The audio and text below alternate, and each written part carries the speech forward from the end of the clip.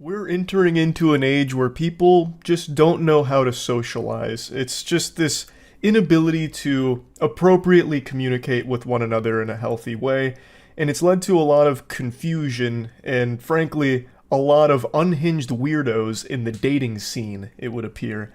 I have become way too invested in reading these horror stories from people that were romantically interested in one another or even went on dates, and then all of a sudden things go tits up over nothing because people are just disconnected from reality and perpetually on edge, it would seem.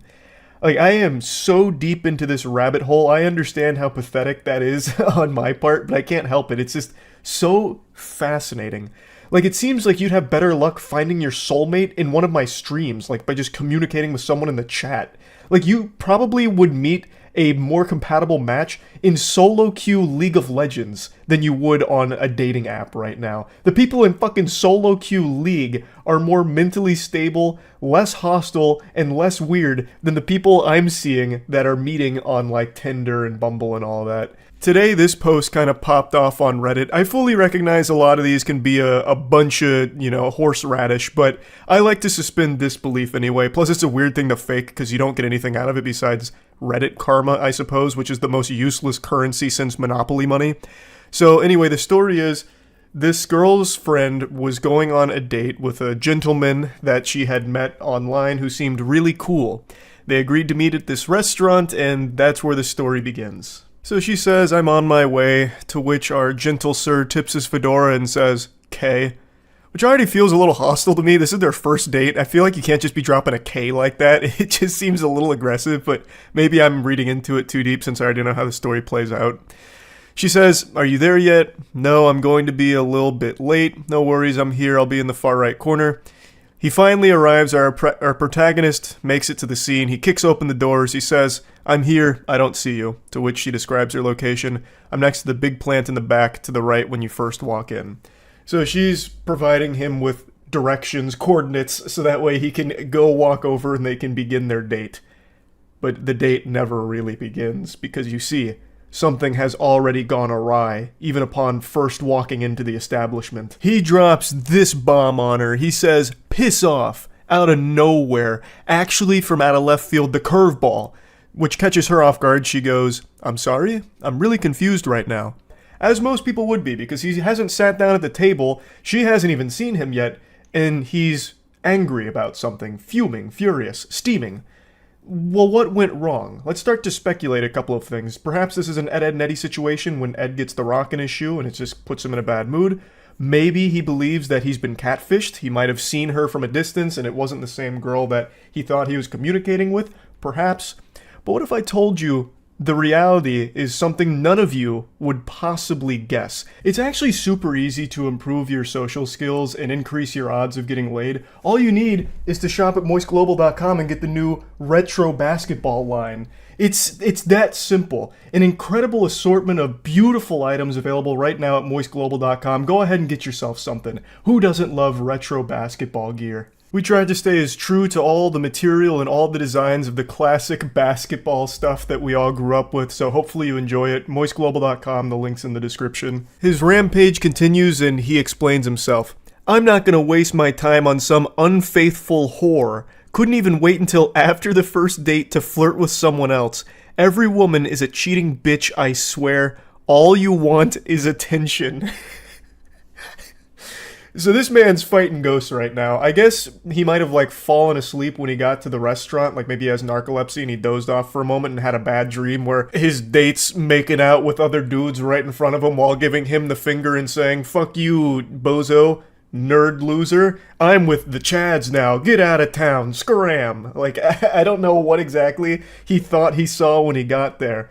But he goes on this, attack right now about how she's an unfaithful whore, even though she has done nothing but just sit at a restaurant waiting for him. And she's as confused as anyone. She goes, "I don't know what you're talking about. I haven't flirted with anyone since we started talking. I don't know where you got this idea from. Could you tell me what made you think I was talking to other guys?" He then explains himself. "Don't act all innocent. I saw you chatting it up with some Asian dude while you were waiting for me. You're a fucking bitch. I can't believe I trusted you. You're not even pretty anyways. I just wanted to give the ugly girl a chance. Or ugly they or whatever you are, slut. So he's going fucking freaky mode right now. This guy is off his gourd at the moment. Also goes with the classic, you're not even hot anyway. I was doing you a favor by letting you be seen with me, the nice guy, the Giga Chad Alpha. Fuck! And I can't believe you've done this. Like, just the standard, immediately, like, talking about, you're actually ugly, I was never interested anyway, I was just giving the ugly girl a chance because it was a good deed to get me into heaven. That's all. I was trying to do what I thought the Lord wanted me to do. And you did this to me, you betrayed me like this? Shame on you. I was the angel. Which we've seen a million times, that's nothing new. This guy is clearly looking like a big old piece of shit here.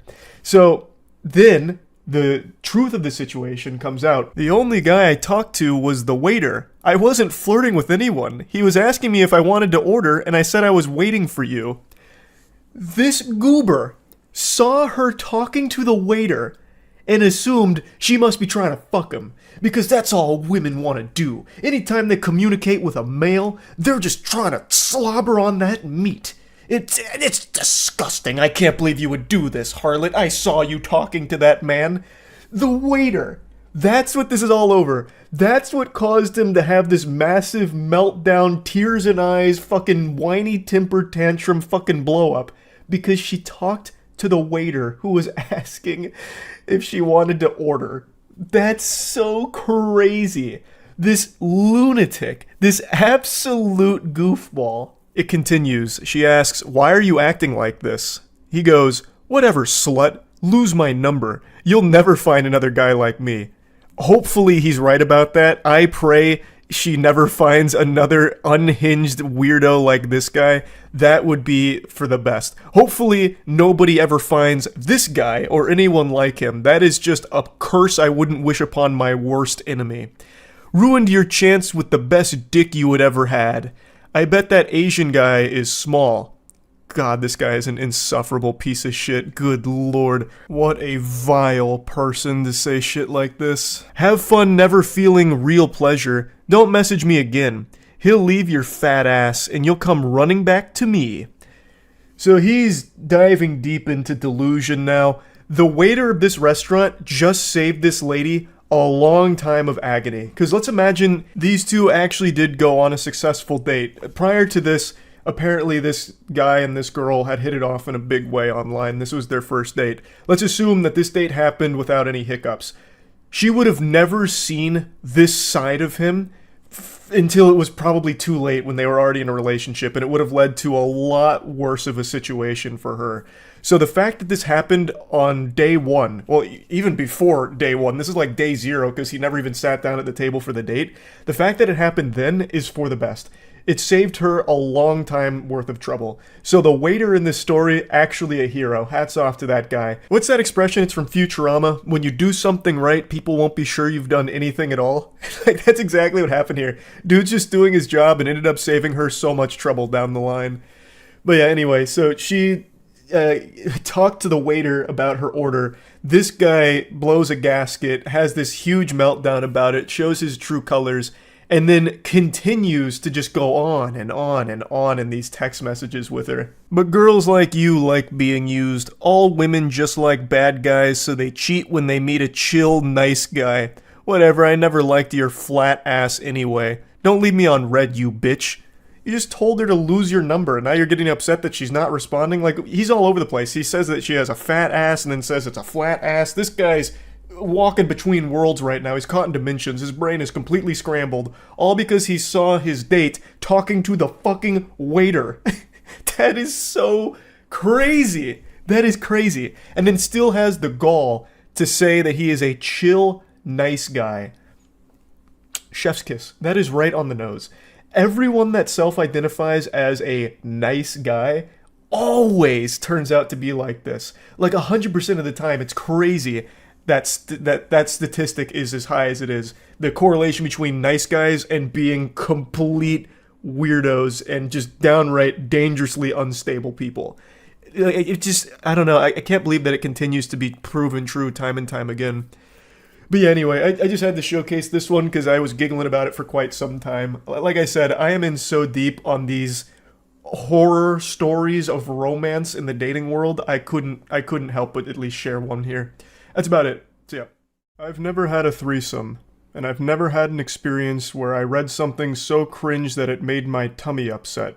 One of these two things is about to change today, and I don't think it's the threesome.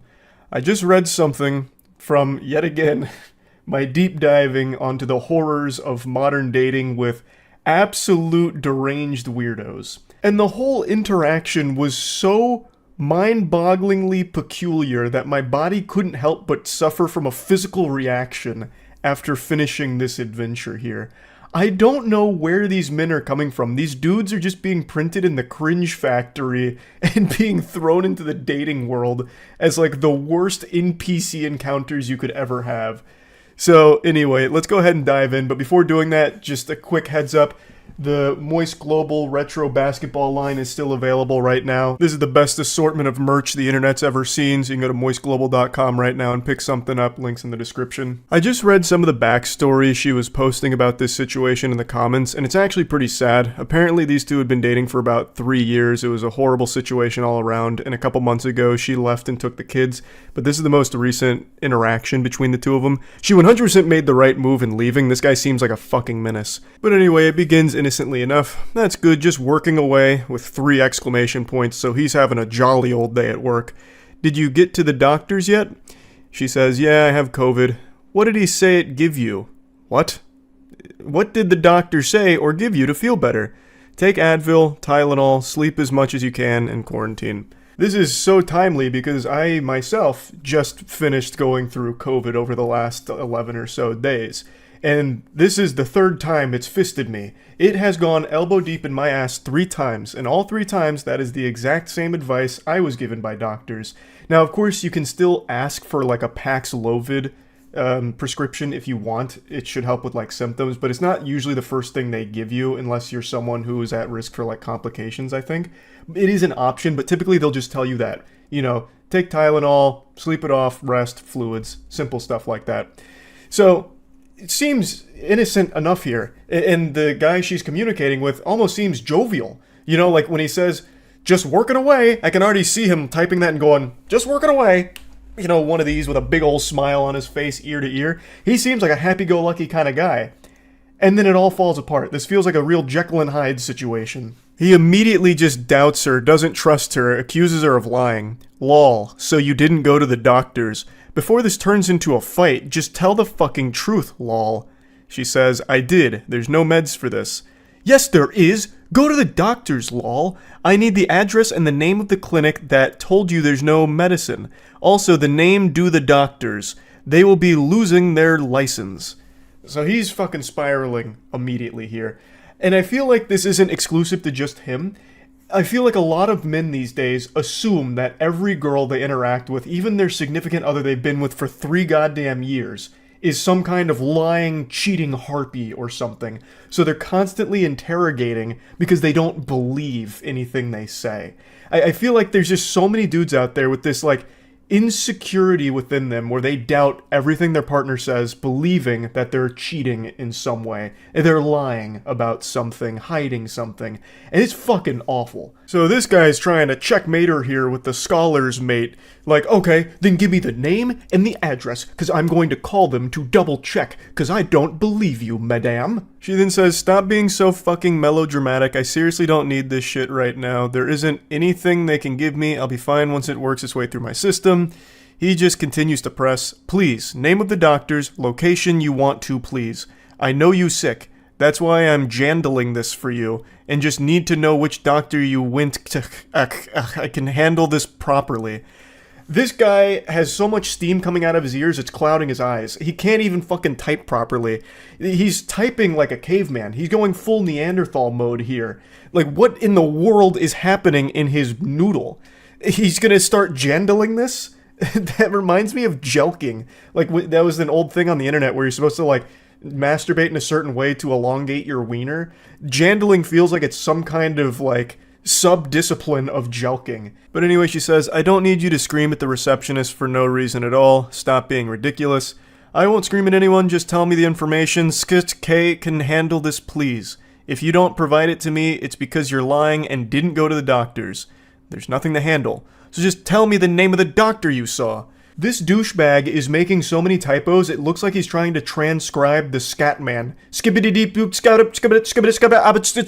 I can jandle. It's like ridiculous how crazy he's going because he's so angry. I don't know why he'd even think she's lying about this. He admits that he knows she is sick. So why would she lie about going to the doctor? Well, like, what the fuck thought process is that?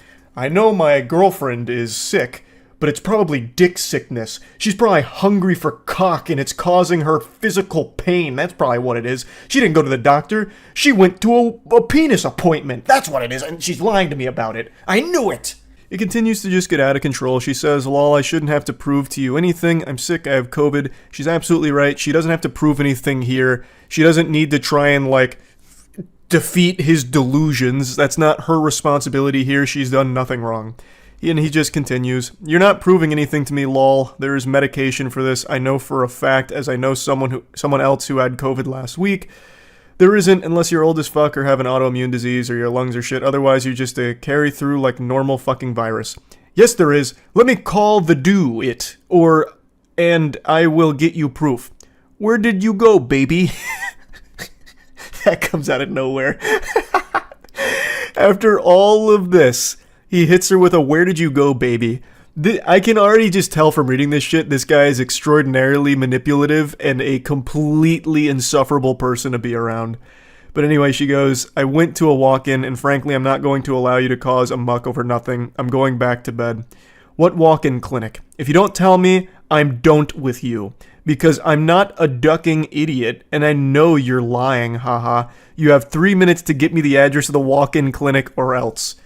So now man's out here setting a time limit. He's dropping the ultimatum. You give me the name, and I will hunt them down. Out here like Liam Neeson, about to track them down with his particular set of cringe skills. I guess his thought process was he just wants to confirm that she actually went to the doctor, because for some reason he doesn't trust her even slightly, even though they've been together for 3 years. I also imagine if he did call them, he'd start yelling and screaming and causing a big hoopla, because he seems like that kind of unhinged, deranged lunatic that would do shit like that. But anyway, the 3 minutes to get me the address of the walk-in clinic or else, that's it. Buy more chances for you. She says, fine, be done with me because I don't want you yelling at someone for no fucking reason. He says, no one's going to get yelled at. You're just nothing but a liar and KM Jot a fucking idiot. I wouldn't have even called them, but everything you say is a lie, and you think I'm an idiot, and you can fool me. Anyway, joke's on you, enjoy. Hope it was worth it, kid. His use of exclamation points and emojis is absolutely infuriating, but even more so than that, the cherry on top of the shit cake is him saying, hope it was worth it, kid. He's speaking like he's back on Xbox Live in a Call of Duty lobby. What? Hope it was worth it, kid? Oh, God, sickening. But clearly the reason he's using the emojis and the exclamation points is he's trying to put on this strong, masculine front that none of this bothers him. This is the biggest mistake of your life. You're going to regret this. But me, I'm laughing. I'm having fun with this. This means nothing to me. So much so that I'll drop a laughing, crying emoji and 5 exclamation points. Haha, not hurting me. She then says, lol, joke's on me because I'm sick. Great joke. Love that for myself. Love that I feel like I'm being dragged through the mud, fire, literally feel the worst ever. Great support, thanks. Joke's on you because you lost the best man of your life because you'd rather lie than tell the truth. Leave me alone. What the fuck? Oh my God. It's just so painful reading this. It's so fucking sad reading this, knowing that not only have they been together for 3 years, but I guess also have kids. Like, and speaking of the kids, his final message to her is this. You got it, Buster. Have fun being a homeless narcissist liar that no one loves, not even their children. He just dropped a cold Buster here at the end, and then told her that she is a homeless narcissist that not even her children love. What kind of delusional, evil shit is this? He's calling someone a narcissist. That's unbelievable. Pfft. And then to say that not even their children love her? What? I don't know how you go from like, oh, where'd you go, baby? You know, like, obviously, like, in love kind of thing, to immediately, like, no one loves you, everyone hates you, I'm the best man that has ever existed in this entire fucking history of our species, and you just blew it with me. This is your fault. You're unlovable. You're a liar. Your children don't love you. You're a narcissist. Like, it's just crazy how quickly someone can become this. It's so fucking sad. She definitely made the right call leaving this guy. I'm, of course, no, relationship counselor or guru or anything, but very clearly, this is an unhealthy person to be around. This guy super sucks. This guy is a turbo fucking loser. And according to her comments, this was only like the tip of the iceberg. She actually called this interaction mild. So I can only imagine how awful of a person this piece of shit is. She definitely made the right call.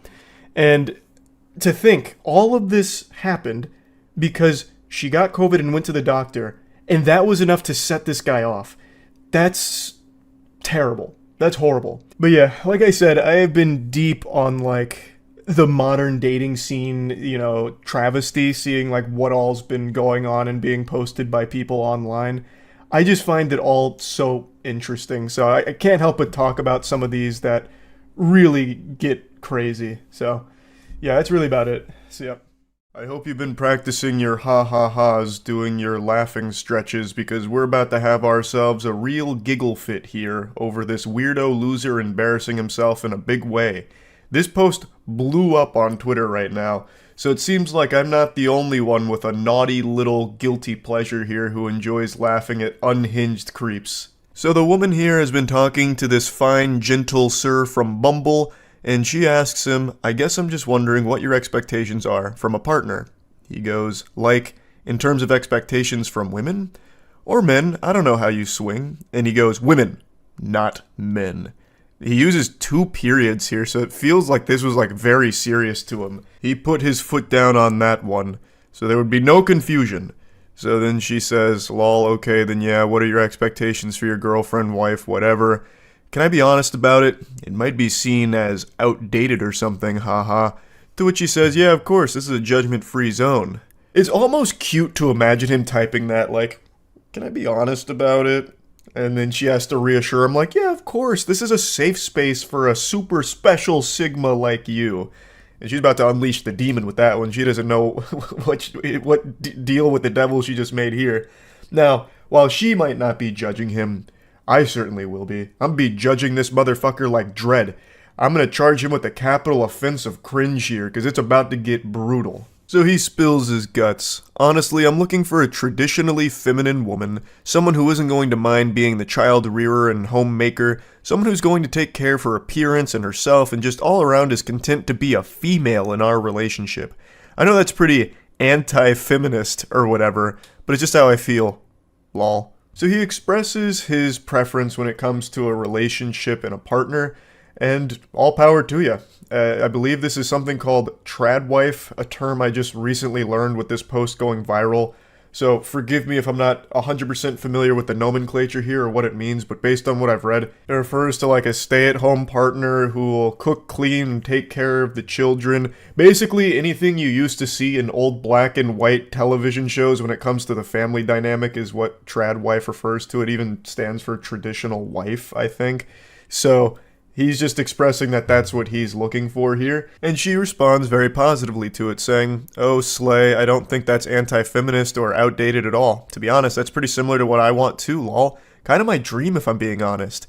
And he goes, really? Well, Raggy, we've got ourselves a real match made in heaven. These two are sounding perfect for each other. What they want out of a relationship and a partner seems to align wonderfully. So what could possibly go wrong here, right? I mean, how do you fuck this up? This is like fate bringing the two perfect soulmates together from the sound of things. So she goes even further. She's excited. She goes, yeah, double exclamation point. She's fucking pumping her fist here. I'd love to be able to focus on making my house a home, working on myself, and just be taken care of without having to stress about expenses or money. And then here's where it starts to go tits up. What do you mean?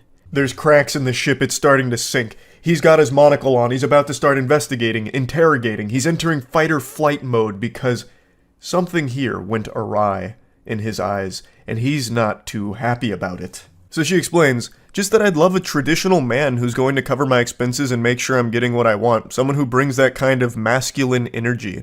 And he goes, so you're looking for a guy who isn't going to mind buying you whatever you want and basically will just bankroll your whole life?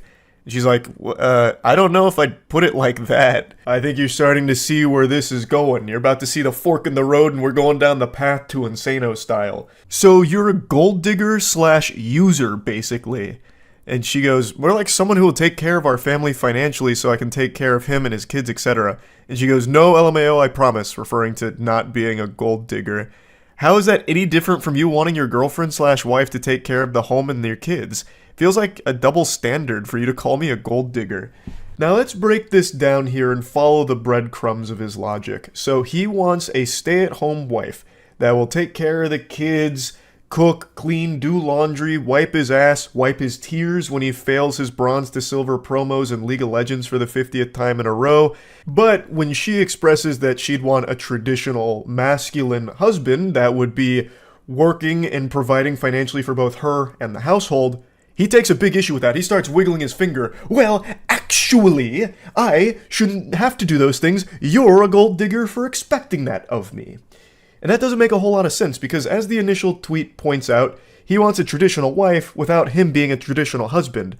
He then goes into a full soiled diaper temper tantrum meltdown. It's not a double standard. It's different because the things that I'm looking for, emotionally stable, takes care of herself, good with kids, are inherently female traits. Good women naturally have that stuff. You're looking for some rich guy who can buy you stuff. That's not naturally part of being a guy, it's totally different. I mean, especially because of how expensive life is in general these days, you think I'm going to be able to afford a $500,000 house on one salary just so you can play dress up and not have to worry about a job? You expect to not contribute to the bills or the cost of living? Fuck you.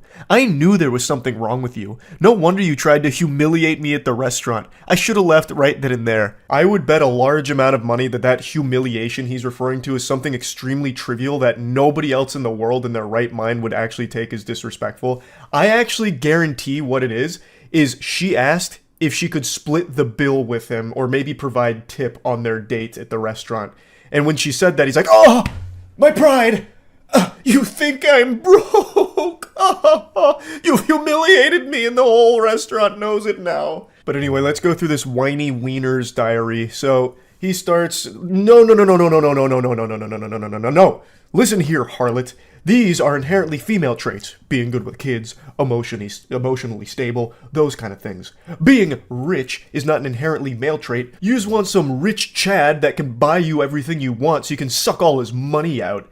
You expect me to buy you a $500,000 house on a one salary income and you don't have to worry about getting a job so you can just stay at home and play dress up? Which is a wild point to try and make because you are literally asking her to do that. You are telling her you want her to be a trad wife, a stay-at-home partner, and then you're just shitting on her for being a stay-at-home partner, just boiling it down to, you're just at home playing dress up. So you're like belittling her for what you want her to do, blaming her for not contributing to bills or the cost of living or anything when you are literally talking about how you want an angel that'll just be a stay-at-home trad wife. Like, I don't know how he can expect her to be a stay-at-home partner, taking care of kids, clothes, laundry, the household, the day-to-day activities, all of that, and also still having a job on top of it too to provide for herself as well as you. That makes no sense. You'd have to take on the role of the provider. You'd have to put on your big boy pants and really tighten your bootstraps to get a job that would allow you to live that lifestyle because you would have to provide that in order for your wife to be able to do those things. Because with the expectations you have of her that you express here, she would not be able to get a job on top of all of that as well to help out. That's why the trad wife model also needs the trad husband on top of it that would be providing it. But he is right about one thing. It is nearly impossible to afford a house on a one salary income in today's climate. This is actually something we've talked about quite a bit on stream recently, but the cost of living right now is fucking tragic. It is unbelievably expensive. You'd have better luck winning a house from a game show like Deal or No Deal than being able to afford one with just a one salary income. Because the prices are ridiculous right now. It's fucking horrible. So he is right that it'd be unlikely that with just him working, he'd be able to buy a house for his family. But In that case, he would need to understand that his partner would also be working as well to help with that, thus wouldn't necessarily be able to provide all the trad wife things that he would expect of his partner. So she responds saying, "My guy, chill out, because he is having a conniption right now. I never said I was looking for a rich guy or a 500k house or anything like that, just that I want a guy who can take care of me, especially if I'm raising his kids. How can your dream woman be the homemaker and child rearer if she's also working full-time to pay the bills? I have absolutely no issue with gender roles or division of labor in a relationship, but you're not looking for a traditional woman. You're looking for a maid and nanny who can also help pay your bills." And she is right on the money with that one. Absolutely fucking cooked him with it. That is exactly what he's pretty much describing at this point. He's not really even looking for a trad wife. He's looking for a fucking sex robot, basically, that can double as a, basically, nanny. So, someone who's going to take care of the kids, take care of the entire household, but then he can still come home and stick his pathetic cock in, and then call it a night with a brewski and passing out on the couch. And this is when the wheels fully come off. Fuck you! Just say you were only interested in me for my money. Next time you match with some sucker, tell him that up front so he doesn't waste his time with you. And then she says, "I paid for last night, my dude." So that must be the humiliation he's referring to. She paid for the meal that they ate together, and he still is fuming about it. He's still just fucking steam coming out of his ears about it. And then she goes, "What do you mean interested in you for your money? Shut the fuck up. My comp sci degree is gonna do way more for me than your business one ever will, bitch. Now I know why you're getting a finance degree. Probably so you can scout out the rich guys and try and steal their money." And she just goes, "If you're gonna curse me out and call me gold digger because I want a traditional man even though you want a traditional woman, something tells me you're not the type of guy I'm looking for. Lose my number, but I hope you have a good life." I really feel like behind his text messages, I can sniff the tears in his eyes. Like after he sent that final text message there, he threw his phone down and screaming and wailing into the bathroom where he locked himself in there for the next half an hour to calm down, splashing water on his face. These two, in the beginning, seemed to be perfectly in line with what they wanted out of a partner. This felt like a great match here. And yet, Goofball was able to snatch defeat from the jaws of victory here, driving her as far away as possible, frightening her, and revealing that he is a massive, unhinged lunatic and a big old creep. Like, what in the world? She even paid for their dinner last night, too, and then he still had the gall to be like, "You're only with me for my money." What? But the shamelessness still wasn't over yet. He came back later and then sent a message at 1:30 a.m. after all of this hoopla and just said, "Hey, you up right now?" Trying to booty call the girl that he just had this embarrassing temper tantrum in front of. Hey, sometimes you gotta just shoot your shot, I guess, even after you make an absolute fool of yourself. I don't know what fantasy land he's living in that would make him think that would work. I don't know what he was expecting. Maybe he thought the Men in Black went and neuralized her or something, so she totally forgot about these text messages. But that was never going to pan out well there at the end. I don't know why he thought he might get some action from it. But yeah, I saw this floating around today and I just had to talk about it a little bit. I am so glued to these fucking awful text messages and like these awful dates and romance stories, man. I am in so deep on it. Anyway, that's about it. See ya. Good morning, and welcome back to Wacky Weirdo Hour. Boy howdy, do we have an action-packed lineup for you today. Get out your cup of coffee, enjoy your cereal. It's about to be a bit of a ride. Sometimes I'm asked, why do I do this to myself? Why do I dabble in the swamp of cringe? What's the purpose? What's there to gain from staring into the abyss and letting the abyss stare back into you? And the thing is, I unironically feel there's real value here in some lessons to be learned from the lunacy. Let's say there's people out there that haven't really experienced a lot socially in life, suckling mother's bosom, and has never really branched out from the nest to get their own wings and become the social butterfly that they are destined to be. Sometimes people might not recognize that the behavior they're exhibiting is not good and is bad, not productive, is not going to lead anywhere. So by going over some of these absolutely atrocious, downright painful exchanges in the dating scene or like romantic interest, I feel like it can serve as a scared straight kind of moment, like, behold, don't be this guy. And you're like, oh, I don't want to be that guy. What the fuck? He sucks. Okay. All right. I get it now. I know what not to do. Or maybe I'm just reading way too deep into all this. I'm not a fucking hero. I'm not a psychologist. I'm just a guy here laughing at some goofy situations. Anyway, the story for today is one I got tagged in a lot last night when I was at a Lightning game. So I actually watched it unfold in real time and had a sneaking suspicion that by morning this would no longer exist. The poster would probably remove it because things went out of control. That shit went cattywampus. And I was right. The posts were deleted, but I saved them. I made sure to. I said, dag nabbit, you're not keeping this from me. You think you can hide cringe, brush it under the rug, and I won't find it? Nope, I'm lifting that rug up with a big old smile on my face. I'll say, thank you so much for this, yum yum yum, scrumptious. So I got the Library of Alexandria of Cringe, and let's just go ahead and explore. I had to censor so many handles that were tagged in this initial tweet here. It was like a fucking CIA document with all the redactions. But anyway, I've got it in working order. I don't want anyone harassed here, including the original poster or anything, obviously, but I do want to go over this. So they made a call-out post out of nowhere. I don't want to be too rude, but I genuinely can't understand how this goofball, and then he tags the guy, got a beautiful girl like, and then he tags the girl. He says the dorkiest shit, yet has a massive following. I just can't wrap my head around how any girl would go for that. I really commend his efforts not to be rude. I think he did a great job of tiptoeing around it and being polite while also getting to the point. Extraordinary manners, clearly. Excuse me, everybody, not to be rude, but fuck this guy. He's got a girl and I don't, and he's a dork and I'm a Chad. What's going on here, guys? What an injustice. He's not ugly, but Sabrina is objectively hot, where he's average at best. He spends all his time on Twitter, unlike someone who has a full-time job and a ton of money he could use to provide for a stunning woman like herself. Nah, screw not trying to be rude. He's a loser, to be honest.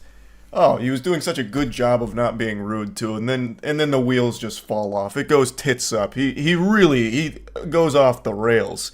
I like how he's like analyzing this now as if he's a researcher studying the phenomenon. He's average at best, but Sabrina is on like a totally different plane. Like this something's not adding up here. There's something foul afoot. And then he had the gall to criticize that guy for being on Twitter all the time. Meanwhile, Goober is on Twitter all the time making whiny posts like this, just having a temper tantrum, tears in the eyes, shaking his fist. Why is she not with me? I want her. He doesn't deserve it. I deserve it. And then here comes the stone cold stunner right on his soul. So the girl that he was talking about and loosely tagging in his tantrum catches wind of it and drops the DMs that he continues to send her.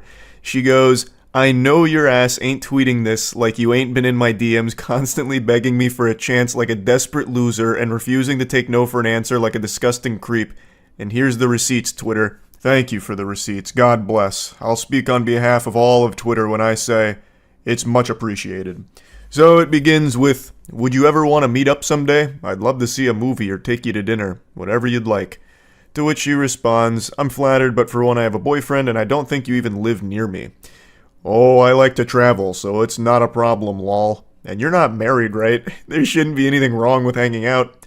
No, but I don't feel like your intentions are platonic, so... She was right. She really sniffed that one out pretty quickly. You don't need to be, part of the Scooby-Doo mystery gang in order to crack this code here. She immediately deduced that this wasn't necessarily a friendship offer. This was him shooting his shot. But I love how he just immediately goes like, well, you're not married, so I mean, like... what's the harm? I don't see a ring on your finger. And he continues, No, I'm absolutely being platonic. My intention is just that I want a chance to prove that maybe I could a candidate as well. Like maybe you'd have more fun with me. Just to weigh your options, About to have me talking like a Sims character with that kind of cringe. Like, what do you mean, weigh her options? Brother, you came out of nowhere in Twitter DMs. Why the fuck would she want to weigh options with you? Like, she's already in a relationship which she makes clear off rip and you still keep pressing. But you know what? Let's go even deeper here. We'll get into real fanfic levels of garbage and delusion. Let's assume she's in an open relationship and would actually, want other options, I suppose, in a partner. It's not gonna be you through Twitter DMs. That's just dangerous. No one's going to take you up on shit like this, especially not when you're coming out fucking guns blazing, fucking firing from the hip out of nowhere. And there's no possibility of that anyway in reality, because she actually shuts that down directly too. No, you're not, because you're still pushing something further even after knowing that I'm in a committed relationship with Blake, so there's no options. Learn how to take no for an answer. A lesson he absolutely refuses to learn. So he continues. I'm just confident in my abilities as a partner on all levels. I'm certain I can give you everything you desire, and perhaps better than he can.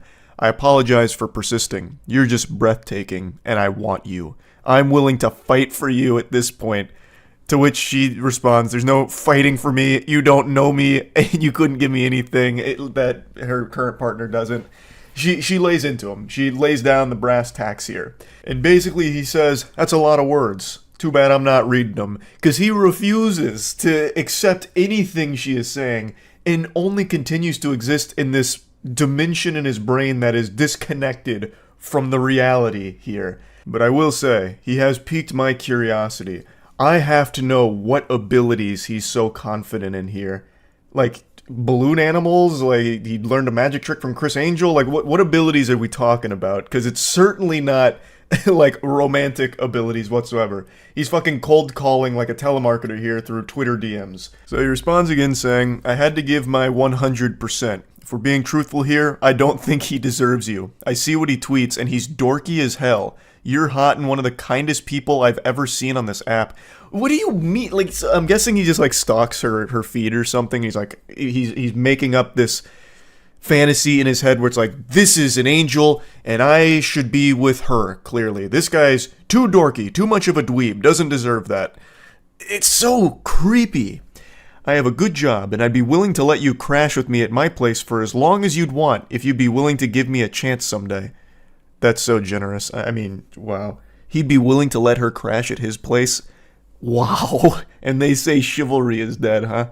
I don't even know why he's making that offer. I don't think that's something anyone would want to do. I don't know why he's making it sound like he'd be willing to make a sacrifice by letting her live with him when he's fucking obsessed with her. It's oh my god, it's so fucking weird. I'd take care of you, but you everything you want? Oh, buy you everything you want and give you anything you'd need. I haven't found any ladies in my area that share my same interests or honestly that are as beautiful as you are. I guess you just brought out my competitive side, lol. You absolute weenie. It's not a competition. And if dating was a competition, you're gonna stay losing with an attitude like this. I don't know why he's treating it like a game of Counter-Strike where if he just plays it properly, he'll go ahead and squeak out the W. She's already in a relationship. No matter what you do here through fucking Twitter DMs, it's not going to change that and she's not going to want to go with you. No matter how much you lecture her about why her current partner doesn't deserve her, which is an outrageously weird thing to do. You don't even know them to begin with. You are just someone that is stalking their fucking Twitter feeds, I guess. Like, this whole thing is super creepy. And he just doesn't see it. So she posts these DMs, and obviously a lot of people started dunking on him for it. And instead of trying to learn from it and understand why this isn't a good thing, he takes it as another opportunity to proclaim his love for this stranger. He says, "You have to be lying. Why is everyone acting like I'm crazy? Sabrina is drop-dead, sexy. Block A or Blake, whatever the fuck, is not. He's painfully average and mediocre at best. As I said before, he ain't ugly, but compared to her, he might as well be. Sabrina's figure is what I'd call perfection. I don't want to be disrespectful, but I'm trying to make a simple point. Her hair is majestic, her face is gorgeous, and her body is literally to die for. Not to mention she's strong and takes what she wants. I admire that. And she doesn't want you, so admire that, and come to terms with it. She will never want you. No matter how many times you make Twitter posts about her, obsessing over her. It's scary. It's unhinged. Stop it. Like, I don't know how else to like put it in plain terms. But even with people putting it in the plainest terms for someone to understand, he still just thinks that like his intellect is above everyone else's and no one's understanding his point. So after all of this kind of blows up, he then starts sending her more DMs about it. He comes back around into the DMs saying he didn't mean to put her on the spot, to which she responds, "You did, now Twitter sees the creep that you are." And he says, "I don't think of myself as a creep, I'm just being honest and straightforward." And she says, "No, you're a loser and a creep who doesn't understand the word no." She's right. It's very blunt, but it is correct. The way he is behaving here is not taking no for an answer and being very creepy. Again, they don't even know each other. And he has become this obsessive over this whole situation. Like, even so much as saying, like, he doesn't deserve you, it's me, this and that. And he doesn't recognize why that's creepy. And I know that's not exclusive to just him. It's very important to have self-awareness and self-reflection where you can separate yourself from a situation, take a step back, and see how things look. He needs to be able to have that ability. That's an ability he should be confident in, so he can recognize that the way he has conducted himself here is creepy. You are a creep in this exchange, and you need to grow from it to not be like this going forward. And he just keeps going. I thought you'd appreciate my persistence. I thought wrong. You turned the app against me. I didn't get any engagement before that tweet. People really lined up to defend that dude. I didn't think he was that liked, to be honest with you. It has nothing to do with the individual in this case. It just all has to do with you being creepy and people wanting to let you know that what you're doing is not okay. He's just not able to grasp the situation. And I also don't know why he would think this persistence would be appreciated. Again, you don't even know her. And being extremely persistent and annoying about shit is something nobody likes. Not even in a romantic partner, but in general, even as a friend. If you're just gonna keep, like, poking and pestering and, like, constantly prodding, no one's going to like that. She then explains to him again how what he's done is something nobody will appreciate, and he just ignores it and says, nobody on this app understands what my point even was that I was trying to make. What point? You're not making a point. You just keep saying how much you like her and find her boyfriend to be dorky and unworthy of her. What point are you talking about? There's not some, like, deeper underlying message that you're trying to get across that we're all too stupid to see. You're just being a weirdo for everyone to see publicly and throw tomatoes at. This is the last DM here that was shared. He says, I treat women with the utmost respect, actually. That's the impression I got as well. Yeah, no, yeah, that's what I got when reading this too. To which he responds, you don't when you can't accept the word no, and objective women. Your loss, I guess. That's just a classic sign-off from, like, every single one of these meltdowns and bad romantic exchanges. Somehow it always ends with the guy saying, your loss, I'm actually, like, the best dude ever, I'm, like, the chillest, nicest guy ever, and you just blew it with me, so put that in your pipe and smoke it. You'll be thinking about that every night trying to go to sleep. What a big loss for you. I don't know why that's so common amongst all of this, but it is very interesting to see it every single time. But anyway, I just wanted to share this because I've been so fucking deep into these, like, weirdo romantic exchanges and all of that, so that's really about it. See ya. Whoa there, partner, hold your horses. I bet you thought I had finally kicked my addiction to reading uncomfortable, cringy, weird text messages from the dating world. Well, do I have news for you, pal. I've only just begun on my bender here. I can quit anytime I want, it's not that big of a deal. I don't need electroshock therapy or any kind of mumbo-jumbo psychiatry to break me out of this rabbit hole. I don't have a problem. The only problem I have is that there isn't more of these for me to read, damn it. So anyway, let's begin. This morning, I hopped on and read two different stories here from relationships that fell apart in the most tragic and confusing of ways. So let's just dive right in. So we're reading from the perspective of the girlfriend in this relationship, and she's communicating with her boyfriend. They were coming up on their 3-year anniversary, but after this exchange, it all went right down the shitter. So it begins. Well, we're fucked. Pork chops went bad. My mom was getting ready to fry them and there was mold. To which the boyfriend just hits her with an okay. So she apologizes saying, I'm sorry, she's just gonna send me to get chicken alone because I already made mac. She's referring to mac and cheese, for those of you that don't understand the nomenclature there. Now, I think it's very important, as we go through this first story, that you know the ages of those involved. It's 25 and 27. The reason why I think that's important is because as we go through this story, I imagine most of you will assume that these are children, like literally 13 and 14-year-olds. But that's just not the reality of it. This guy is about to throw away a 3-year relationship and have a biblical meltdown over not getting some fucking pork chops. He continues giving her the ice treatment here, so he just goes, okay, no good. Actually speaking like a Neanderthal. She says, the pork chops were bad, we didn't know, I'm sorry, I tried to make you food. He just once again says, okay. She says, sorry again, he just says, cool. So this guy, he's going catatonic right now. We're losing him. He's flatlining. He's starving to death because the pork chops went bad. What is he gonna eat now? He's only a fucking 20-something-year-old man. He can't fend for himself without these pork chops. He's gonna die. She continues by saying, I really tried. Once again, just hits her with that okay. This is actually just like out of One Punch Man, that famous panel where Boros is powering up and One Punch Man just goes, okay. That is his whole personality. So he just goes, okay. And he says, you left? Yeah, she sent me to get chicken. He says, okay again, to which she just says, well, okay.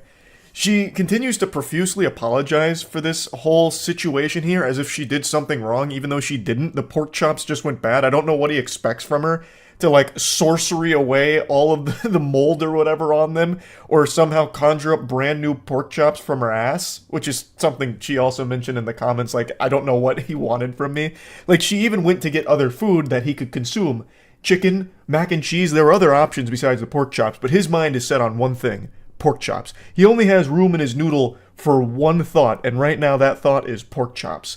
So now that he realizes he's not getting them, he's about to go berserk over this whole situation here. Cool, you got to eat. I didn't for waiting on you. Good night. Okay, good night. I love you too. No, bro. Good night. I could have ate, but I waited on you, of course. You could have just eaten regardless. So the poster here, she went into detail about all of the context around this. So apparently he had said he was going to go get food, and she mentioned that she was making pork chops with her mom later. So he said, oh, okay, well then I'll just eat the pork chops with you and your mom and I won't get food. To which she replied saying, no, you can still get food and you're also welcome to have these pork chops. But being the noble chivalrous man that he is, he put down the food that he was going to purchase and instead was going to eat these pork chops, which didn't end up happening. And when he didn't get served his pork chops on a golden platter, he just refused to eat, crossed his arms, kicking his legs in his high chair. Well, then I'm just going to starve. So even though she had other food he could eat, the chicken, the mac and cheese, he just didn't. And then also didn't feed himself at any point throughout the rest of the night, I guess because he was still so fuming with steam coming out of his ears. And also, according to her in the comments, the reason he didn't eat the chicken and mac and cheese is because he only likes his chicken prepared in the most simple way ever. So he didn't like the way the chicken was prepared, and he also doesn't like mac and cheese, which is already giving me red flags. I don't know anyone that doesn't like mac and cheese in some capacity. That's making him seem already off his gourd, just from that simple fact alone. But yeah, he refuses to eat for the rest of the night, all because he couldn't have those pork chops. She says, I tried to cook, I didn't know they were bad, I couldn't have known until they defrosted.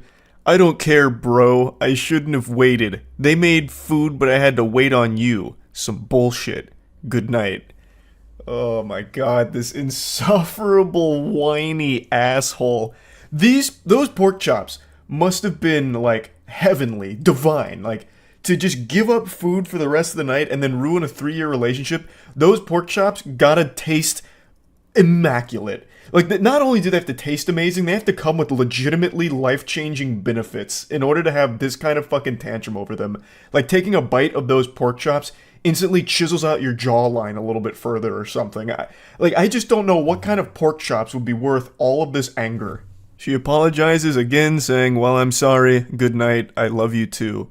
Bro, stop telling me that. I am so tired of this guy saying bro to his girlfriend. He clearly has no respect for her whatsoever. He then throws a term out I've never seen before. He says UPMO. I don't know what that means. I don't know what that stands for, so I looked it up, and usually it's an abbreviation for Project Management Office. But that doesn't really fit in the context of this conversation. I imagine it has to be an insult. I don't think he just came out of nowhere saying, you Project Management Office. So it must stand for something else, but I still can't piece it together. Maybe you pussy monster outcast? I couldn't tell you. Never mind, now I can tell you. I just took an additional 10 minutes looking through Twitter to see anyone else who has ever used that abbreviation, and apparently it means you piss me off. Wow. Fucking oof. That is so cringe, Jesus Christ. But anyway, she says, I mean, I do, but okay, referring to loving him.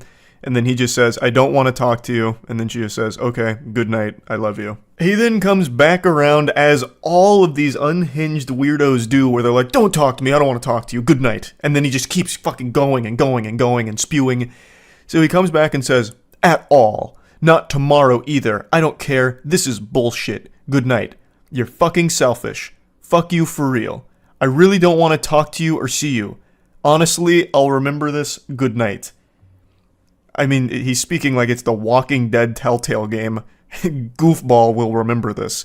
I mean, obviously he's going to remember this. You just had a fucking meltdown over pork chops. Everyone's going to remember this. So then she's confused, like, what did I do? You said you don't want to talk to me, so I'm leaving you alone. He then says, fuck you, please leave me alone. Get the fuck out. And then she just says, you're the one texting me just to say leave you alone. And then he again comes in, I don't want to talk or see you at all. And then she just, again, I didn't even respond to you. Okay, good night, I love you too. Just trying to get out of this conversation because he just keeps coming back to just say, leave me alone. Stop talking to me. Why aren't you talking to me? Hey, stop talking to me. I'm texting you one more time just to let you know. Don't talk to me. I don't want to talk to you. It's craziness. It's craziness. So this is the end of the text message screenshots, but the story continues.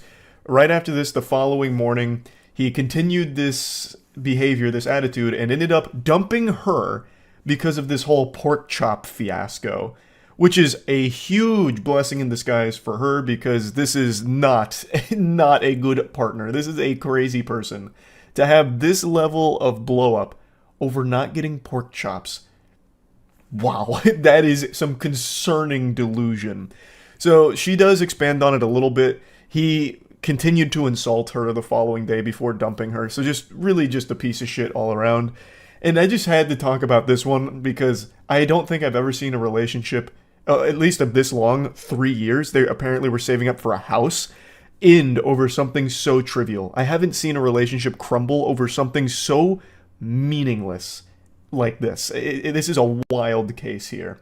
So yeah, I wanted to talk about this one a little bit. I know I said I was going to do 2, but I've kind of been yapping about this one for quite a while now, so maybe I'll just save the second one for tomorrow and I'll let it be like a little teaser. I think that's what I'll do. This will be your little appetizer for tomorrow's, where I cover the other really unbelievably awful relationship crumbling text messages. But anyway, I feel bad for the girl here, but I am happy to know that they're not together anymore. I think that's a very good thing for her going forward. I know it's going to be tough for a little while, but wishing her the best. And for the dude in the story here, wishing him nothing but really bad mac and cheese and no pork chops for the rest of his life.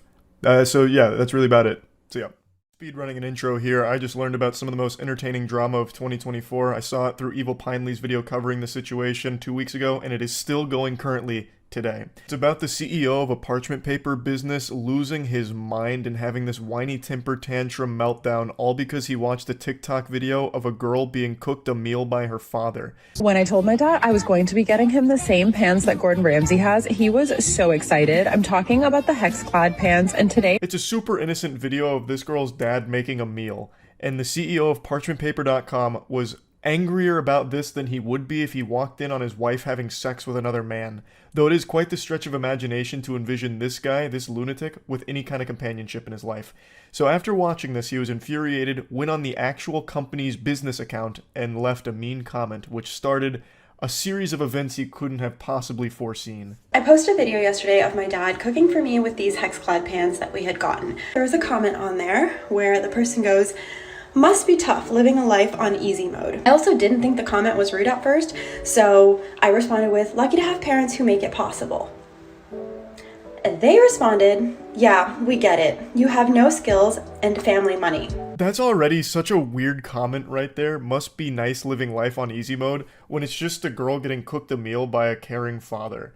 Like, how bitter and miserable can your life possibly be to just see something like that and be like, I gotta give her a piece of my mind? That's a line that's usually used in reference to camming or OnlyFans or something. Must be nice living life on recruit difficulty because men are giving you a ton of money just to be hot or be naked or something.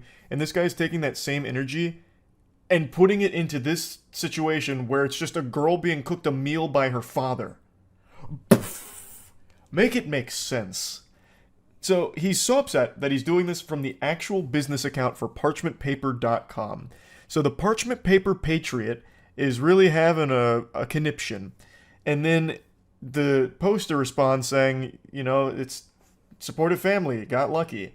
She said she didn't even find it rude at first, which I don't know how you would see that as anything other than rude. But regardless, her response was super sweet, and he gets even more heated about that, fucking steam coming out of his ears, and goes, yeah, we get it, you have no skills and family money.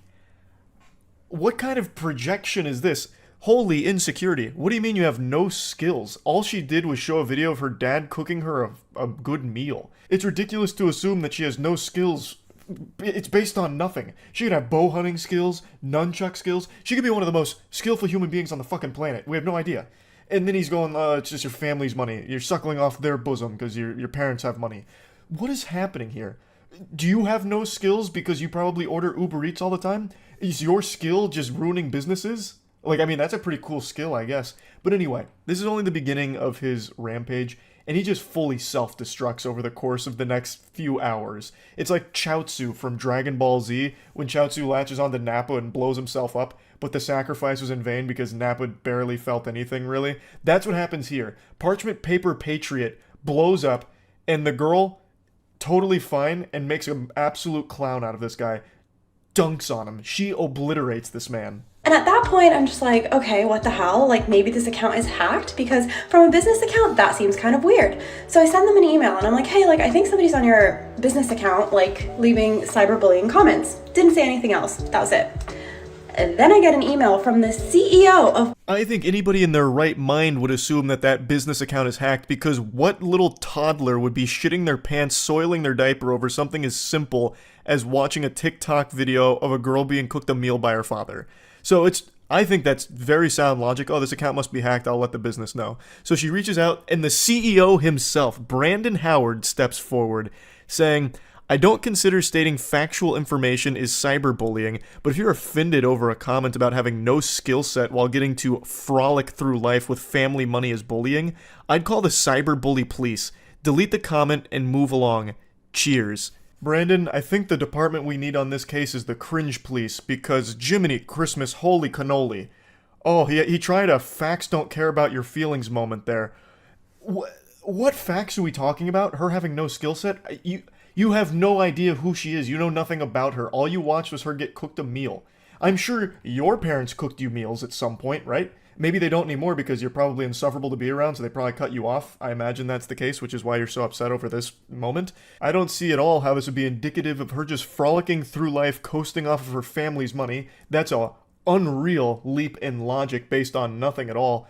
And honestly, she was like a good Samaritan here, like looking out for your business, thinking that you might have been hacked because of how awful this behavior is and how terrible the look it is for your business, and then you double down and make things significantly worse by being this big loser. Also, I love the chutzpah here from Big Baby Brandon to claim that she was offended over his comment, when this sensitive worm was offended first over her being made a meal.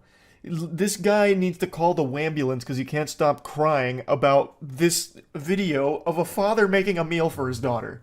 Considering my parents literally grew up in mud huts, worked their ass off to get out of India, get us here, and get me to the position that I am and able to have a full-time job and a side career. Then he goes back to the page and goes, cyberbullying is even more funny, and the fact that you emailed us to tell us is actually hilarious.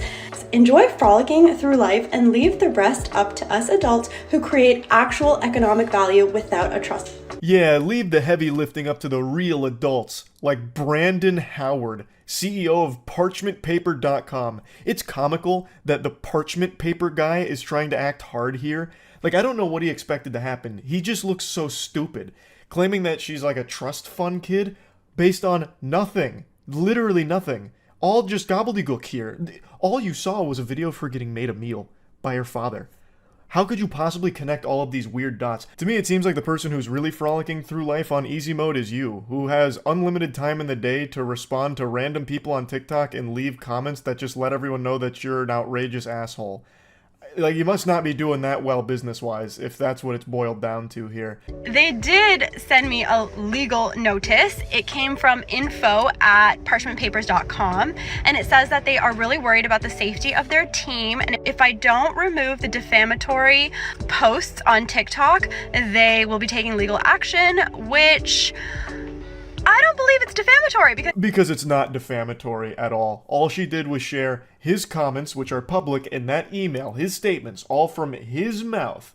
This stupid douchebag is just doing one of those desperate Hail Mary maneuvers when they have nothing else left and trying their absolute best to save a sinking ship from the holes that they themselves have poked in it.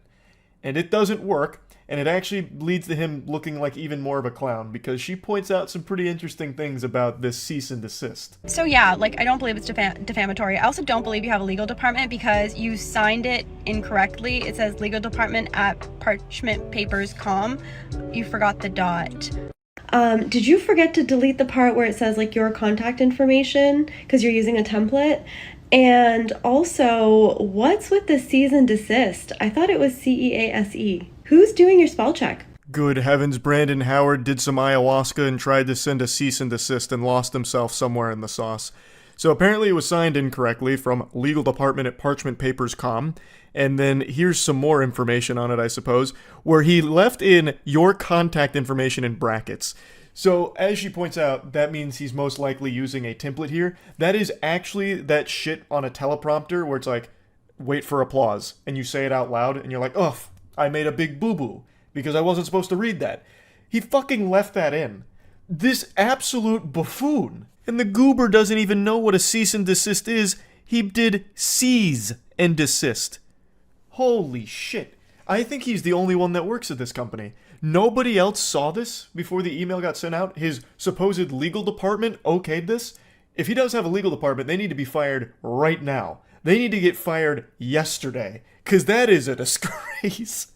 That is not a legal document whatsoever. Fucking your contact information in brackets, cease and desist. You couldn't have made that any worse. This legal document he tried to send over is now more worthless than the parchment paper that he's built his life upon. Another day, another email. This time you decided to fix the typos. Congratulations. And you also told me you're fixing the typos. Very interesting thing for your legal department to say.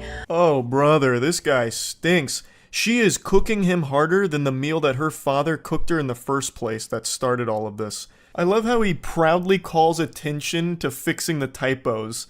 Like a student in class, like, excuse me, teacher, I fixed the spelling mistakes in the cursive. Fix the typos just in case you couldn't figure out we're very serious about this issue, as your direct actions to intentionally harm to us. Oh my god, the grammar is diabolical as well. And our company is not being taken lightly. We expect action to be taken within 48 hours. See attached. It's probably a picture of Brandon Howard's butthole here going spread goatsy on her. So, this is clearly, again, written by someone that is lacking a 4th grade education. Brandon, I think your first hire at parchmentpaper.com should be an English tutor for yourself here. This is bad. How you even attempt to run a business is beyond me. I guess they just let anyone into the parchment paper industry these days. But, yeah. So, Brandon again tries to strike back here. And, again, looks super dumb for it. But congrats on fixing the typos, idiot. But your cease and desist at the bottom, I saw that it said rocketlawyer.com. So, of course, I had to call them and ask them, is this a real legal document? And they said no immediately. And they said this looks like a phishing scam and you should probably not respond. Oh, God, even rocketlawyer.com's shooting spitballs at Brandon now. Just saying that, no, it's definitely not real. It's probably a phishing scam. Don't respond to it. Oh, what do you use the parchment paper for, Brandon? Honestly, it's almost poetic that the guy who owns a paper business can't read or write very well. I think that's poetic almost. Anyways, then you decided you're going to start using my work email, which is public, to sign me up for corn sites, for Scientology, but you forgot that those companies will actually send you the IP where the accounts were made from. And it's funny because it's pinging in California, and I'm not in California, so... But I do remember that on Trustpilot, when you had your address up, it was coming up in California. Suspicious, huh? Brandon's out here collecting L's like they're the Infinity Stones. He is greedy for that shit. He can't stop losing. And I can't stop thinking about how he signed off that legal document about, like, having 48 hours to comply or whatever, trying to give it, like, a deadline. Like, this is the ultimatum. You've got to do it within 40 hours, or else it's gonna get serious if you couldn't tell. That's just so lame. Like, I feel like he must have just watched Mission Impossible at some point. This message will self-destruct upon finishing. That kind of thing, and he tried to channel that into this document here to give, like, a sense of urgency, but it falls so flat. But you want attention so freaking bad because you will not stop talking about this. You are basically the only one who is still talking about this at this point. Since my initial email to you where I thought your company was hacked, I have not tried to contact you. At first, you were laughing and sipping Mai Tais on the beach, and then you were having crybaby sales because this was drawing you so much attention. So this video is only 3 days old, which is weeks after Brandon's biblical meltdown, and he's still going on about it. So this is a screenshot from his crybaby special, which, oh my god, the irony almost makes me sick. This fucking guy lacks self-awareness to an almost delusional degree. He is the only one that has been crying. He started with the waterworks and the French cries because he watched the girl get cooked a meal by her father. He is the crybaby, and yet he's still trying to push it on everyone else like they're the problem. Our thousands of real customers will appreciate this. On sale, custom dimensions on demand. Boy, howdy, Brandon. Custom dimension parchment paper? I'm out the door. I gotta get on that right now. All these real customers are probably just so excited by this. Nothing makes me believe in a company quite like them referring to their customers as the real customers. I'm sure there's probably dozens of them. Dozens. Your fake legal letters were not working. You thought it would be a smart idea to reach out to my boss at the agency that I work for and ask him to remediate the situation for you. You thought you could tell my boss to tell me to delete my videos. Just because you involved your business by commenting from your business profile does not mean that you get to include my place of work. Pathetic, slimy tactics from an absolute greaseball here. So he apparently contacts her boss to try and whine to him to fix it, which obviously didn't do anything. Brandon, this is so sad. This is so embarrassing. When all of this failed, you thought it would be a great idea to send me one more email stating that you will deal with it as you see fit, whatever the hell that means. And then you decided to add this banner to your website. I'm sure you think that this is when it gets so spicy. We do not support woke feminist cancel culture hate mob groups who do nothing positive in our community. On his official parchmentpaper.com website, this guy has lost his marbles. He's off his gourd right now. He's going sicko mode. Brother, what are you even talking about? All she did was showcase your comments and made fun of you. What is the woke feminist cancel culture movement here? You made yourself look stupid and people clowned on you for it, rightfully so. You are the problem. And also, didn't you just try one of those cancel culture maneuvers by contacting her boss and her place of work to get her in trouble because of you and your beef with her? How can you lack self-awareness to this degree? It's almost criminal, I would say. It gives me the heebie-jeebies. So he's got this now proudly posted on his website at that point, and I also love how he says that she does nothing positive for the community. When you came out of nowhere, the negative Nancy just saying that she lives life on easy mode and has no skills and relies on her family's money, all just because she had a video of her father cooking for her. What are you talking about? What positive shit do you bring to the world, Brandon? Now, I will say, that section right there is just so outlandish with the woke feminist cancel culture mob being on the paper's website. It's so over the top that I half believe that might actually be faked by somebody, and I also struggle to believe that Brandon would be competent enough to even put that on his website in the first place. I just don't think he has the capability to do that. And I really don't think he has a team around him. I think it's just him. So I think that one might not be real. But to argue against that point, his statements on the official Black Label Paper Instagrams echo that same sentiment about like the woke cancel culture mob and all of that shit. So there is a chance that it's real. There is a very good chance that it's real, but I do want to put it out there that I haven't been able to 100% confirm beyond a shadow of a doubt that it is, because as of right now, it's not on the website. But he could have just deleted it after backlash. But you continue to talk about it, you continue to make stories about it, and you continually want the attention. As if all of this was not enough, you decided that you were going to start making all of your stories on your Black Label Paper account involving your other company now for no apparent reason. Take down another company, why don't you? So this is his other business that he's now calling in off the bench for this drama. I cannot imagine why he thought that'd be a good idea, but it's Black Label Paper. So all of his businesses are parchment and paper related, and I would wager a guess that the quality of his product is most likely atrocious, probably not even like worthy to be toilet paper if I had to guess. So he goes, all you fucking losers need to stop messaging us about a fake TikTok account made by then her and her dumb-ass minions because her fragile little ego couldn't handle a couple smart-ass comments on IG about skill set and money. I've never had the commie bullshit app TikTok in my entire life. A bold-faced lie. Also, why would you be posting this on your business account again?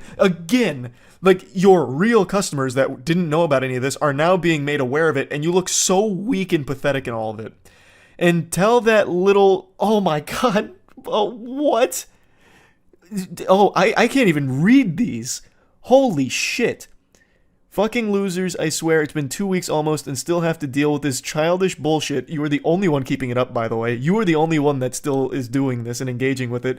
No one else is talking about it. This drama it's dried up. It's gone stale. But he keeps putting it on people's radar. He keeps serving this up on a plate to us. He's cooking it for us. And we're eating it. He's doing it. He's the chef. She is too immature to settle this privately, and I'm not going to let some woke hate mob ruin my reputation because they live in some mystical fairyland of make-believe and think because they have 20k followers they're doing something in life. Clown emojis. I also can't help but laugh at how much he keeps trying to throw out woke, cancel culture, all of that kind of shit. Just a bunch of buzzwords that don't even apply here, because all that happened was she showed these comments from a laughably embarrassing CEO that he publicly made and then shared his email where he doubled down on it. That's it. It's all his fault. There's nothing else beyond that. And he just can't accept it. He can't come to terms with reality because he lives in the mystical fairyland. Like, he's in the fucking Narnia. Nobody else. It's just him. Here's another one of his posts, this time on a really cute background. He talks about Business Insider and some articles reaching out for a comment.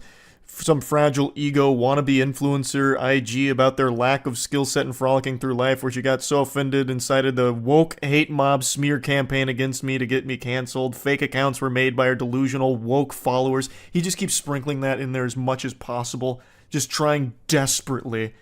I cleared up the reality of the situation with all three media outlets. It didn't fit their narrative either, which was to further extend the adult-children drama. God.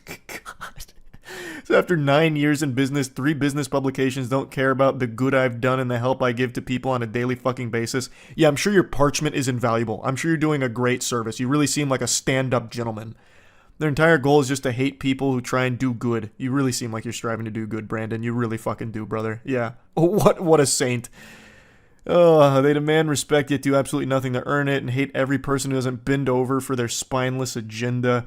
If you're going to try and shit on me, my brand, business, and companies, you losers need a job, hobby, life outside of TikTok. Fucking losers in their 20s with an 11-year-old intelligence, but yeah, I'm the asshole. Yeah, you are the asshole, Brandon. Also, you're the one with the 11-year-old intelligence. You can't even read and write properly. You tried to make a legal department, like to cosplay as a legal department, and couldn't even get the emails correctly. Typos out the wazoo, and even in the ones where you fix the typos and even proudly proclaim that you fix the typos, you still make a typo.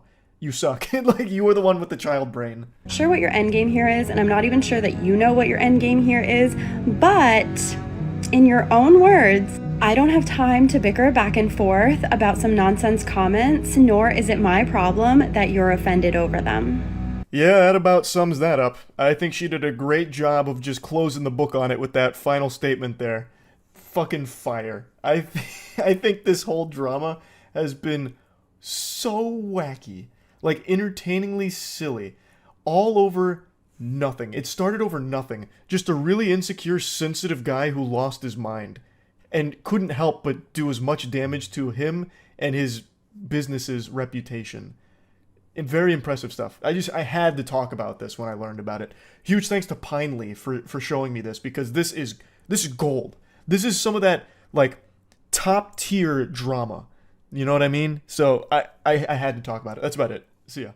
It's been a little while since I've gone over some text messages, and I still giggle at them to myself from time to time, but there hasn't been anything truly interesting that's come across my desk until today. This one gave me a big old hoot and a holler here as it aims to tackle the age-old question, How long should you wait after connecting with a human being to graduate from text messages to phone calls? For this one brave soul, that was about an hour. And the results were not optimal, to say the least. This fairy tale starts the way that all the good ones do. They matched on a dating app about an hour ago, and then he reaches out saying hello, and then tries to call them. She responds by saying, "Hey, smiley face, I'm watching a movie with my parents right now. I'll be able to call in a bit. I'm sorry." She seems super sweet, giving an explanation and even offering an apology for not being able to hop on the hotline right away. And it's not like she owed him an explanation or an apology, but it was just a nice gesture. It's a very awful idea to try and call someone that you just met an hour ago. You only became aware of each other's existence like less than 60 minutes ago. He tries to grit his teeth and bear it, but the pain is too much. He says, "Oh, okay." And it comes across pretty sad. I don't know if he actually was sad here, but it seems to me like I can feel him looking down at the ground while he types that and like kicking some dirt. And I think she picked up on that because she issues another apology, but then says, "How's your night going?" So she's trying to at least make a conversation out of this, so she seems interested. He goes, "No, it's okay. I'm excited to hear your voice though. Maybe send me pics of you? Mine is okay. I'm just chillin'." To me, it sounds like he's fishing for some sacred nudies here. I believe that he's probably in Coomer mode right now. His dick is in DEFCON 5, and now he's requesting some pics. I imagine if she did answer that phone call, it would have just been heavy breathing into it. Like something out of a horror movie. The phone calls coming from inside the house. But maybe I'm wrong. Maybe this is just a guy who really enjoys talking over the phone and getting some pictures of the person he's talking to over the other end. Totally innocent pictures. Holy shit, what are you playing? It's a little game called AFK Journey. Do you want to know more? Yeah. Big thanks to AFK Journey for sponsoring this video. AFK Journey is a wonderful free-to-play game that's available now on iOS, Google Store for mobile, and the AFK Journey official website for PC. Again, it's totally free to play and I highly recommend checking it out. AFK Journey is an ethereal RPG with distinctive visuals that you can just get lost in the breathtaking 3D canvas art of its world. It's more than just an idle game. There's new gameplay elements to it, a lot of new mechanics, as well as an added dimension with the PC-compatible side-scrolling. You'll be gathering heroes across 6 factions and formulating winning strategies with different teams. The Hex battle map allows players to freely assemble their hero lineup and strategically position them so you can master battlefield strategies to conquer each challenge with precision. You'll be exploring big maps, solving fun puzzles, meeting interesting NPCs, all with extremely fun and effortless one-handed gameplay. The official release is giving away over 40 heroes for free, including 200 free pulls for completing things like a 7-day login. So make sure to check out AFK Journey and use my CD key AFK Journey 88. You get a lot of goodies for that, 18,888 golden coins, 100 diamonds, some great stuff, so make sure to check it out. The links are in the description, and big thanks again to AFK Journey for sponsoring. Surprisingly, she doesn't seem creeped out by that. She says, "Oh, that's cute. I'm excited to hear yours too, and yeah, of course, I'll send some pics right now." Which is not the response I thought that would garner. I would have expected some kind of ickiness to it, and maybe a question about, like, why? I mean, we've known each other less than 60 minutes. You can just scroll my fucking online dating profile to see some pics of me. His response to her is just, "Okay, cool." This guy is just very concise, matter of fact. She says, "For the pics, do you want like recent ones? Because I have a ton ranging from like 2 weeks ago to like 4 years. He says, "Yes, but any," frowny face, and then winky frowny face. Every bone in my body is telling me that this dude is absolutely looking for some titty pics. He's looking for some honkers or something here. He's not looking for just like your normal Facebook photos or something you'd post on your Instagram story. He's not looking for you at the movies or something from 2 weeks ago seeing the Winnie the Pooh horror film. He's looking for ass and titties. That's my guess here, especially with like the winky frowny. I don't know why he's frowning so much. I'm not really sure. Maybe that's like an accident. Maybe you want to do like a winky face with a smile. But for some reason, he just keeps accidentally sending frowning faces, including like a winking frown face, which I've never seen before. I don't know how you even like sad wink at something to begin with either. I don't know, just, it seems like conflicting emotions there. He then calls her twice within 20 minutes and says, "Hello, upset. I'm waiting, lol." This guy types like he's playing a MOBA. Like he's typing as quickly as possible just to convey the bare minimum amount of information. Upset. Hello? Okay, cool. Frowny. Winky frowny. Like, it's just very basic shit here. He's not actually even having a conversation. It's weird. Yet he keeps really wanting to talk on the phone. I don't know what would have happened if she answered some of these calls. Like, maybe he'd just fart into it and hang up while giggling. Perhaps, I don't know, like a big prank call? A huge ruse? Anyway, after 2 more failed calls, she says, "Hey, sorry, I just finished the movie. I wasn't looking at my phone, but I apologize that you're upset, but I just want to be straightforward with you since you were with me. I'm not like a very clingy person, and I'm kind of getting that vibe already, you know?" And he goes, "No, I just wanted to talk. You can answer, or call back." Completely missing the point of what she was saying, just insistent on having this phone call here. It's worse than a telemarketer. This guy just cold turkey calls her out of the blue. She doesn't answer, even issues an apology for not answering, which she didn't owe him, and he is still hung up on that and won't take any new information in. His brain is flooded with one idea. He can only hold one thought in his mind at any time, and right now that thought is, want to talk on phone. Upset if no talk on phone. So he's just stuck in that mode. So she goes, "No, I get that. I just like taking things slow if that's okay." And he says, "Are you scared of connection? You can't talk without thinking it's too fast. Just call Jeez Louise." I have to wonder if she's communicating with a 13-year-old. Jeez Louise? You're dropping Jeez Louise in 2024? This is not what the Lord died for. Are you kidding me with this? Is this some kind of joke? Get out of town. A Jeez Louise in this day and age? He then goes, "I could literally call right now. It's so easy. I don't like being ignored." No shit, it's easy to call, but why do you want to do that? And why won't you take no for an answer? You've known each other less than an hour. You don't even know each other. You just both had like a Metal Gear Solid ping that made you alerted that this other person existed, and now you're talking through Snapchat. This actually might be a toddler. Maybe the person that she matched with through Tinder or whatever the online dating app was, maybe they went to an Easter celebration with family, and then their little nephew got a hold of the iPad and then just started talking to some of his contacts, and this lady was one of those victims here. So she's actually just communicating with a legitimate diaper-shitting, milk-snorting little kid. Because no adult, I feel like, communicates this way. I'm starting to really believe in that conspiracy theory here. But anyway, she responds, "Of course not, but I like to take things slow. I'm sorry. Please respect that I'm trying to be as cordial as possible. I haven't had the best experiences in the past." That's in response to the "Are you scared of connection" line that he drops here. Like he's out of some kind of bad Hallmark movie, or The Young and the Restless. Because she won't accept his random fucking phone calls here. And then in response, he tries to call her again. She says, "I would like to just text maybe until I'm more comfortable." And his response is, "I'm S." And then an audio message. I have to wonder, that's got to be like the worst 26 seconds a microphone has ever recorded. I can only imagine what his voice sounds like. I'm imagining like squealing, high-pitched, nasally, like almost shatter glass level of an opera singer, like with that very high note, but throughout the entire 26 minutes. I also wonder what he was trying to say. I'm S. Maybe that's some kind of code that needs to be deciphered here. I'm serious, perhaps? I'm shitting? I'm silly? I have no idea. But anyway, she then takes a screenshot of the chat, and then he dumps a screenshot. He then follows that up by saying right at the top, and then tries to call her once again, just continuing to poke her here. He says, "Just wonder, answer." Maybe he's like actually overdosing right now, and he's trying to beg her to call the police to get them over there to save his life. I have no idea what's happening to his brain. It's turning to mush right before our eyes. Like he's getting hit by a stupid beam, and we're watching him fade away.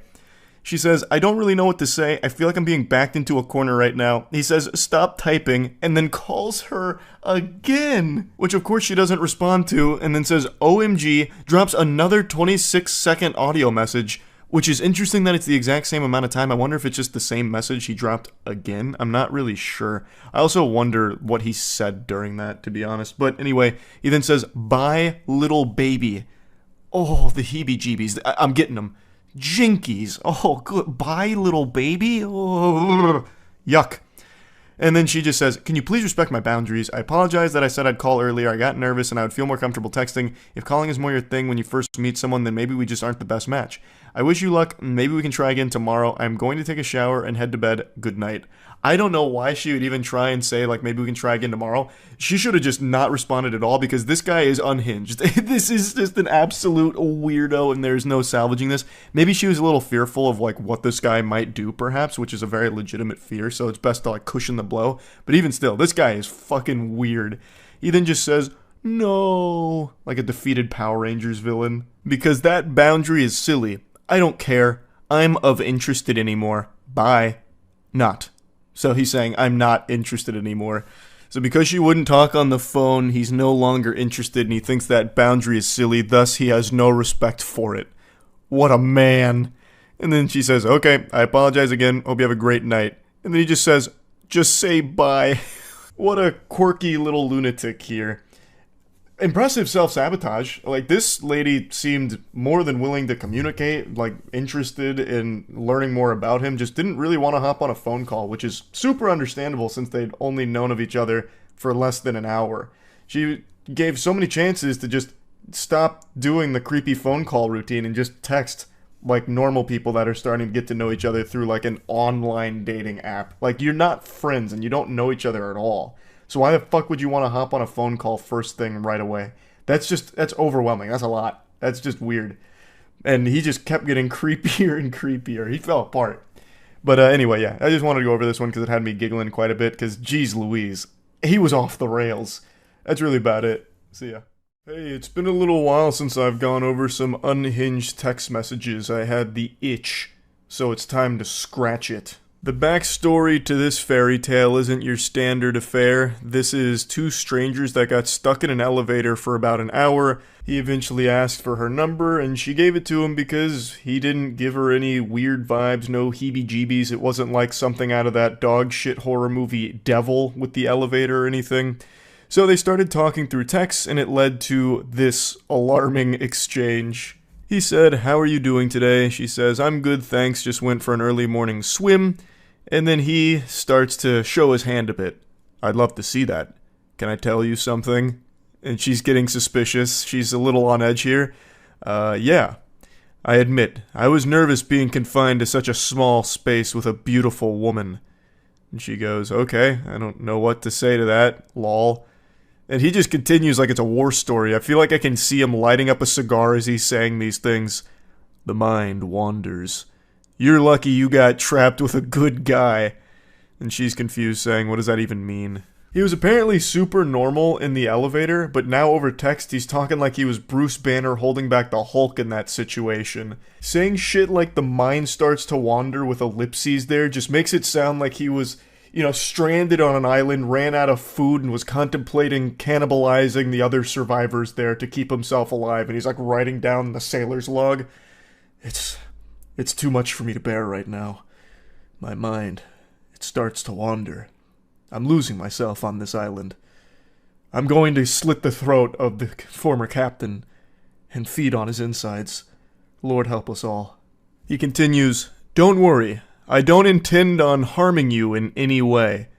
Which is a very reassuring thing to hear out of the blue. Listen, ma'am, I'm not approaching you with violent intent. I want to make that clear right now. I know you may have had it in your head that I was going to kill you. I want to put your mind at ease. I was never even contemplating murder. Or rape, for that matter. I was simply explaining that any warm-blooded male would be tested in that situation. Dude's trying to explain this like he's John Madden here. Appreciate the breakdown though, Reddit mod. Any warm-blooded male would be tested in that situation? What do you think would have happened? Like, the elevator malfunctions, you're stuck in there for a little bit, and what, he's just gonna turn into some kind of feral beast that's gonna be tearing her limb from limb like a wild animal? Just the instant the elevator stops moving, just something goes awry in the male brain, and they turn into the Tasmanian devil, making like Jujutsu Kaisen curse spirit sounds as they charge at the woman that's stuck in there with them. But luckily, she was trapped in there with a good guy. Not like those other red-blooded males or cold-blooded male. What did he say? Hemoglobin-blooded males? What? I've already fucking forgot. But he's just being chivalrous here and reminding her how lucky she was, all the stars aligned, to put her in the perfect position to be stuck on an elevator with a stranger that's as gentle and as nice as this guy, who had no intentions of harming her in any way whatsoever. She hits him with some question marks going, I'm not following. Because, I mean, this is all reading like a threat at the moment. And he says, don't worry. Which is cause for concern. Definitely going to start worrying. He says, you have the perfect body. Those small breasts and soft, thick thighs leading to that voluptuous ass are delightful. Thank you for existing. Thank you for your service of pleasing my eyes in that elevator, madame. I tip my fedora to you on this good day. And she just says, and now I shall cease to exist in your life. See ya. That was the correct decision there, just to block them and hopefully never see them again in your life. That's probably the safest thing to do, because this whole thing makes it sound like he was considering rape or something and then decided against it, how he had to, like, fight against that urge that other warm-blooded males would have succumbed to or something. It's fucking weird. This guy is a weirdo. And here's another weirdo in a similar fashion where it's a complete stranger that just goes fucking insano style out of nowhere on someone else that is also still a stranger. These two are co-workers. They've been working together for about a week and they play online games together in like a group with other co-workers. So they're not like friends or anything. They have barely known each other. He texts her saying, Kaylee, we care about you. Care. Please answer. I'm so sorry. Please talk to me. Now, I want to be clear, this is one person saying this, so I don't know why he's saying, we care about you. This is like some Schmeagol shit with my precious. You know, we got Gollum coming in right now. And she says, it's okay. I'm not mad. And he goes, please just talk to me. I cared about you. Still do. And she says, thanks. You too, dude. He continues to spiral. Why are you acting like that? I'm here for you. No matter what. Can we just talk on the phone? Just you and me? He's throwing up the desperate full court shot here to try and get the buzzer beater to win the game. I don't know what he would expect here. Obviously, she's not going to take that call. You don't know each other, and you're already being, like, obsessive. That was never in the cards. But let's assume she did. What were you planning on saying to her? Yes, milady, thank you so much for accepting my call. I love you. When can we fuck? Honestly, you're creeping me out. I've known you for 1 day at most. Stop. If that's how you see it, then fine. I really cared. I mean, that's how the world sees it. Like, that's how time works. Like, you haven't known each other for long at all. It's like there's only one way of seeing it, and it's that you guys don't know each other at all. You're acting like we're best friends, and I've only known you for, what, a week? This is extremely weird behavior that I won't deal with. It's okay. I'll find someone redacted. At least she's nice to me. Which is another one of their co-workers that he's now mentioning. Also, the poster here said that she mentioned to that co-worker that he name-dropped there about his weird behavior just to keep her in the loop, because this guy seems fucking unwell. And she replies, nah, what are you talking about? I was never interested in you. Okay, fair. She was way better. Nice, at least. I was so nice to you, and was even open to us. Which I don't really know what that means. Like, what does he, like, trauma dump on her while they're playing games together in ARAM? Like, I don't know. What does that mean? Open to us? Or, like, maybe he was open to being us, like a unit? A relationship, perhaps? Man, that's generous. He was even open to dating her. Wow, he really was such a fucking gentle sir. I can least admit that I cared at one point. I don't want to fucking fight. Neither does she. She doesn't want to talk to you. Like, in general.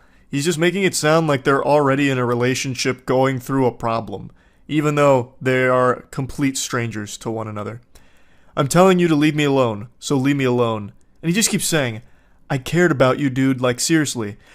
Everyone can tell you cared. You are obsessed.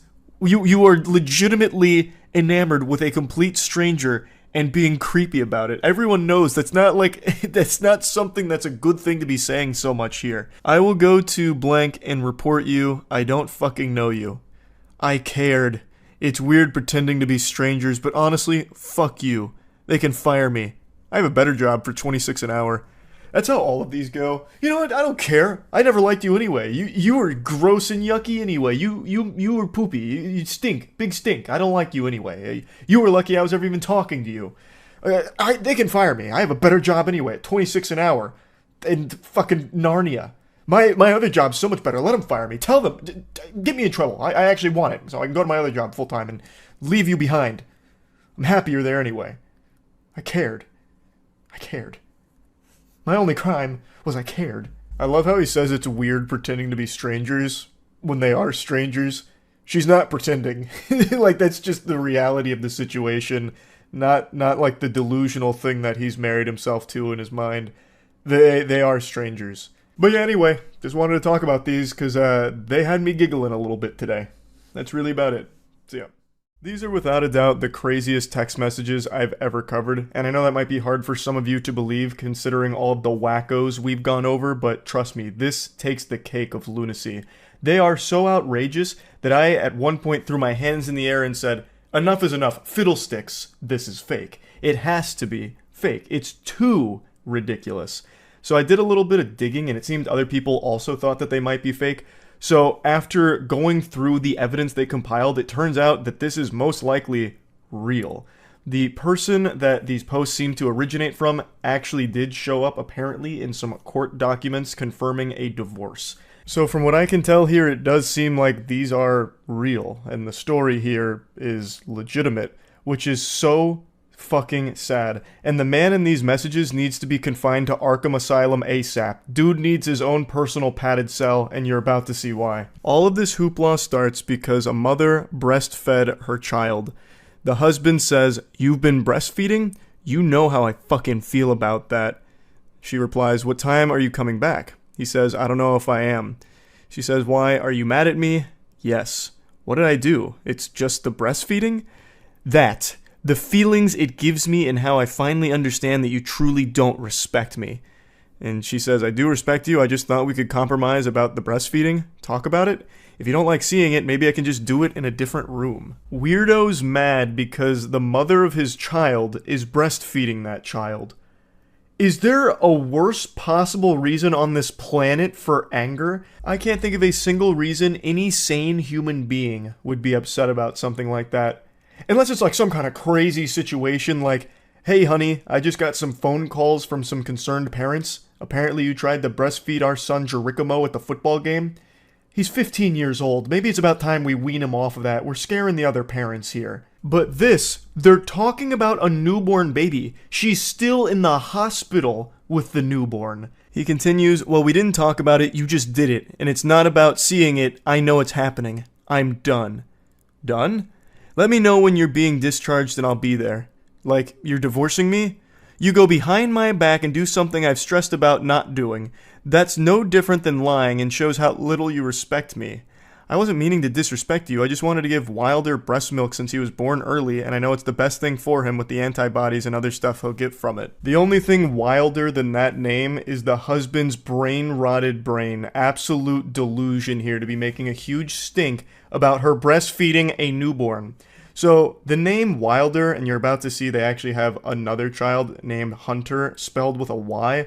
Those two names really set off my bullshit alarms. Like, it was really giving me the heebie-jeebies of, this is fucking fish paste. This is baloney. But again, from what I've seen with what people have found, because the original poster and everything, people did a lot of super sleuthing. From what's been put out there, it does seem like it's legitimate. He continues his rampage saying he's not a preemie, he was born at full term, it's still unneeded, he's still bigger than I was when I was born, and you could have always asked the nurses for a pump. It's a proven scientific fact that breast milk is no better than modern formula. He's wrong about that, by the way. Modern formula is fine for women that don't want to breastfeed or can't. I decided to fact check that claim, do a little research on it. Turns out it's not a scientific fact. You know what is a scientific fact, though? That this man is clinically insane. So keep in mind, I am not a breast milk scientist. I'm not a connoisseur of boob juice. I'm not the lactation lord. But from the bits and pieces I read about breast milk versus formula, it seems that breast milk is still the most recommended way of getting nutrients to your baby, if possible. She says, I know, but the benefits of the breast milk still outweigh the formula. Latching helps drop the milk better than the pumps. He says, yeah, the benefits to where I'll never be able to look at you the same way again. She's confused, as everyone listening and reading this is right now, scratching their head wondering what the fuck is wrong with this weirdo. She says, what do you mean? You think I'm a bad mom for breastfeeding? And he says, I think you're a bad wife. I think you don't respect me. I think you took a joy away from me. I think a lot of things. Took a joy from you? I don't understand what you mean. Formula can still be used. And this is where he drops the bombshell. He reveals where all of this anger and hostility comes from. I enjoy your boobs. Now they've been in another man's mouth. I now no longer enjoy your boobs. He goes Neanderthal mode. Boob sucked by baby? Boob no good to me now. No want tit no more. His own child he views as competition because his newborn son suckled his mother's bosom for milk. The most natural thing throughout human history. And somehow this psychopath thinks that his newborn has now tainted his wife's boobs and he can no longer enjoy them, saying that they were in another man's mouth. Wait until he finds out where that baby came from, because that baby came out of his wife's vagina. Well, actually, I guess that's not true. I bet there is a non-zero chance that this unhinged maniac forced his wife to get a C-section, so that way her vagina wasn't ruined by another man. I bet there's actually a really high likelihood that that's exactly what happened. And that's scary. This dude is so fucking red-pilled, he won't even let his own newborn son touch his wife's body. I bet he also wouldn't even let his wife change their son's diapers, because he views them as competition. He'd bust into the room, I know what you did, bitch! You looked at another man's wiener when you changed Wilder's diaper, didn't you? And just starts profusely crying, probably calls her like a cheater or something if she changes their son's diapers. This guy is so mentally unwell, I was stunned. Like I said, I couldn't believe this was real. She tries to talk sensibly to him. Just Wilder's, not another man. Their baby, their actual baby goo goo gaga infant is who we're talking about here, not a man. He views an actual, 2-day-old as a man? What the fuck? But anyway, he says, he's a male, and your son. That makes it incestuous in my eyes. And she says, it's not like that at all. And then he goes, I'm not saying anything I haven't told you before. So this man was probably riddled with red flags for a long time in this relationship, and now he is just breaking, just melting down. That's definitely one of the most unhinged things I've probably ever seen anyone try and say. That breastfeeding your own child is incestuous. There are so many things wrong with that. I don't even know where to begin. It is so shockingly stupid. This guy needs to be put away. He needs to be institutionalized. ASAP. Dude must think that all the days pre-baby formula, so, the thousands of years BF before formula, it was all just incest with people breastfeeding their newborns. This guy is so dangerously disconnected from reality, it is scary. He is a loose cannon on the edge that is snapping. I'm going to spoil a little bit here and just let you know, he divorces his wife over her breastfeeding their child. Just let that marinate for a second. Sit and stew in it. That is insane. That is crazy. Let me pose a question to this individual. I blanked out his name, but I really want to call him by name. But I'd love to pose a question to him. Does he realize how fucking degenerate this is and how much of a pervert you must be to view a newborn baby as a man that is a competition to you? And it's not even like a random baby either. Not like that would make it excusable. Like, anyone who would go out there and view a baby as competition because they're getting breastfed is very fucked in the head. But this is another level of fucked because it's his own child. He fucking blew that load into the world. This is his DNA in there. And he immediately views it as some kind of sexual competition with his own kid. That's so weird. He is a menace. He is a menace. She leaves out some of the conversation here. I imagine it got way too personal with some of the information that was conveyed. But it starts here saying, I wasn't playing. She says, I know. You are a bitch for making matters worse. I'm sorry you feel that way towards me. I doubt they're gonna let me bring y'all home, so good luck finding out or figuring out a way to make that happen. I just felt it would be okay to breastfeed Wilder, and we could compromise a situation where you don't have to be in the room. You don't get it. I told you that with Hunter. Huntier. The way Hunter is spelled is so peculiar. Again, that's what really like made me put on my fedora and do a Reddit deep dive on where this picture came from, who posted it, and if it was real, because these two names really just make it seem like it's like rage bait or some kind of joke. But again, like there is quite a bit of evidence that points to it being legitimate. He continues, "That was a compromise you made then, and I still feel the same way about it. After you heal and get on your feet and are able to afford your own place, move out. Until then, no matter how long it takes, the bedroom is all yours. I'll set up an air mattress in Wilder's room tomorrow." Letting this fungus anywhere near their child seems like a recipe for disaster. He already views Wilder, his newborn son, as competition. Him staying in the same room as Wilder, I think, is just a terrible, terrible idea. Because it really does seem like he thinks that his wife has cheated on him now by breastfeeding their son. Like, he's calling her, like, you know, disrespectful, doesn't have any respect for him and what he wishes, because he told her not to breastfeed, because now he can't enjoy her boobs anymore. It's all just ruined. It's all kaput. All because Wilder was breastfed by her. So I really think having him anywhere near these kids is a bad idea. Fuck you, we're done. I'm going to talk to a lawyer about 50-50 custody because no matter how much I hate you, I would never keep the boys from you. You can stay at the house for as ever long as you need. I'll sleep in Wilder's room.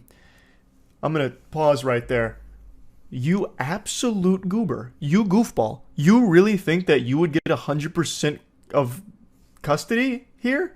He's like, okay, since I'm such a benevolent saint, I will grant you 50-50 custody of our kids. Even though I hate you, you can see them sometimes, you disrespectful harlot. Brother, I'm gonna give you the truth here. Brace for the cold water. Here it comes.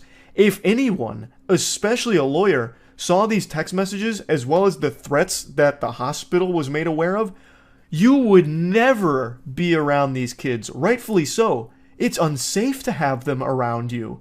You are deranged. You are absolutely fucking filthy. So I don't know why he thinks he would get 50-50 custody, like that'd be his call to make. He replies to something she said that isn't in these screenshots. She said, "They made a report because of what happened the first night I stayed in the hospital." I'm guessing he exploded then too about something.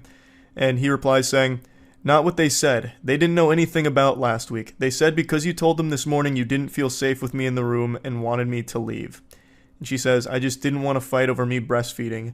Fuck you. I told you when we fought over it with Hunter I would leave you if you did it." This has been like his worst nightmare, having a child that gets breastfed. This has to be, with no exaggeration, the most insecure man on the planet. Bar none. No one else would even come close. He is so insecure that he worries that his own flesh and blood is a threat to him because they get breastfed by his wife. Wow. So again, this is so over the top that I questioned its authenticity.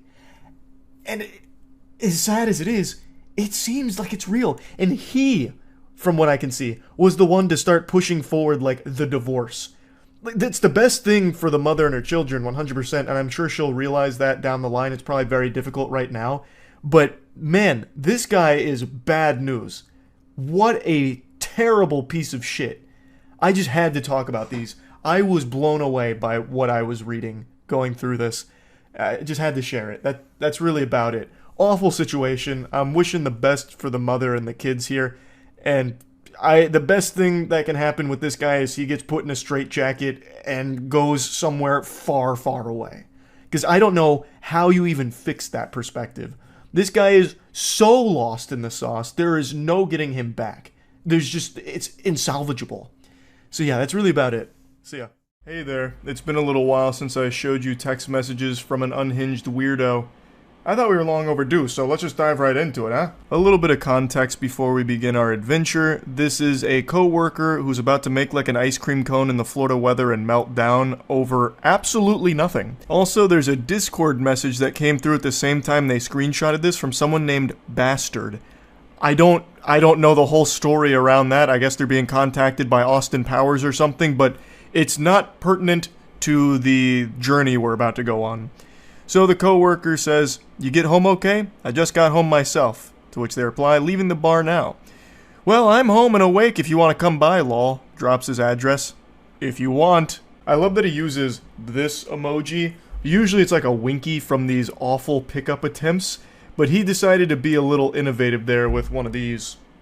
I'm half surprised he didn't just send a dick pic or something at that point, like, "Hey, you're just leaving the bar, right? Do you want to come over, lol?"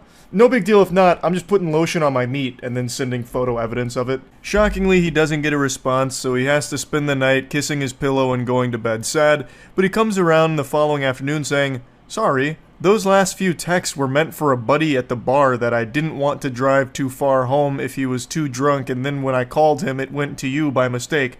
But yes, hope you got home okay as well." It's very important I mention this guy is 40 years old, and he is texting like an actual child.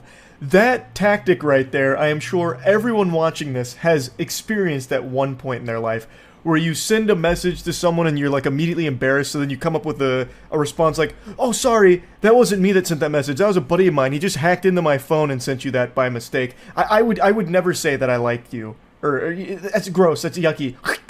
Wasn't me. I wasn't trying to invite you over to my house or anything. That was meant for a friend of mine who was super drunk, and I was just trying to save his life is all. Like, I'm actually a hero. I'm a super good guy. That message was truly a crazy mistake. Things then get super weird because he comes back the following day and says, "Yes, my friend, ...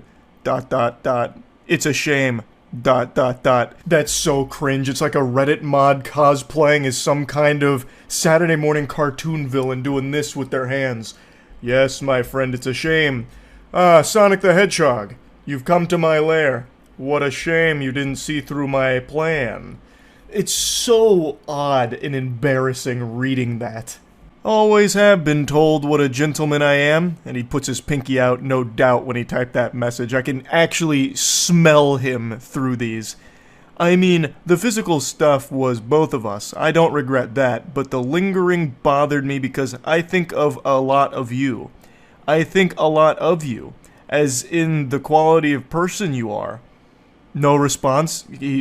So you're gonna soon realize that he's actually illiterate. His weird dweeb speech didn't quite work with the "yes, my friend" angle. Still no response. So he tries again at 4:41 a.m. saying, "Hey, you."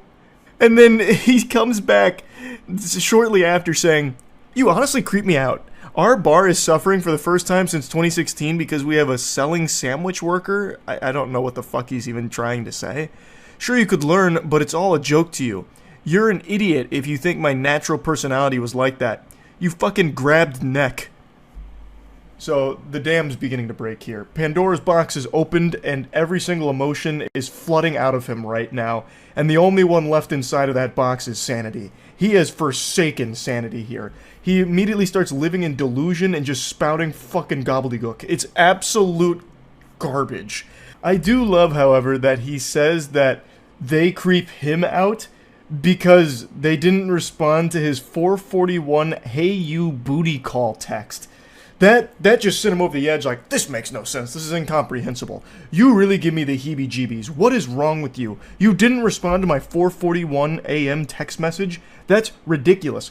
Everybody texts me at 4:41 a.m. That's like the most optimal time to text, and the fact that you didn't tells me that there is something evil afoot here. You're not right.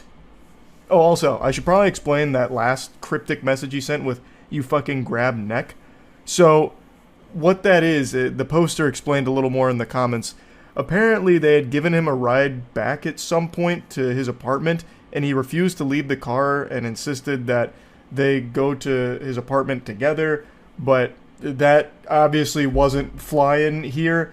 So since he refused to get out of the car on his own power, it led to like some kind of like actually aggressive struggle where his neck may have been grabbed and like pushed out of the car or whatever. So that's what that is. Can't see the top part of the text, but it ends with tweaking, which is super accurate to what's happening right now.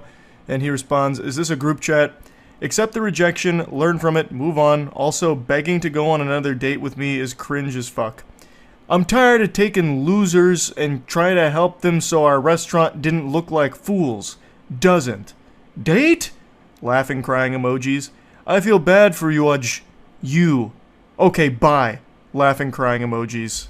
You are what, 22 and act like 15. There is no date. Laughing, crying emojis. Thank God I finally got John here. I don't know who John is, but hey, fist bump to John. The savior has arrived. John is saving the day. There has never been a date. ... My God. ... What kind of weird ass life do you live? ... I said we have crackheads at work and maybe we can go outside and maybe we can go out besides that ... If you didn't see that on Saturday night with the convict you are still and idiot and not who I talked to you about thinking you are mature and different ... You are just a basic Lucy fly we have to deal with. The fuck is a Lucy fly? A loose fly? Loose fly? I don't know what that... I'm no zoologist, and I don't feel like looking it up. Scratch that, I just went back on my word there. I did look it up. Nothing appeared on Google search. Even Google was like, are you fucking dumb? Hey, excuse me, Charles, did you mean to Google this nonsense mumbo-jumbo? Loose fly, are you stupid? So I don't even know what word he was trying to put there, because there is nothing that even remotely pops up to explain that. By the way, the tweaking is on purpose to mock these idiots. Crying, laughing emoji. I'm still is the Marine Reserves. In. Trying to read his text messages is like trying to read Finnegan's Wake. This shit is incomprehensible. He is so angry, he actually can't type. He's just seeing red, and he's like actually trembling, fucking tweaking as he's trying to send these messages. But according to him, the tweaking is all an act. He's only pretending to be a tweaker to make fun of the real tweakers. We couldn't possibly begin to understand his galaxy brain scheme. He's 5 levels ahead of the rest of us simpletons. Damn, imagine being 40 and still illiterate and pathetic. Take care. Illiterate? Let me out it this way. I'm assuming he meant let me put it this way, but he immediately blew it. So after following up illiterate allegations, he proves them true right away. You've accused me of being illiterate? Well, check this out. How illiterate is that for you? Question mark. Crying, laughing emoji. You cannot be this dumb. I am mocking the way you talk. I would love to, like, get a peek inside of that noodle of his. What a very special brain. No, I'm not tweaking. I'm making fun of tweakers by pretending to be one. No, I'm not illiterate. I'm making fun of you. I'm making fun of the way you talk with my illiteracy. What don't you understand? You're so stupid, you can't even see that. Haha, I feel bad for you. Haha. I am 40. Served my country and stepfather well. Brother, I don't... What? You served your stepfather well. Where is that even coming from? Who asked? What ghost are you engaged with right now in this conversation? Like, what the fuck? I'm 40 years old and I served my stepfather so goddamn well. Why didn't he love me, huh? Why? You are a punk ass that thinks this is a joke. He know you have no bartending experience. I love the... Like, this has to be on purpose. He know you have no. Instead of just using N-O, it's K-N-O-W. No. This is so interesting. It's like a game of Mad Libs. It's so weird. He takes a shot on losers and hopes they do well. We have had some that turned their life around and helped us. Then we have the new age shit like ... Fill in the blank. But it's obviously becoming you as well. That you have no bartending experience. Correcting his grammatical mistake as any scholar would do. You want to put some of the group chat? Put this. You want to put some on the group chat? Put this. Why? Be careful what you ask for. Why? So, like, he's self-aware enough in this rage to recognize how stupid he looks and knowing that this is going to be shared with other coworkers, I suppose, and just continues to keep digging a hole. Because personally, I call out every loser or anyone that makes us suck. I don't know if he meant to say sick, or if he's like, you're the reason this restaurant sucks. We suck 'cause of you, not me. I work hard, damn it. And they reply saying, everyone knows I'm bartending for fun, and I have no prior experience. Seems like you're the only one with a problem with this. Everyone? Yeah. Are bartending for fun? You are bartending for fun? Fuck you. Stay away. This restaurant isn't for fun. It's a business, and we take pride in it. This is like actual We Are Walmart energy here. There's nothing wrong with taking pride in your job. I actually think that's an incredibly admirable thing. But to this level, where it's like almost delusional that this restaurant has become a part of your identity, when it's not a restaurant you own, this is just this is just a coworker. This is just someone that works there, I'm pretty sure. So it's not like it's his restaurant that's being insulted or anything, and this guy is about to go to fucking war for it. Who the fuck is everyone anyway? I train. Then, God forbid, the last couple months we had these losers train bar, and there is Joe. Who's Joe? Where's Joe? Joe Mama? What, like Joe Blow? Like what is this? We've got John coming out of nowhere, which is like this guy's saint. Now we got Joe, and the way he's talking about it, I guess Joe's not a good guy. That's one of the villains we should be rooting against. I don't know. None of this is for fun. It's family. It's work. It's blood, sweat, and tears, and you just proved my point of why I don't like certain people that mock our restaurant. Are you done harassing me? I feel like as he was typing that last sentence there, you just proved my point of why I don't like people who mock our restaurant. He was charging up one of these. Why I oughta. Getting ready to get the knuckle sandwich deployed. No, the drug videos are enough. Good night. That came out of nowhere. I don't know what drug videos he's referring to. The poster also doesn't know, apparently. Thanks for repping blank. And bring your trash to us. That's why he hired you, not because you worked for fun. We thought you had pride.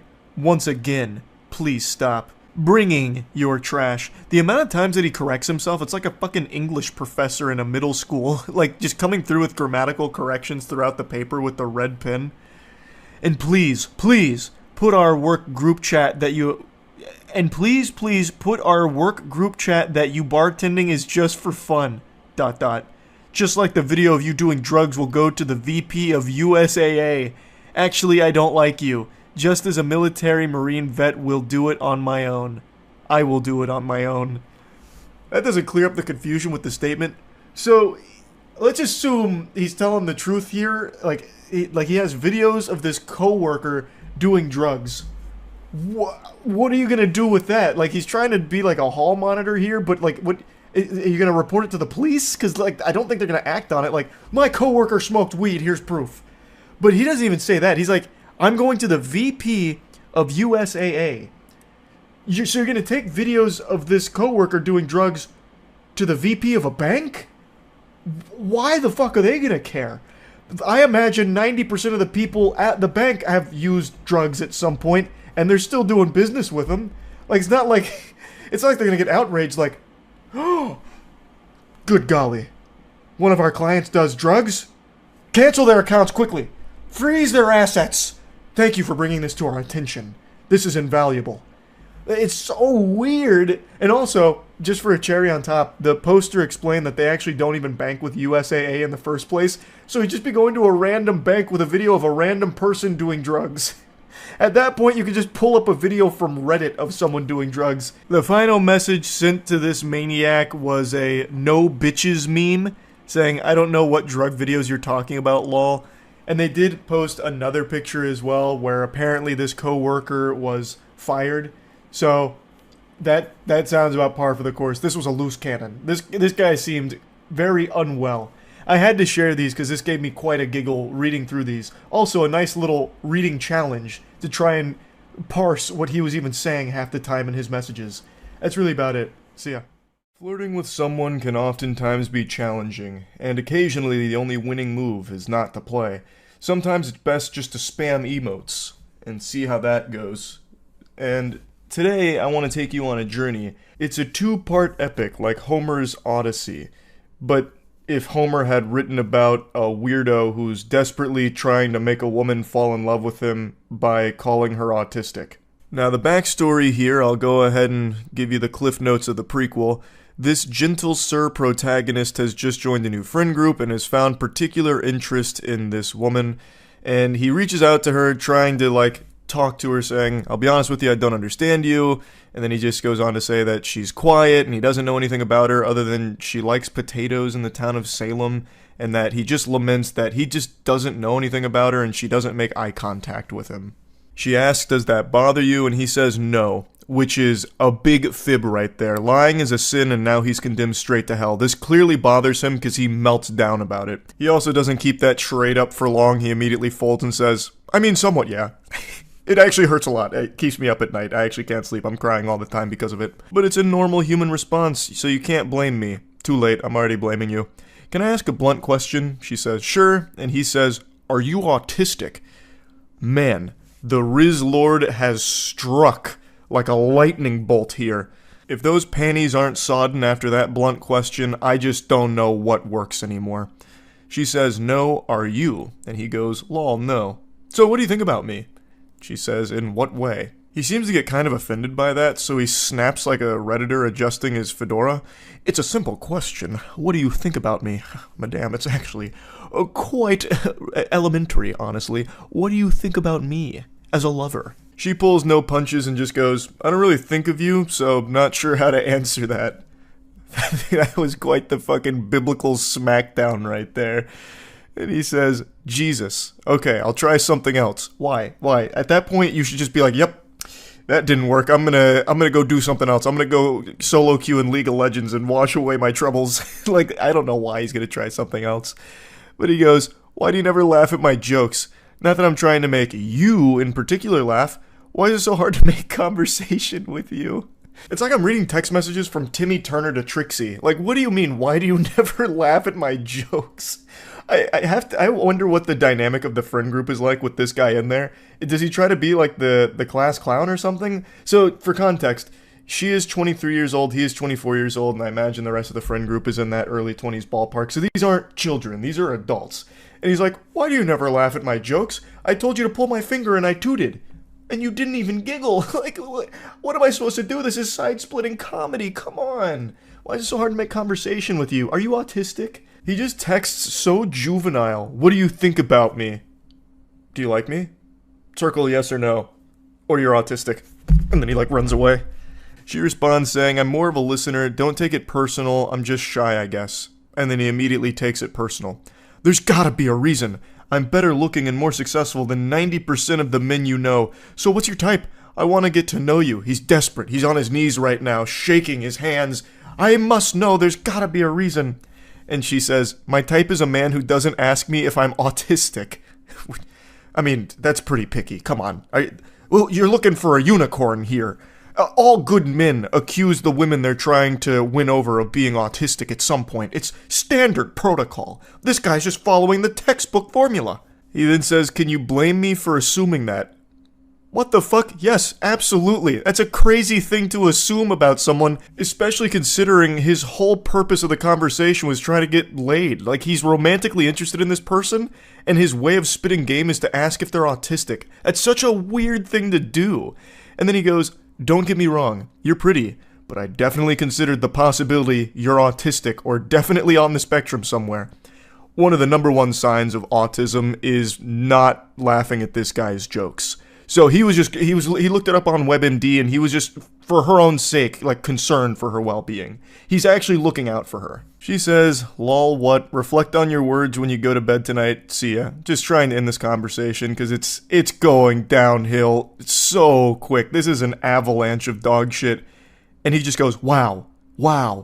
Owen Wilson's there for a moment and then just says, I think you're jealous I spent the night with redacted and you went home alone.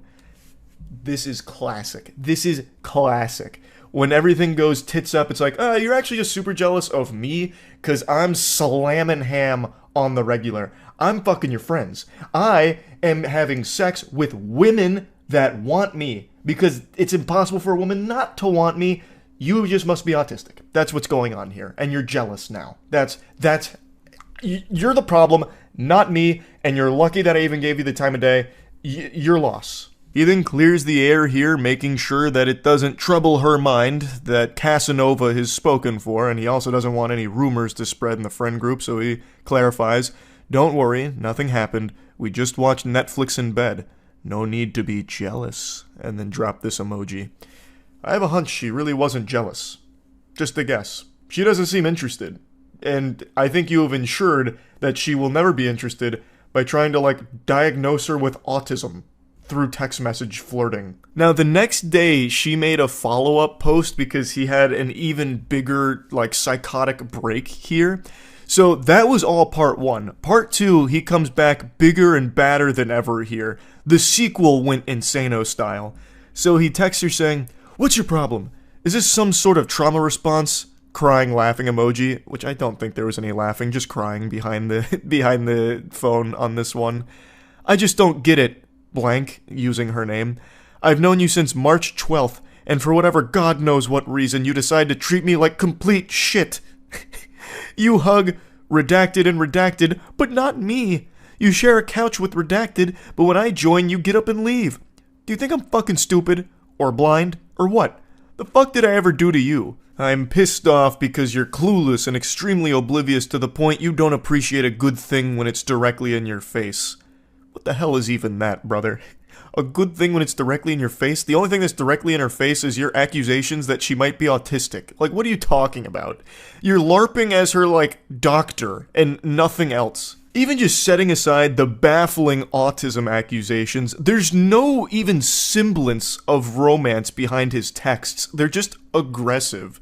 And nothing beyond that. They're just weird. So I don't know why he's thinking that he's doing such a good job with the game that she should be enamored with him. But then he just goes, "I just, period, don't, period, get, period, it, period." Goes full-blown rock bottom. "I just don't get it. Help me understand her name." He keeps repeating her name. So he just keeps saying it over and over again. Just saying her name in these texts. And she just says, "Lol, what?" She says, "Are you fighting yourself right now? Am I involved in this argument?" Man, she is just absolutely slapping this guy. It's so good. Yeah, I mean, this guy's just fighting his inner demons here. This man's battling ghosts in the paranormal dimension. He says, "This is all about you," her name. "Stop acting so obtuse. You may not be autistic, but you sure act like you're into trains or some shit." I don't know what is going on in his fucking frontal lobe here. It just gets worse and worse. She says, "LMAO, why do you keep saying my name? Trains are cool. Is there some unresolved childhood trauma I need to know about? Because what the fuck is your problem? I can help you out if that's the case, but you have to let me take the first step and stop being so guarded all the damn time. It's impossible to get through to you." Why would you be asking about these things? If there's some childhood trauma, I need to know about it. Also, let's just go ahead and assume she's like, "You know what, there is some childhood trauma," and then she, spills her guts to him. This would be, the worst person to confide anything in. This is a guy who's already having a conniption because she doesn't laugh at his jokes and doesn't make eye contact enough with him. I highly doubt he would be a good confidant for anything heavy. This guy would immediately be like, "Ugh, well, childhood trauma, it's another symptom of autism. It's ridiculous. You're lucky you have me around, honestly." Says her name again, which is so creepy. He just keeps throwing her name into every message he sends as if it's some kind of, dramatic moment in a television series. "Please, I know you hear it all the time, but you're very pretty. I like you when you're not acting like an autistic, frigid bitch. Respectfully." Hey, that silver tongue's coming out in full effect right now. He's becoming irresistible. March 12th, and I haven't proven myself enough to you yet. Real quick, March 12th is not that long. It's not like you've fucking known her your whole life or anything. What are you expecting to do in this span of time to make her fall in love with you? What do you mean you haven't proven yourself enough to her yet? What are you trying to do, backflips and shit? Do you just keep trying to tell, the worst jokes imaginable, hoping to get some kind of pity giggle out of her? It's so incomprehensible. He thinks that it's been such a long time.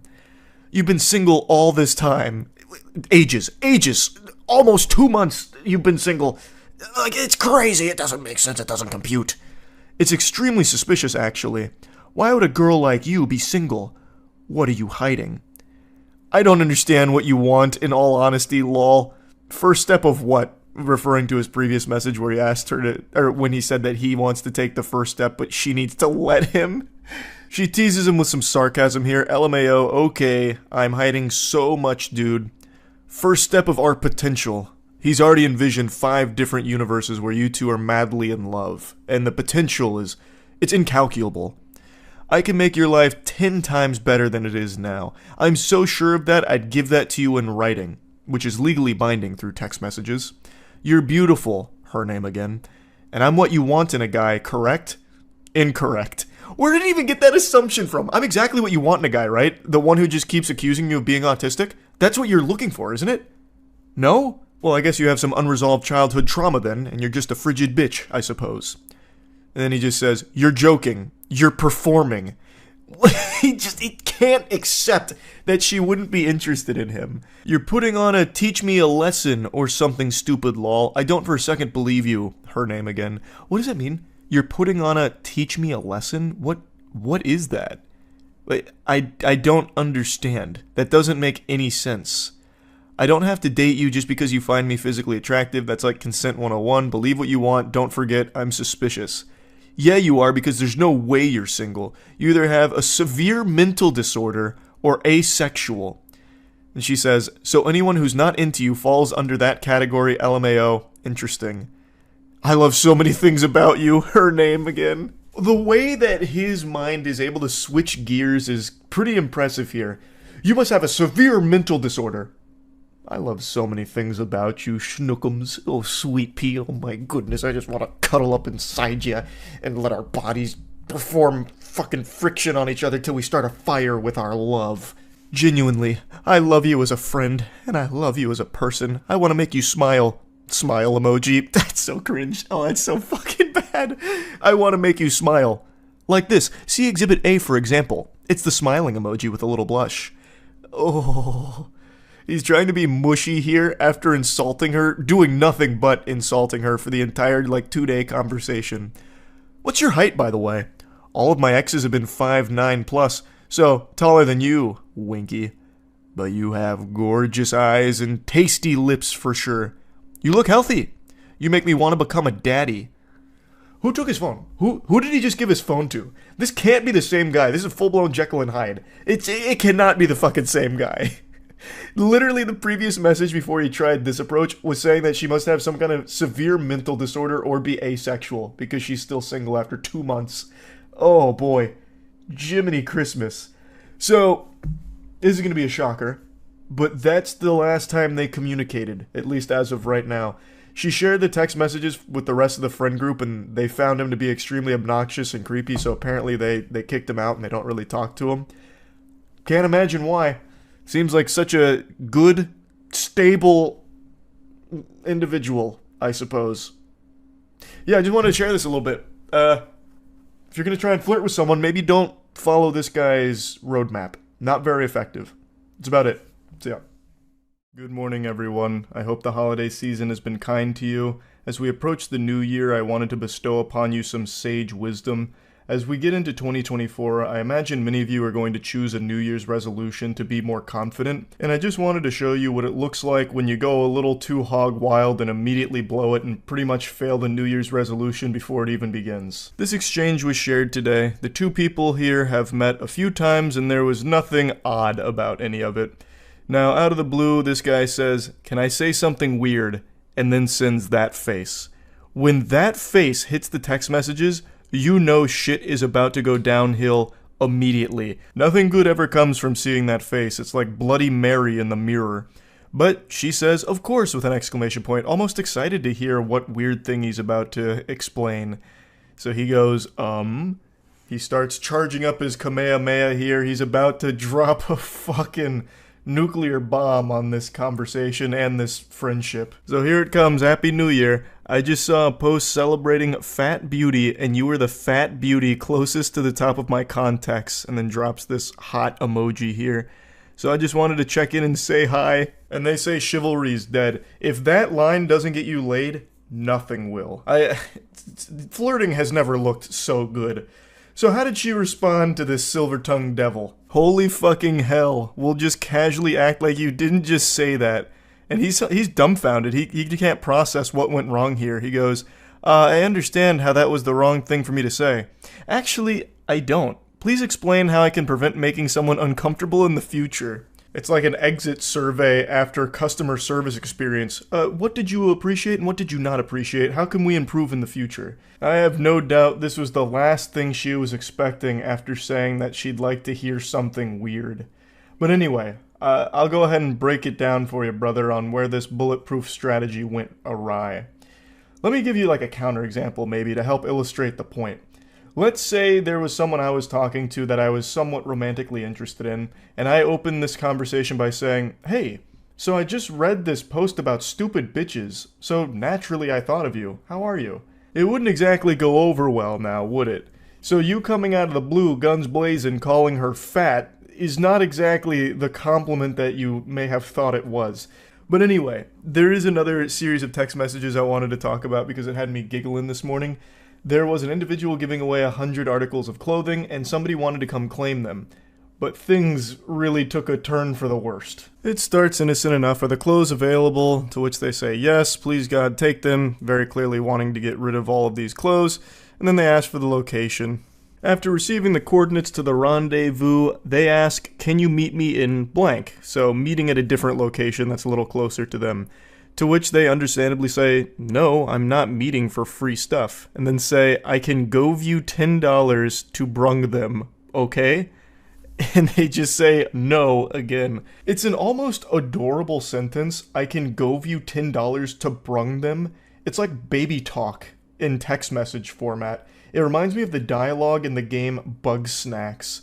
Now, this individual clearly does not want to drive out of their way to deliver free stuff to this person, not even for $10, because that's a wild inconvenience to them. They're giving away the free stuff. If you want it, it should be on you to come get it. Like, it's not their responsibility to drive an hour out of their way to deliver it to this stranger. Jesus, thanks. Keep them then. I have a newborn Jesus, which is a huge statement to make. We've got Jesus Christ coming back for round 3, I guess, because she just gave birth to him.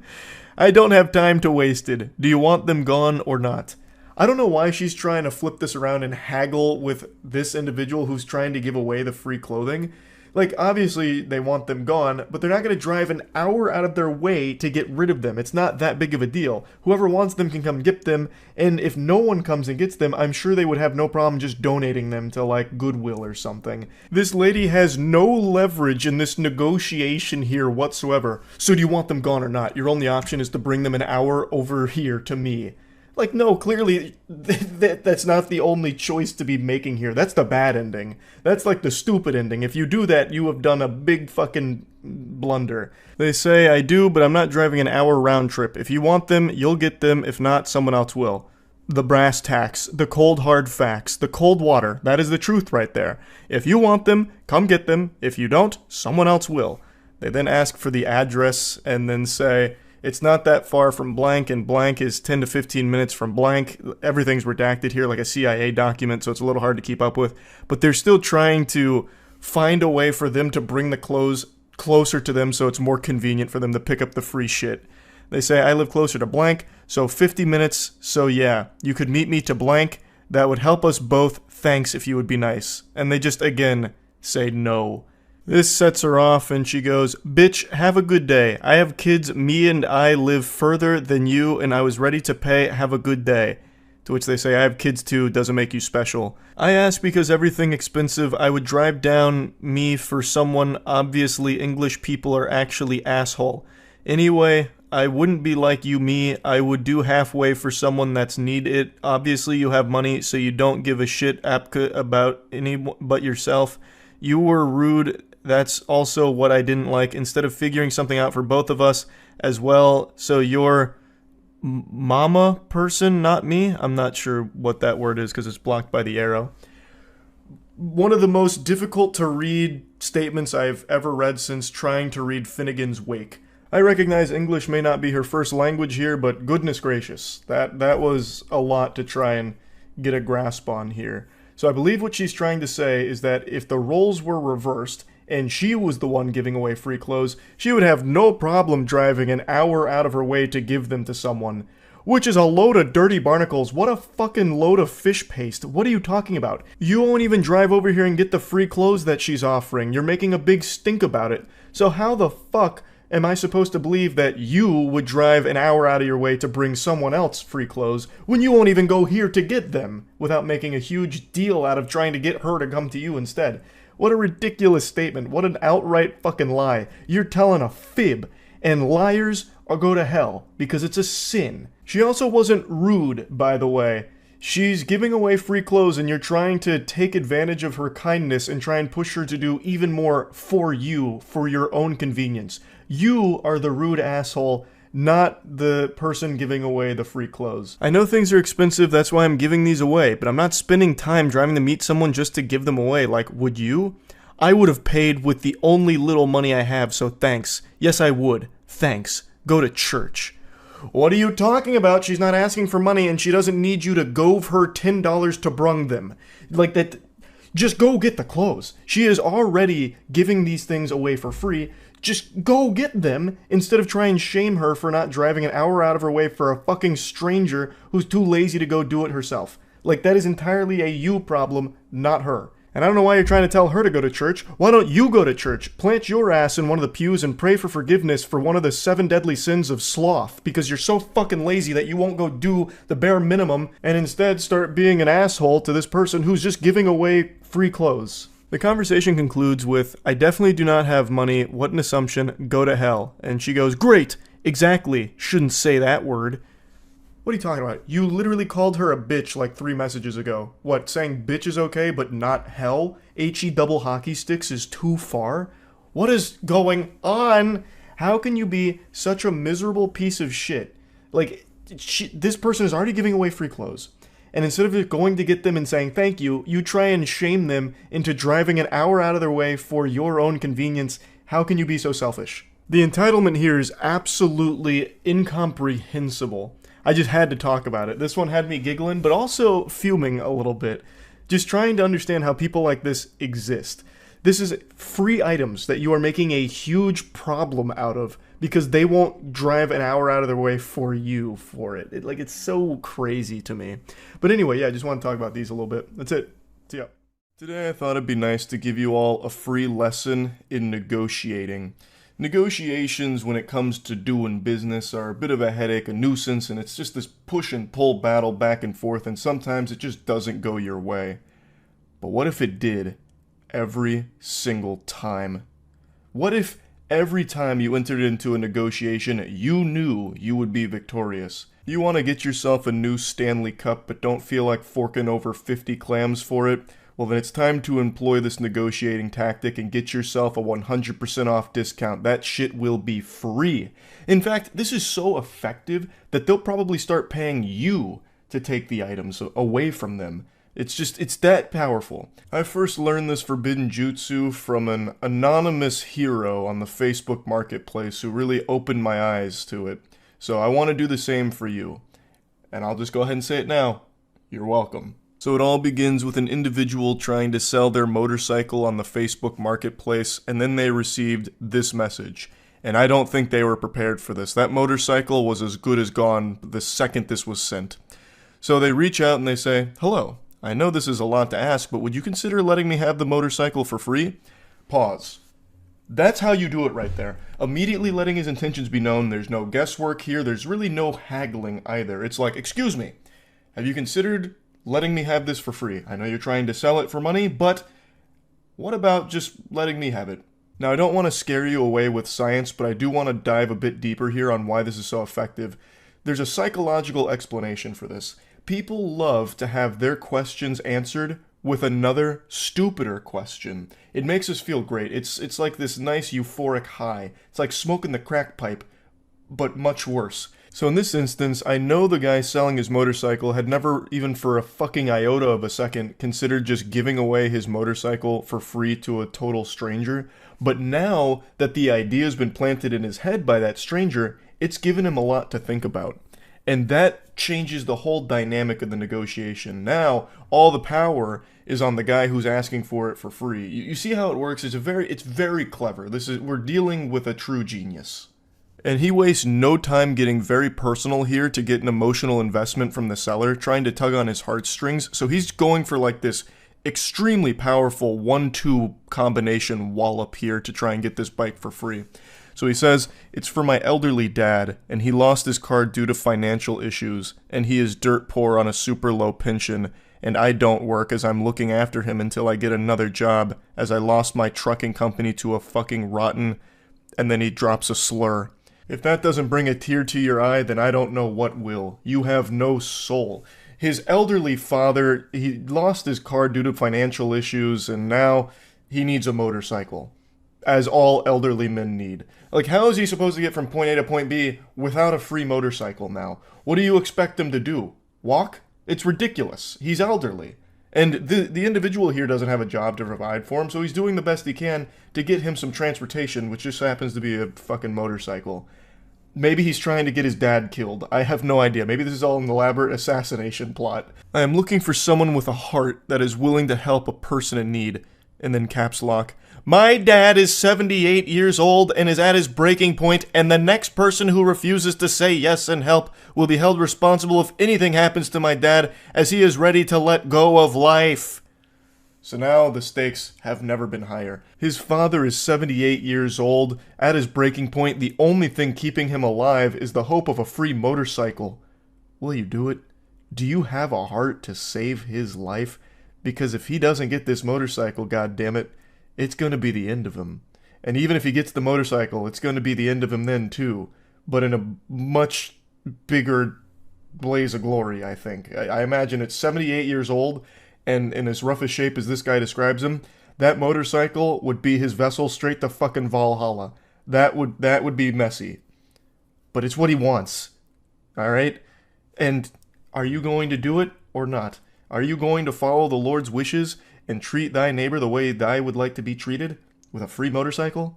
Because if you don't, you will be responsible for it, so keep that in mind, Buster. I think this is negotiating at its finest form. So he's pulling out all the stops here for the free motorcycle, trying to get the waterworks going with a sob story, but immediately drops a fucking slur in the middle of it, and then caps locks a threat, too. This is an unhinged maniac we're dealing with today. I usually blank out the Facebook profile pictures in these kind of messages, but this one is just so fitting because he has a clown as his profile pic, and it couldn't be more poetic, because this guy is truly a fucking loser clown. So he comes back saying, I keep asking till you answer me. The guy trying to sell the motorcycle says, no thank you, and then even gets this warning, beware of common scams using payment apps. So I'm guessing this got flagged internally or something. I don't exactly know how Facebook Marketplace works in that regard. But then he goes, so you're okay with putting money over a person's life?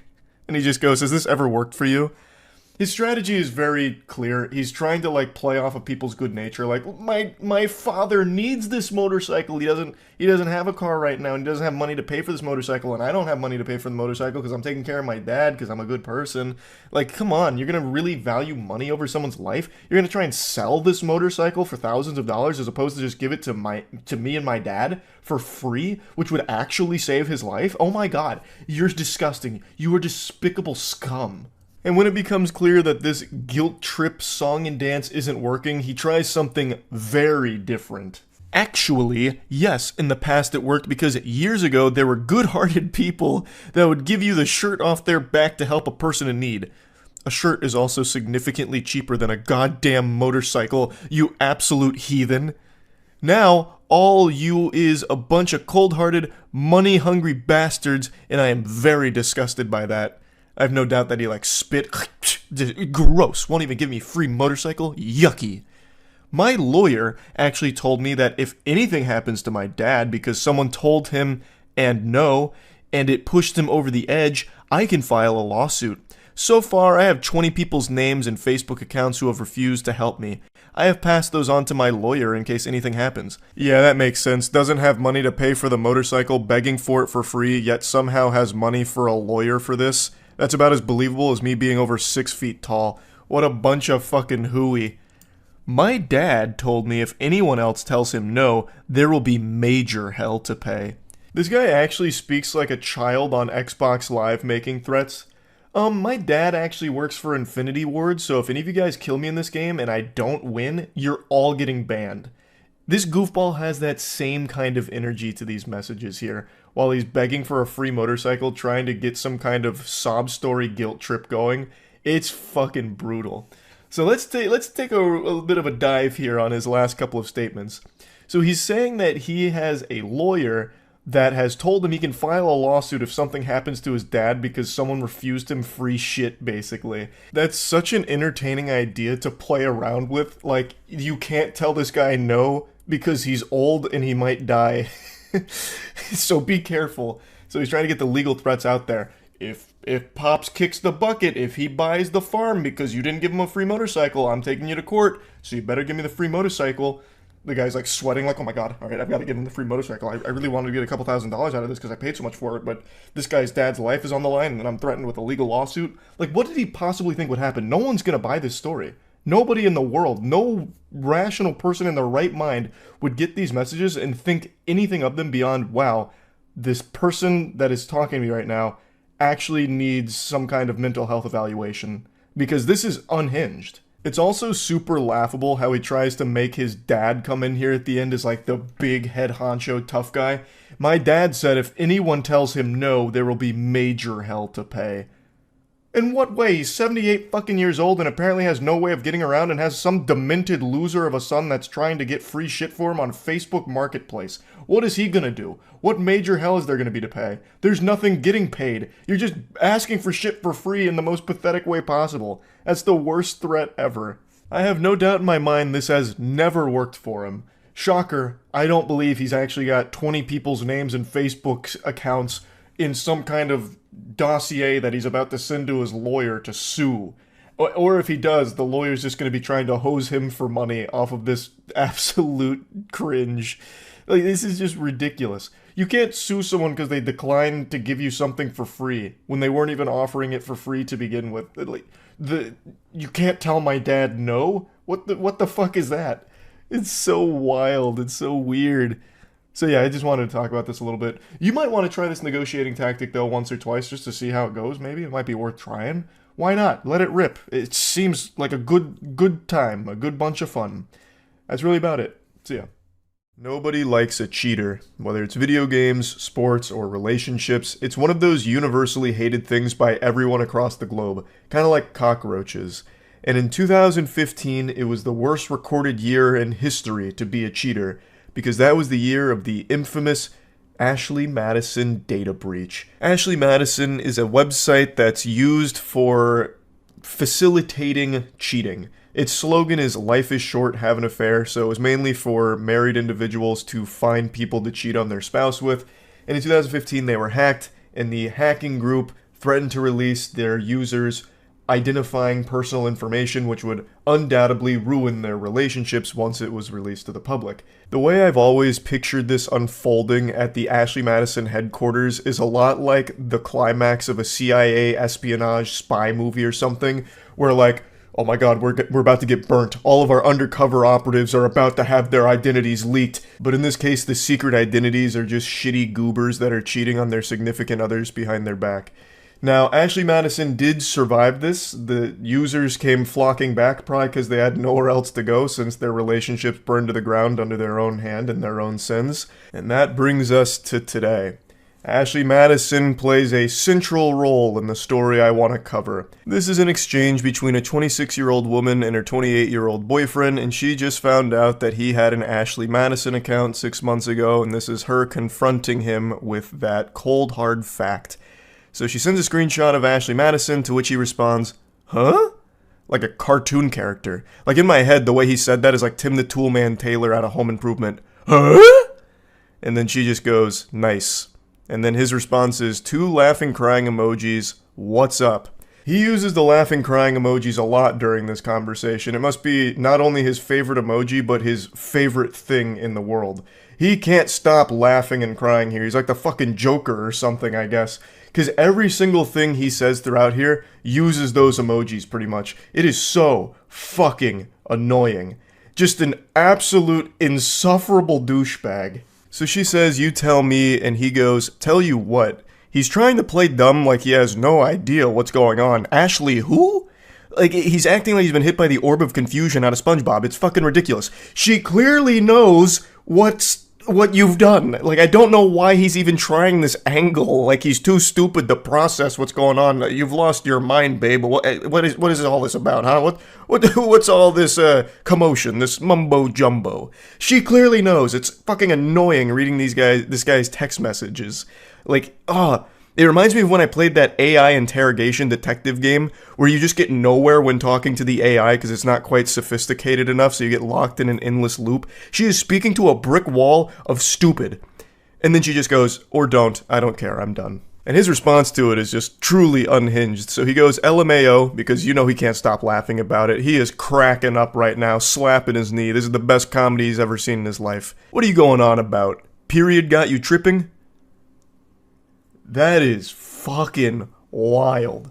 So he's trying to, like, gaslight her or make her feel like she's insane for even thinking Ashley Madison had anything to do with him in any way. He's trying so hard to try and, like, push this on her, like, oh, wow, did you forget to take your normal pills today, babe? Oh, goodness gracious. Here, let me go get your prescription here so you can come back to reality instead of whatever fantasy you're in here about, Ashley Madison. I don't know what that is. Like, this is what's happening here? What's going on? Your period come up or something? You're delusional. So she replies no, and then he goes, and then are you going to explain what you sent me? What do you mean? You clearly know what she sent you. Fuck, it's so frustrating just reading this guy's texts. So she goes, there's really nothing for me to explain. You're the one playing dumb. Immediately calling his bluff on this, he is legitimately just playing the dumbest man on the planet right now. And he continues to double down on it. Playing dumb about what? I'm confused. And then she goes, you're not confused, lol, and then drops his username, I think, and I can only make out the last part of it, but there's a 10 in there. I'm guessing because every other variation of his favorite Xbox gamer tag was taken, so he had to throw on some numbers at the end. So not only was he at least trying to cheat on his girlfriend, he was doing it under the screen name that a 12-year-old would use in World of Warcraft. That's so fucking cringe, Jesus. And then he goes, laughing, crying emoji. Wasn't that one of those websites you tried to join when you were looking for a sugar daddy? And I said, fine, I'm gonna look for a sugar mama then. Laughing, crying emoji. Now, that little tidbit of lore is never addressed in the text messages again because he double texted her right after that.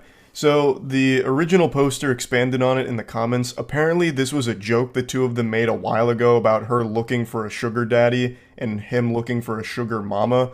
But she allegedly never did anything with that, and she assumed he also didn't do anything with that because it was just a joke they shared. And this seems like a desperate attempt from him to try and weasel out some kind of explanation for why he'd be on Ashley Madison and tried to tie it into that. I didn't do anything wrong, asshole, LMAO. I most definitely wouldn't need a website to meet girls. This guy's such a giga-chad pussy slayer, he doesn't need technology to meet women. Fuck, he could just go outside right now and get drowned in sodden panties that would be tossed to him the second he opened his door. Obviously. So then she says, no, it wasn't, and you still did, and paid for it too. And then he hits her with another laughing, crying emoji. I don't think I ever had a conversation with anyone on there. It's full of bots. Definitely never met with anyone. How would you know it's full of bots if you didn't try and converse with people on there? You played yourself. You immediately just fucking showed your whole hand. You absolutely must have used the service to know that it's full of bots. And you must have paid for it in order to access the service as well. Like, checkmate. You did it to yourself. You left yourself wide open to the scholars, mate. Also, it's important to call attention to the fact that he called her an asshole for her bringing this to him. Craziness. Craziness. That doesn't make a difference. You still wanted to cheat enough to pay to do it. Laughing, crying emoji. Babe, if I wanted to cheat, I promise you I would not need to use a website. And she says, yet you still did. And then here it comes. My intentions were not to cheat. And then, of course, she realizes that's a load of baloney there. That's a bunch of fucking horseradish. So she says, that is literally the entire purpose of the site. There's no other intention. Please stop trying to make it seem less bad. I know you didn't really care for me. There is no other intention you can have on Ashley Madison besides trying to fuck somebody else. Like, what were you on there for? Looking for a League of Legends duo partner? Like, there's nothing else you could be doing on Ashley Madison. What else would the intention be? You needed someone to grade your poetry or something? Like, there is nothing else. And he knows that it's an impossible angle that he's trying to play here because he doesn't even bother trying to expand on it. No, listen, darling, my intentions weren't to cheat. In fact, they were actually quite noble, and here's why. Like, he didn't even bother. He's just like, hey, I wasn't there to cheat. Just take my word for it. So he finishes it off by saying, doesn't mean that was my intentions though, but LMAO, babe. I definitely care about you, jackass. Like, he's trying to be like somewhat playful about it and try and like minimize the severity of what he's done or attempted to do. He's just like, LMAO, babe. You jackass. You silly salamander. Oh my goodness, pumpkin pie. Come on, you know I care about you. I was just thinking about how I missed you earlier before you called. I couldn't cheat on you, honey. I was actually just thinking about you right before you called. Like, I was actually thinking about you. How could I possibly have cheated on you if I just thought of you, right? Like, come on, you're being ridiculous. Calm down, calm down. It's not a big deal. A super innovative and interesting strategy from him that did not pan out well at all. This is where the relationship ended. Cheating will usually put the kibosh on a relationship, as well it should. So yeah, I just wanted to kind of share this story with all of you here. That's about it. So yeah. Now, I've seen a lot of people say that I look and sound like a Redditor, which is one of the most insulting things you can ever say about another human being. But what if I force-fed you a hard truth? What if I told you, I don't really use Reddit? My narwhal doesn't bacon at midnight. I'll occasionally go on there just to see if there's any breaking news that I might be unaware of, but it's very infrequent. And I never, go into the swamp of a comment section on the platform. Until today. I don't know what possessed me to do this. It must have been some kind of divine moment that just grabbed me by the shoulders and possessed me, told me that I needed to read some comments today, and I am so thankful I did. I stumbled upon true beauty with an argument that could only ever happen on Reddit, that perfectly encapsulates the quintessential Reddit user. In this moment, I am euphoric, thanks to finding this fucking angry Redditor and everyone who engaged with him on this day. It started in the most unsuspecting location, but then again, that's where all good fairy tales begin, in the place you least expect them. So, it was a clip posted from this podcast. Now, the clip doesn't matter. I'm not going to play the clip. I'm sure you probably already recognize the person here. Her name is Bobby. She runs a podcast where she interviews famous celebrities, and her whole shtick is she makes things awkward, which is a very hit or miss format, so it's led to a lot of debate on why is she so popular. Also, is she an industry plant because she seemingly blew up overnight? She landed an interview with Drake while she was still relatively new and not massive, so it just started raising a lot of red flags, and a lot of people started saying it must be an industry plant, and then she started getting even more superstar celebrities. Like, this clip is from an interview she did with Lil Yachty, and it's just been a lot of hoopla around her and her content. The only reason I'm even giving you this lore dump is because it is necessary to put into context what started this argument. And it's the entire reason I went into the comment section, really, of this video. You see, Bobby's content is very polarizing. On TikTok, people love Bobby. They're cheering her on, pumping their fist. Go Bobby! Let's get it! Fuck yeah! And then on Twitter, it's boo! Oh brother, she stinks. Get out of town, scram, this is garbage. So two very different responses to her content on two different platforms, but I've never really seen Reddit's opinion on it. I've never seen them weigh in, and curiosity got the best of me. I marched into Mordor, went to the comments in order to get an answer to the question, and most of the comments were pretty negative towards the interview, but there was one comment that spawned a whole series of dominoes to fall. So let's begin our journey. I'm going to blank out their name here. I don't want anyone to go harass anyone involved in this situation. So this individual comes forth and says, "What grown man sits down and watches this bullshit? then have the nerves to repost this garbage to Reddit. Now this comment received a lot of love, over 400 upvotes, which is nothing to scoff at. That's a lot of high quality karma. Unfortunately, no Reddit Gold, Reddit Platinum, or Reddit Silver was gifted to it, so we weren't blessed with the edit "thanks for the gold, stranger," or anything like that, but still, the community responded very positively to this comment, and most of the comment section here echoed the same sentiment that they didn't really understand the appeal of the clip. Now, all of this doesn't matter. You can wipe your ass with all of this now, because going forward, this comment spiraled into something that had nothing to do with the original post anymore, and it went fucking insano style. Now we're introduced to our primary antagonist of Season 1. So, from out of nowhere, our main character gets challenged. Someone steps in and says, "Lol, you're on the Hot Wheels sub, dude. Weird to take shots at what grown men should be into when your interests include Hot Wheels. Different people like different things. Leave it be." So he goes into the post history of this individual and notices that they are a frequent poster on the Hot Wheels subreddit, and he's using it to take some shots at him to try and showcase, like, hey man, you say grown men shouldn't be into that, but I could also say grown men shouldn't be into Hot Wheels. You see how that works? And he's not wrong. He's coming for the throat here. You could absolutely say the same thing. What grown men would be so into Hot Wheels that they'd go on to Reddit and talk about it all the time? I personally have no problem with that at all, and I don't think this poster does either. He's just using it to make a point. I think whatever hobby you're into, whatever you collect, I think it's great. I think that shit slaps. Having something that you're passionate about that you would collect it, I think is a cool thing. I mean, I have fucking cards framed on my wall from Yu-Gi-Oh! And Pokemon, right? Like, I get it. But this really struck a nerve with this guy. He responded by saying, "Grown man liking cars? Who would have thought? I see you ignored all the other subs. Maybe I should waste my time on rap and movie subs like all the other low IQ Redditors across the pond." And if you're an astute observer, you'll notice that he's no longer enjoying the luxury of some updoots. The subreddit has turned against him, thrown him to the wolves. He is now being flooded with downvotes. And a downvote is a fate worse than death to a Redditor. It's kryptonite to Superman. The downvotes start hitting him, over 100 downvotes. And I can see why. This feels very insecure to come at him like this.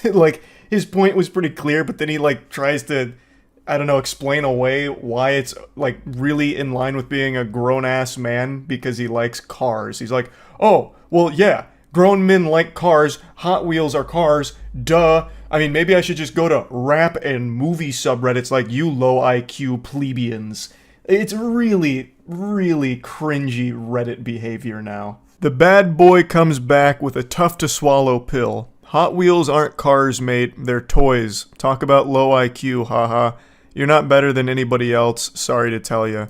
To which he responds, "The fact you had to come back and edit that pathetic response, LMAO." And then he just says, "Go play with your vroom vrooms." His collection of downvotes is starting to eclipse his collection of Hot Wheels cars at this point. They just keep pouring in. As you can see, most people are rallying behind the other guy who's just saying, brother, they're toys, not real cars. And he's right. He is fluent in facts. He is spittin'. They are not real cars. They are toys. There's nothing wrong with collecting them or liking them, but I don't understand why this goofball is talking about it as if they are real vehicles. He's like, got this bravado going on, like this machismo, like, oh yeah, grown men liking cars, who would have thought? It's Hot Wheels, man. They're still collectible toys that you can play with, and they are made for kids, but there's nothing wrong with liking them or collecting them as an adult. Fucking Pokemon cards are made for kids too. I collect them. There's no shame in it, but you're acting so insecure about it and pretending that it's something that it's not. And he does the classic Reddit 101 when it comes to argument, where he doesn't actually address what was said. He just says, LMAO, edited your pathetic response, big L, basically. His response wasn't pathetic, it was totally fine. You didn't counter it or anything at all. He just made you look foolish, and you continue to make yourself look like even more of a clown here. In response to the vroom vroom comment, he says, "I'm changing spark plugs on my 700 horsepower F-150 right now. I will when I get done, though." And now, here enters the sidekick to our main supervillain here, who chimes in and says, "You're trying too hard." To which this guy responds, "Actually, I'm low on boost. If I was trying too hard, I'd be at 950 horsepower range." It doesn't get more Redditor than that. Oh my fucking god. I could feel the fedora tip through the computer screen here. Milady, my horsepower is quite low, actually. It's just, shit, it hurts to read. It really does.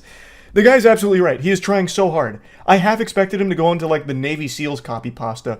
"What'd you say to me, you little bitch? I've got 500 confirmed Hot Wheels with 6,000 horsepower and 400 RPM turbo booster NOS accelerators." Like, brother, it's Reddit. You're not Dominic Toretto. You're talking about Hot Wheels. It's not that deep. Even if he was being honest and was changing the spark plugs in his F-150, why would you say that? It just makes you look like such a fucking loser to say that during your heated little scuffle online. It's so cringy. If that's what you were actually doing, keep it to yourself. You don't need to try and, like, prove that you're a man to a stranger on Reddit. All hell breaks loose right now, and the cringe is rated E for everyone, because he starts just lashing out at anybody in the thread.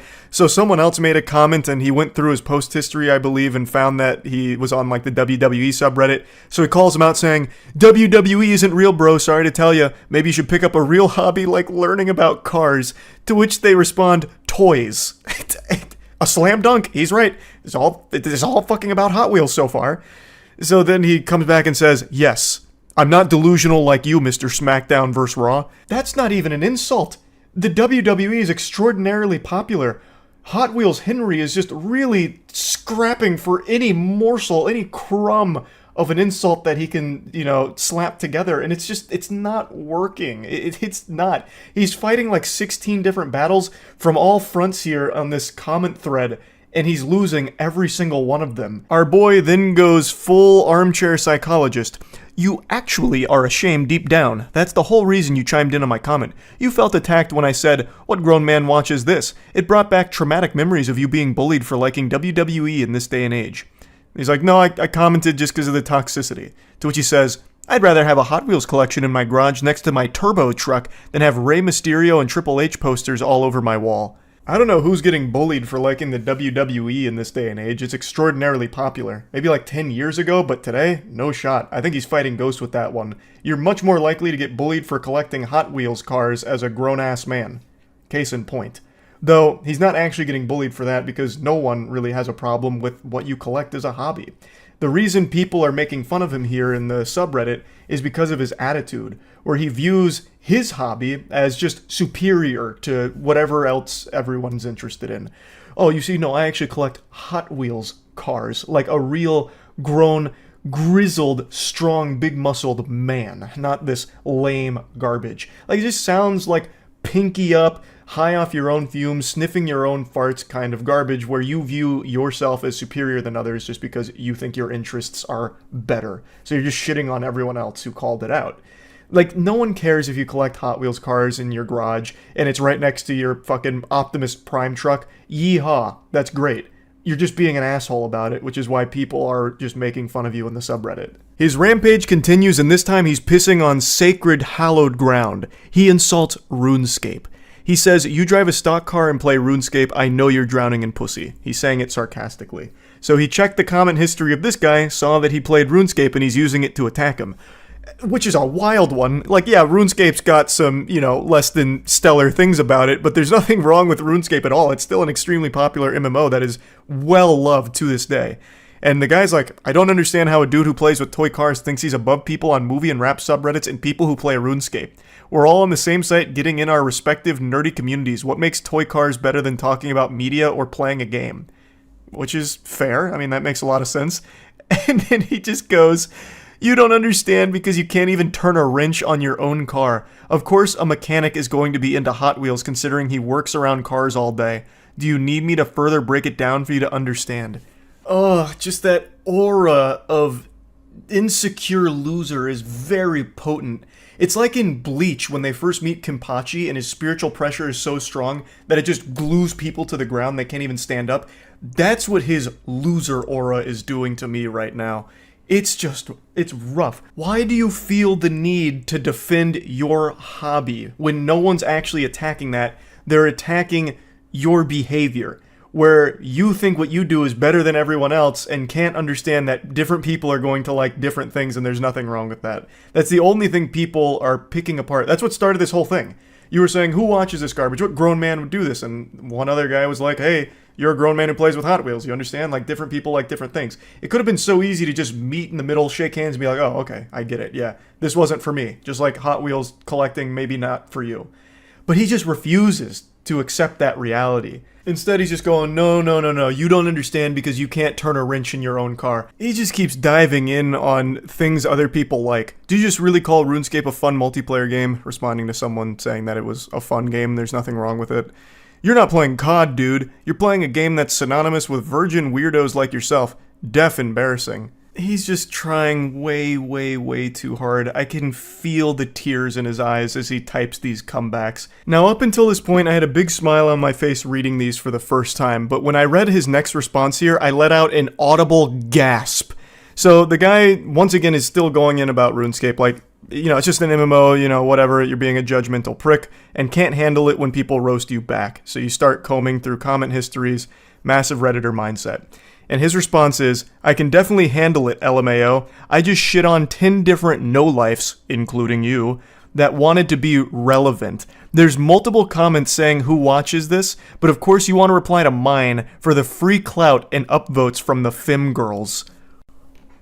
I don't even know what fantasy land this guy's in. He just went into Narnia, and he's not coming back, I guess. We've lost him for good in delusion. Farming the free clout from a Reddit comment section? What clout? And where did the Fem girls come from? And I don't understand. There's so many layers to this onion, I don't even know where to begin with picking it apart. So, first of all, he can't handle anyone roasting him back. He has showcased that very beautifully. He's had a full-blown conniption over this. He did not shit on 10 different people. He just made a fool of himself in response to 10 different people. And he says that they just wanted to be relevant. So I'm guessing this guy has a huge ego, and he thinks that he's some kind of Reddit power user, perhaps? Like, his karma speaks for itself, right? Like, this is a big guy. And you guys are only responding to him because they're trying to suckle some clout from his teats, his big, ample bosom of relevancy. It's wild. It's so wild to me. So I went to his account because I did a double take. Is this like a big Reddit user? No, he's not. Like, I don't know what like the highest upper echelon of Reddit karma farming is, like the biggest karma accounts, but his is not very high. Like, I don't know where this is coming from. But even if it was, if he's the number one Reddit poster, there is no such thing as Reddit clout for commenters. That doesn't exist. Like, Reddit is the only social media platform where if you're extremely active, the number one account on Reddit, it doesn't do dick for you. It does less than nothing for you. If you get Twitter famous, you can at least turn that into some kind of like sponsorship revenue or lead people to other platforms to maybe follow you. Now you can even make direct ad revenue from engagement, I guess. TikTok, obviously, you can make a whole career out of. Even Facebook, obviously, YouTube, Twitch, every other social media platform, if you are a power user of it and get like a big audience on there, you can make a whole career out of it. Reddit, if you dedicate your life to being a Reddit power user, all you do is get laughed at. That's your big reward. You get insulted for wasting your time. It is the only social media platform where you cannot make a career out of being a power user of it. So even if he was the number one user on here, it wouldn't matter. And there's no clout that anyone would be able to get from this exchange. This was just one of the most bafflingly out of touch comments I think I've ever read on that platform. Now, another Redditor came in and said, no way you just said free clout when referring to Reddit comments, also stunned by the statement, and he double responds here saying, your plan worked, dude. You got all the femboys wanting to suck you off. And since we're on Reddit, I'll just go ahead and do it. You used the wrong form of your, actually. And then his next response is, y'all should become friends and play together. Y'all would fit in perfectly with the rest of the RuneScape community. I'm at a loss for words. This is kind of where the whole thing ends. And man, what a banger of an exchange it was. It's just such an adventure, all starting from someone mentioning his Hot Wheels hobby. And look at where we ended up, huh? Look at us now. Who would have thought? This is a wacky, wacky argument. Probably my favorite Reddit argument that I've got to actually find for myself. I got to come into this in the wild. I didn't get linked to this. No one told me about this. I just happened to be perusing the comment section and then saw this argument unfold. And I got to go on an unexpected journey with it. And I really just had to share it. I had to. So yeah, that's really about it. So yeah. This is the most hostile comment section on YouTube, and I feel like I can say with a high degree of certainty that this is the longest argument ever in a YouTube comment section, lasting an entire year and spanning roughly 500 some replies. Now, this kind of anger, you would expect the video to be some kind of politically charged video, or maybe somebody said anime should be illegal or that lollies are a crime, something that really puts a hate boner where someone's flaccid cock once was. But what if I told you that the video that all of this is taking place on, the most aggressive comment thread on YouTube, was actually on a Paper Mario song? I'm going to take you on a journey through this war zone here. We're not going to read every reply just because there is so many. This thing's longer than the fucking Bible, honestly. But we're going to go through the big parts, the big moments here in the manga, make sure we get the gist of what's going on, because this may be one of the greatest stories ever told. It's got it all. It's got a little something for everyone. A story of betrayal, violence, love, terrorism, action, drama, mystery, and most of all, Mario. Chapter 1, The Catalyst. This is where it all begins. This is ground zero. Lunar1314 leaves a comment saying, I don't care if I get hate because of this opinion, but this is my favorite Paper Mario final boss song. A bold and brave hot take. Someone didn't tell Lunar that opinions are illegal on the internet. It's not the most controversial thing to say, it's simply a matter of liking a song. But this is the internet, and you can't like something that somebody else doesn't like. A lesson our boy Lunar here is about to learn the hard way. Enter the villain, Aramaru 1837, because you're like 9, haven't even played the other games, I guarantee you. And now, just like the Powerpuff Girls when the hotline rings, our hero rolls in, Dave Matthew. These are our primary characters. Of course, we get introduced to other important side characters throughout the season here. The lore gets very deep, trust me. But this is basically the Batman and the Joker, Dave and Aramaru. Dave sweeps in defense of Lunar. How about we agree that you are a jerk? Everyone can have their own opinion, and that is the internet, so no one cares about your opinion to begin with. Also, instead of throwing insults at me, why don't you try to get me to see things from your perspective? It would be a lot more time efficient, and unlike insults, actually accomplishes something in the long run. Or you can continue to assume that I am a mere child that does not know of the 5 other Paper Mario games, or was it 4? Or has even played them, both opinions being completely wrong. But as I said, it's the internet. We can go in circles all day and night and neither of us would get anywhere. So let's not, okay? Dave trying to get out ahead here and squash the beef, giving a fair warning to Aramaru that you do not want to fuck with Dave, but spoiler alert, Aramaru pokes the sleeping bear. You never gave your side, dumb fuck. All you did was come on here talking about some damn opinions or some shit. Pretty clear you didn't intend to accomplish anything. Also, you haven't played any other game, have you? It's not hard to know how many Paper Mario games there are, kid. 64, Thousand Year Door, Super Paper Mario, this garbage, and Color Splash, which was actually not bad, but was too weird gameplay-wise to be called a Paper Mario game. And it's this comment right here that makes a good boy go bad. You do not question Dave Matthews' understanding of the Paper Mario franchise, and you do not do it on a public forum like this, and be an asshole about it. The opinion haver that started all of this comes back in here, kicks open the doors to the Church of Paper Mario with tears in his eyes like he just watched his parents having a fight, saying, all I said was, this is my favorite final boss song in the Paper Mario series, but it turned into a huge fight and I don't understand that. And then Aramaru hits him with a hard dose of reality. You said you don't care if you get hate, so obviously you do understand, dumb fuck. Unfortunately, Lunar just doesn't understand that his initial comment was like the assassination of Franz Ferdinand, and now he's started a massive war. And in war, Lunar, there's casualties. I know you can say whatever you want, but please, can you please calm down and make a nice comment to people? Like I said, please not say about 1,000 cuss words with this reply, please. It's not hurting you to read a quick fuck. Look, I'm understanding everything you're saying. I'm just here to calm you down. Not everything in the world is solved by anger. Jedi Brooklyn Green comes in here and tries to reason with Sith Lord Aramaru here about how anger's not the key, but it's all for nothing because Aramaru has already been consumed by his anger. Like I said, I am cutting out a couple things here because there is so much of it, it'd be like a 10-hour video if I read the entire chain. Basically, in a nutshell, Dave was saying this is pointless, it's an internet argument, let's just drop this. And he concludes his monologue with, well, since we both agree that this whole thing is pointless, let us just agree to disagree and be on our way then. Aramaru. Cool. So fuck off. Peace was never an option. Nah, seeing your pointless insults because you can't come up with an actual comeback to my remarks is rather funny to me. Heh, I thrive off your pointless rage. Thought it was done. Why you still here, idiot? As I said, I thrive off your rage and anger. You want me to stop? Stop being angry. Easy. Dave Matthews is slowly accumulating power like a spirit bomb fueled by Aramaru's rage. He is laughing in the face of Aramaru's anger. Not angry, dumb fuck. Piss off. See? Angry. Not angry, dumb fuck. Piss off. I see that you're running out of comebacks. I can give you a few if you need them. Dave, of course, being one of the world's leading comeback dealers. Not stressful, you're just annoying, lol. And there's plenty of music better than this shit, even from Color Splash. Uh-huh.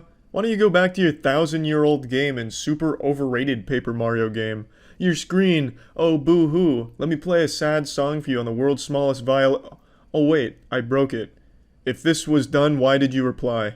Metal Mario coming in here just spitting straight venom in the face of Aramaru here, lighting him on fire with the world's smallest violin comment. Nice try, dumb fuck, but I haven't even played any Paper Mario games except Color Splash.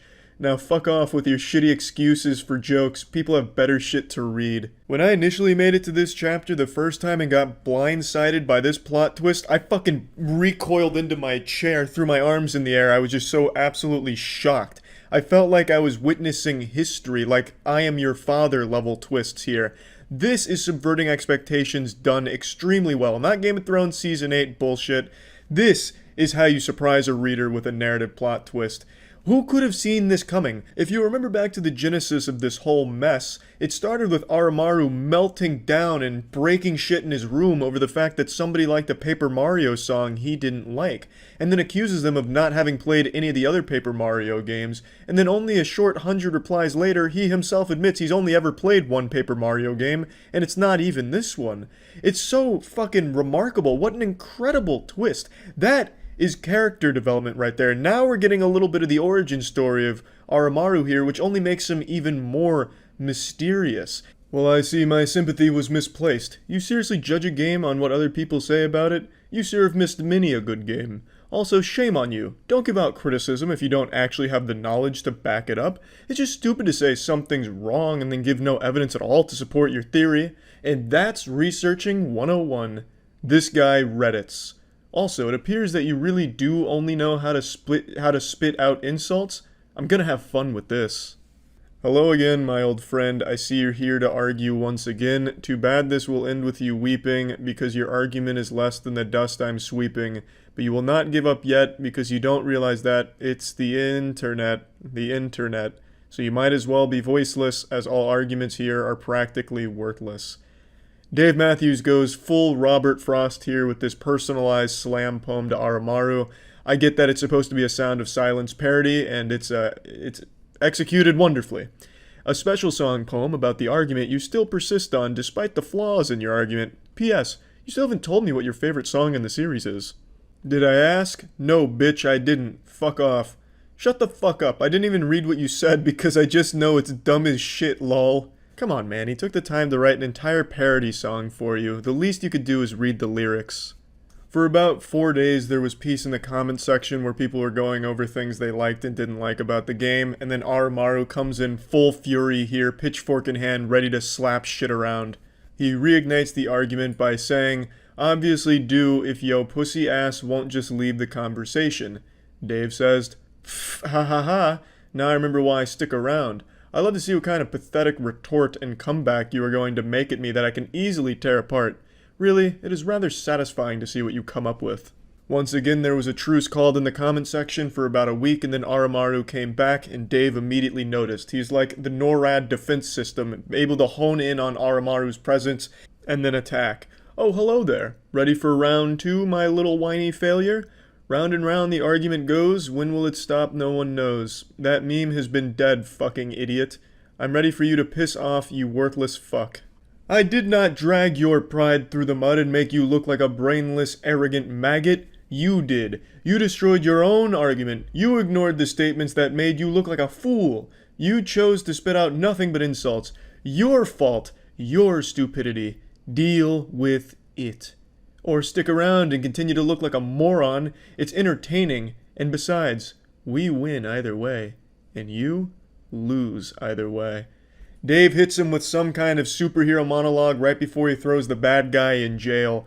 And Aramaru says, "Don't care to read your arguments, lol. As a matter of fact, I only read the first reply, lol. Quit wasting my time and fuck off." "Then you are nothing but a bottom-barrel fool who will have no success in life. As I said, you don't bother to defend yourself at all. That makes you an idiot. Also, why should I? You have no power here and you never will. The fact that you think you do just displays your idiocy for everyone. Besides, I already gave you the requirements for my departure. Or are you incapable of reading as well, my little maggot?" Everything Dave has been saying thus far sounds like the Rick and Morty copy pasta from Reddit. I mean, I think Dave is in the right here because Aramaru is a huge fucking asshole, but man, he's really going about all of it in a terrible way. A month goes by. Is he finally gone? Yeah, he is gone. Is he gone if your dumbass would just quit replying? I didn't even read shit you said. I told you that I would only leave if you either apologized for being rude, or if you went 10 comments without swearing. You're not good at remembering things, are you, my little maggot? Hello, little maggot. Just letting you know that I am still in this comment chain, just in case you thought you were rid of me or that you actually won this argument. Okay, bye now. This was after a month of him not replying, so Dave just really wants to continue this, and nothing makes me more uncomfortable than reading Dave keep calling someone my little maggot. Like, this must be how it feels for some girls when they hear the word moist. Every time I read him saying my little maggot, I just get like tingly and uncomfortable and break out into like a little profuse sweat. It's just yucky. I feel like I'm reading some old woman's fanfic where she's describing some weird sexual intercourse she had at a biker bar or something, and it's just making me uncomfortable. I don't know why he keeps calling this guy my little maggot.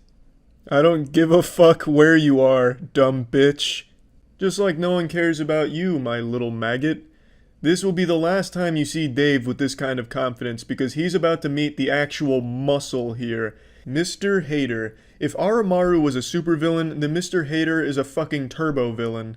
He's a galactic villain, a universal threat, a divine being of villainy. I don't even know what to call him, a fucking raid boss of villainy. Because he comes in here and just starts slapping shit around. He's a big asshole as well, of course. But he brings Dave to his knees here. This is like when you're reading a comic book and the hero's in trouble. So Mr. Hater comes in here with a full chub, full erection, red alert. He calls out Dave in front of the entire classroom. "I see you have a superiority complex and are very self-centered. How very hypocritical. You're no better than him. Guess I gotta clean house and deal with little keyboard warriors like you myself." That is honestly like some Marvel's Thanos shit right there. Dave is still riding the high after he seemingly defeated Aramaru, so he replies to Mr. Hater with a large amount of confidence and a bit of arrogance, saying, "Heh, you poor naive fool. When did I ever claim that I was better than little maggot? That I'm better than you? Oh, to live in your little fantasy. Can you not see what I am doing? Or are you just as blind as he is? Of course I can tell you're cut from the same cloth as my little maggot, so I'll humor your attempts at insulting me and everyone else present. Let's see how long you last." Dave's still under the impression that he's the king of this Thunderdome, but what he hasn't realized yet is Mr. Hater's not locked in here with Dave. Dave is locked in here with Mr. Hater. "Oh, I know your intentions very well, and I intend to stop it. I mean, what the hell is wrong with you? Just look at your comment, you poor naive fool, to live in your little fantasy. These are things that a narcissistic, self-centered man-child would say. How am I or anyone with half a brain cell supposed to take you seriously? There's a reason the other guy left. You won't last long, Dave. You won't last long because underneath all that bravado, you're just a sad little boy with delusions of grandeur, who, by the way, can't talk for shit." So here's a piece of friendly advice. Turn away now and stop wasting Aramaru's time, because if you don't, by the time this is over, you'll be my little maggot. No response. Guess I must have hit one of your soft spots, Winky. So you actually have some bite, do you? Good. Let's see what you've got. I will compliment you on your use of insults, as well as how you get straight to the point. Dave is immediately showing that Mr. Hater has hurt him. You can't do that, Dave. You can never show weakness to a man like Mr. Hater. He can smell blood in the water. He can smell cum in a bathtub. He will pounce, and you can't let him find any amount of scrapes on your armor. Dave, he showed a weakness, and Mr. Hater exploited it, unfortunately. Heh, of course you didn't realize. I wasn't talking about Lunar. I was talking about you and me. We don't care what others think of our opinion. We just say whether we agree or disagree with someone's opinion. In that way, we are alike, you and I. Don't you agree? I love this exchange here. This is like the season finale here when the two characters are monologuing at each other before they start beating each other with like a stick or something. Ah, I see you're trying to get on my good side. As you know what they say, if you can't beat them, join them. How about this, Dave?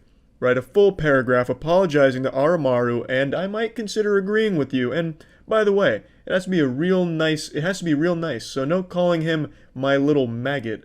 Otherwise, I might just start calling you that myself. That would require me to have a single shred of respect towards little maggot. And in case you did not read the whole conversation, I did apologize to him. He threw it back in my face and used it to insult me without responding to it whatsoever. You, on the other hand, are actually participating in a discussion, while my little maggot only responds with the same insults like he's a broken fax machine. You, I respect, little wasp. I forgot to click read more for the screenshot, but it said, I do not respect little maggot. So now Dave, for some reason, is calling Mr. Hater Little Wasp. I don't understand where he's getting this from. Maybe like from old 60s movies or something where it was cool. And then he references a fax machine which hasn't been in use for the last 30 years. So I just don't know what's really going on here. Maybe Dave is caught in a time vortex and he's communicating with us from the past. And he's only able to communicate through the comment section of Paper Mario Final Boss Song. But yeah, just really fucking love this part here. This feels like the climax of the entire argument. Dave going with the whole, we're not so different, you and I. We're one of the same. It's like some shit you'd see in Naruto Sasuke right before their final fight. It's fucking wonderful. You make a fair point. I shall apologize to him, but do not expect a paragraph. You make sound arguments, Mr. Wasp. I'm not one to call someone by childish names, but you are very hypocritical after all, so I expect nothing less. Anyway, do go ahead. Where's the apology? I don't see it. Mr. Hater's trying to rush this. It hasn't even been a full day at this point. Mr. Hater, he wants that apology ASAP. So now you can see Mr. Hater has assumed control of this entire argument. The entire tone has shifted here, and now Dave is at the mercy of Mr. Hater, and he wants his homework. Do not rush me. It's been 2 days now, so no excuses. You aren't going to apologize, are you? I figured as much. If you wish to continue arguing, then be my guest, kid. Dave is starting to panic a little bit. He doesn't want to write this apology because he does not respect Aramaru, but he is afraid of Mr. Hater, so he's caught in between a rock and a hard place here, and he's treading water in the comment section. 1, I have a life at the moment. 2, you need a little bit of patience. 1 word. College. You don't go to college, David. Then you clearly set your expectations of me far too low. A shame, really.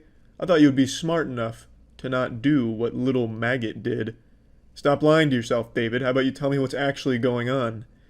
College, as I said before. Do you not listen, or are you refusing to believe that I have a life outside of this? Now, if you excuse me, I have a music class to attend.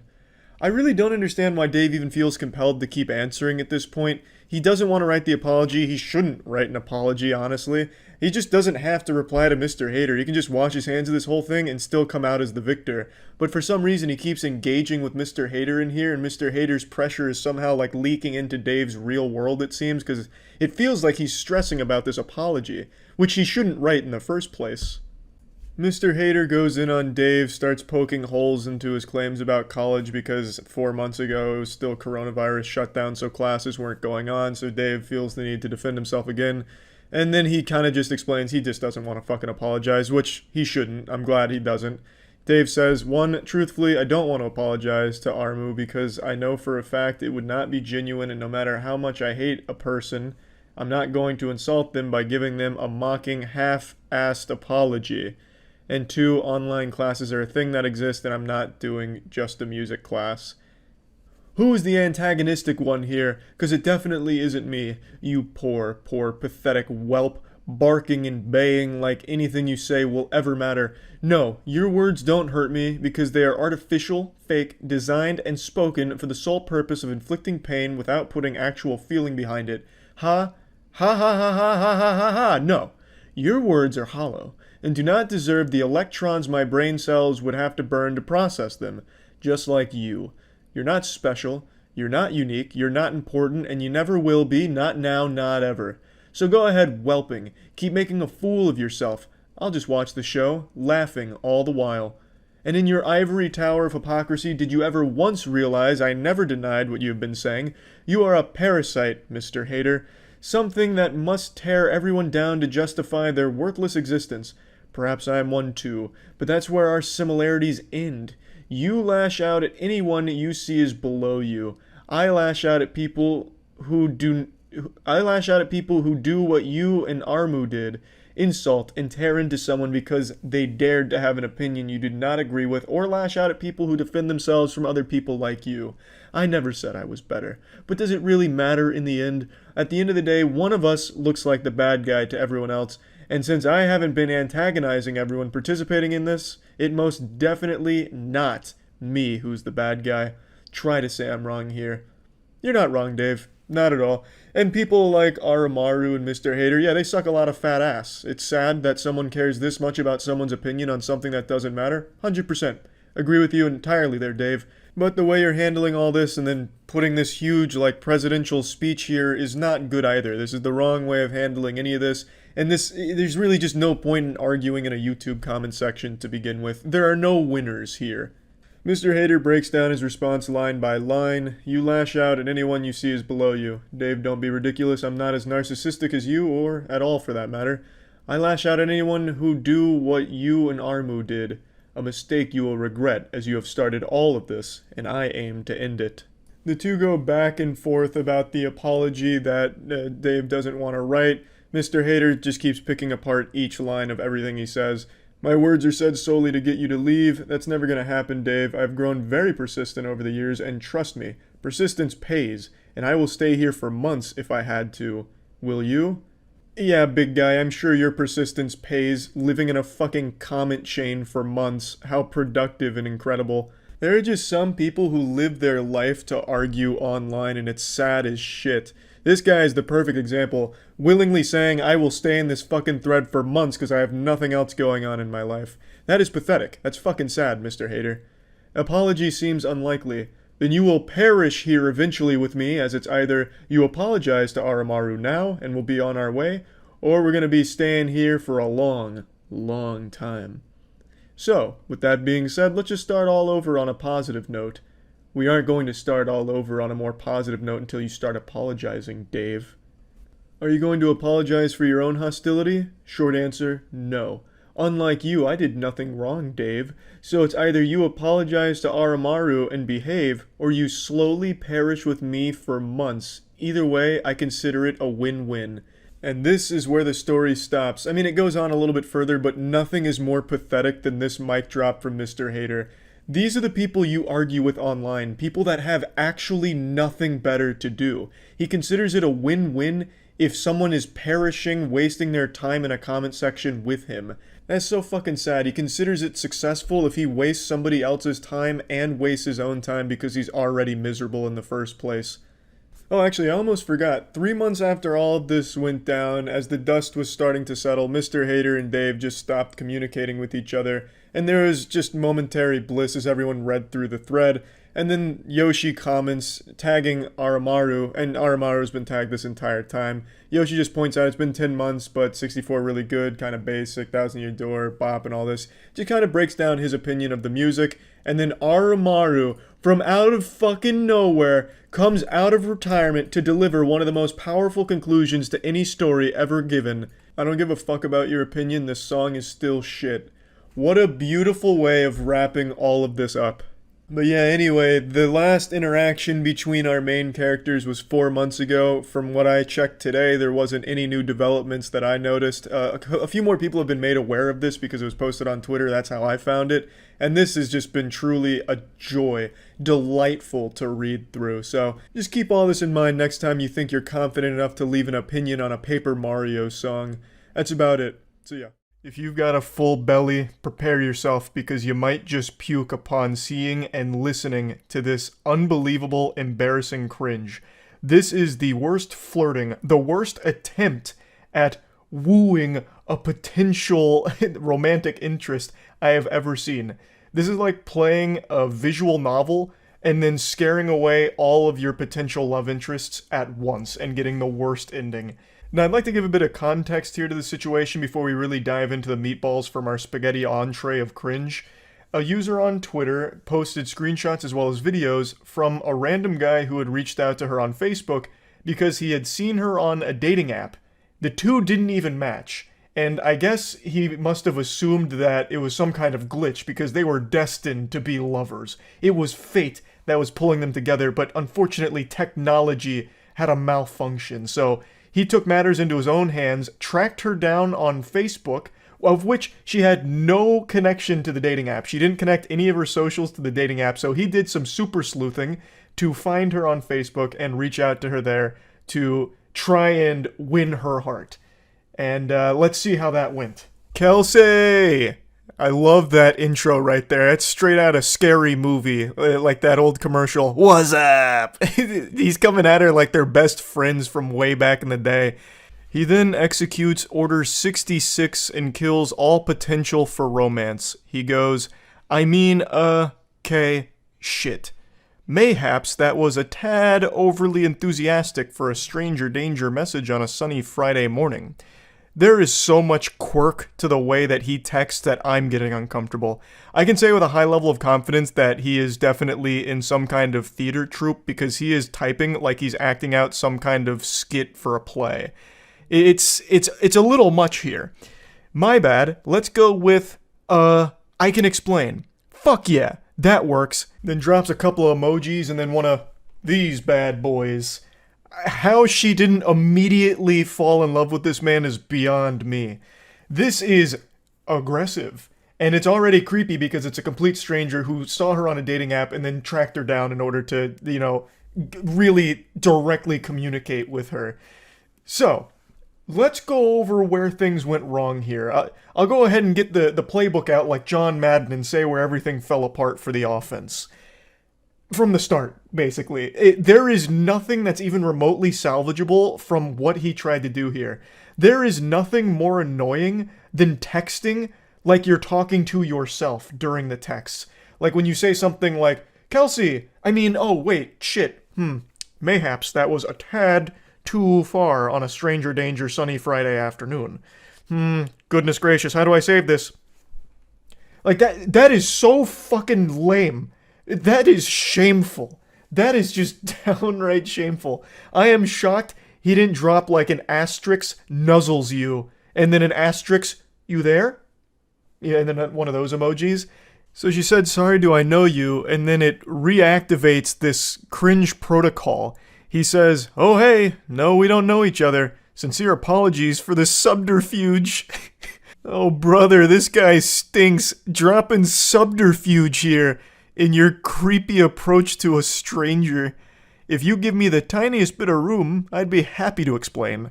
I reckon that said explanation will bring laughs and smiles. P.S. Not trying to rope you into a pyramid scheme to sell fancy Tupperware. Yet.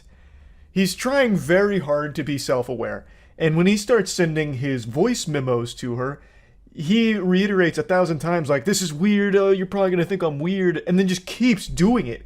He sends so many voice messages that go for a long, long time. It's making my voice crack because of how fucking embarrassing it is. And you want to know the wildest part? I'm getting ahead of myself, and it's a spoiler. He has done this to multiple women, apparently. Other women have come forward after this tweet and all of this, the receipts here and all that went viral, with other women showing their interactions with him, and he even uses, like, the exact same lines on other women, which is really odd considering that has to be a 0% success rate. These can't be working well at all. It's so weird. So she decides to play ball here and open Pandora's box to see what comes out. She says, explain away. And he gives a brief, cool guy thing. Oh god, I just spent 60 minutes singing to seniors and man am I drained. But fuck it, I can do this. He's hyping himself up in the text messages he is sending to this girl. It is so embarrassing, and he keeps doing it. But it gets worse because right after that, he sends a voice message. Hey, Kelsey, how's it going? Don't mind me, I fucking hate texting. I think we're all better without it, so I usually use one of these when I can. Also, I don't know if you've ever seen that Key and Peele skit, but that's how I feel about texting. I could go on.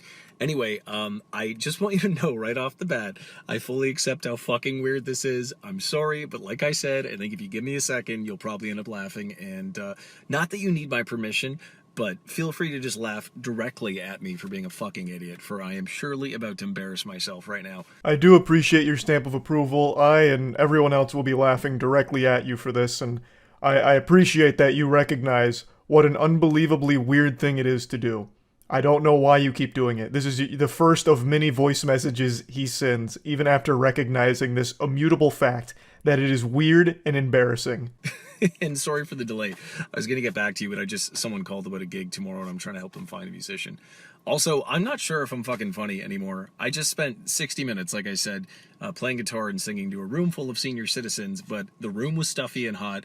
I had to do it with a surgical mask on, and I'm not sure if I have any funny or social energy left, but I'm going to try. I'm going to try and fake it right now. So thank you for your understanding and patience, and here goes nothing. I'm a fucking idiot. Enjoy. He's actually treating this like it's some kind of movie audition.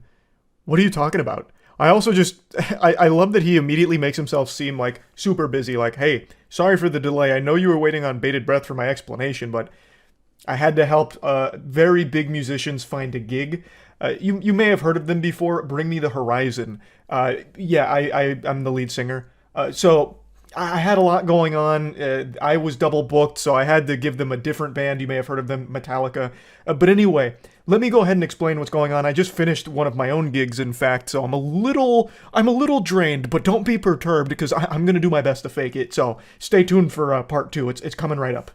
Like he's about to go through his stand-up comedy routine, which you don't want to miss. In the trenches of online dating for a couple of years, so I definitely know how to identify the kind of person I'm like, if nothing else, the world would be better if we were friends. So hear me out. First of all, I never fucking see that shrug emoji. No one else uses it. It's typed into my phone. If I type shrug with 2 G's, it just shows up. Same thing on my laptop. Like, I'll use it in work emails. Fuck it. So right away, I'm like, interesting. I don't get it, though. She's cute. For how pretty she is, she should be boring. Why does she seem kind of strange in a good way? That's a spectacular start right there. I was like, she's kind of pretty, so why isn't she like a fucking lobotomite boring dumbass? Like, she used an emoji that I really like. And she's pretty. Like, that doesn't make any sense. Pretty women can't have a personality, but you're like defying all of science right now. He just keeps going on about this fucking shrug emoji. He's talking about her bio on the dating site, and he just really fixates on that. That shrug emoji is like Cupid's arrow to this guy. He fell in love instantly when he saw it in her bio. I don't know why he thought it was a compliment to say that she's like strange and different in a good way because pretty women are like boring or whatever, insinuates that a pretty girl can't have a personality. I don't know what the thought process was with that approach, but it's definitely a bold play. I think you said something about live music. My job is actually live music. I play guitar and sing. I do about 25 shows a month. I know it sounds made up. I feel like I invented the job. It's redonkulous, but I live very comfortably. Life is good. I do play at a lot of retirement homes, and it's great for my self-esteem, Kels, as I am a big hit with women over 80. Time out. Technical foul here. He just dropped a redonkulous. He just said redonkulous. And then not only that, in his only second voice message here, he's already just calling her Kels. They're not even on like a first name basis. They're not acquaintances. These are two complete strangers, and he's already giving her like a nickname. What the fuck? Oh yeah, and just the night before, I'd been talking to one of my best friends in the world, Roxy. Just people that like match you and they just write hey. So if someone writes hey, I just write hi. And if someone writes sup, I go nothing much, you. And like people that match me and clearly haven't read my fucking bio, folks will match and be like, so what do you do for a living? I'm like, come on, Chelsea. Like, yeah, you're kind of cute, but I'm pretty damn sweet. Try harder. Why are you even talking about this? You're like trauma dumping on this complete stranger right now that you've tracked down from a dating app to try and communicate directly with because you didn't match with her. What the fuck is this? Now you're just going on about like, dating apps are so weird. People just say like, hey. So then I'm like, hi. You don't know how to have a conversation. You didn't read the bio that I painstakingly typed up. I spent a long time on that bio and now I'm offended. Ridiculous. Redonkulous. I don't know. It's just to see someone mention that in a bio, I'm like, thank you. I can see that you feel the same as me. Yeah, if people, I always think that effort should match interest in dating. So if you're curious if someone's interested or not, remember that scene with Justin Long and What's-Her-Face in that movie about dating? Is it he's just not that into you? And he's like, if the guy's interested, he will call. And it's true. So I found a line a couple of years ago and it's like, effort will always match interest. It will show you how interested someone is. And like, I'm pretty goddamn sweet and I am not that lonely, bored, or horny. I'm not going to take breadcrumbs from someone if I want a sandwich. So if someone hits me with a hey or hi, you can go fuck yourself. He's just sounding like a complete unhinged asshole here. It's not that deep. What do you mean they can just go fuck themselves? No one's even, like, what does this have to do with anything in this situation? This isn't even flirting. This is just blurting. He's just blurting out all of the most nonsensical shit in his head right now to a complete stranger. And not only that, this is probably not even his first take. I bet he recorded this like 10 times until he had one that was like, this is the one. This was smooth. And that's what we got here. We got the final product. This isn't even like the first draft, I doubt. That's mind-blowing. I'm worth more. Damn it. This is where the Kelly Clarkson song comes in. Yeah, no, your bio is just, there was so much intentional effort put in. And honestly, the more I scroll down in the pics, I'm like, this does not match up. I don't want to sound like an asshole. Like, attractive people can also be interesting and funny, but it's just incredibly rare.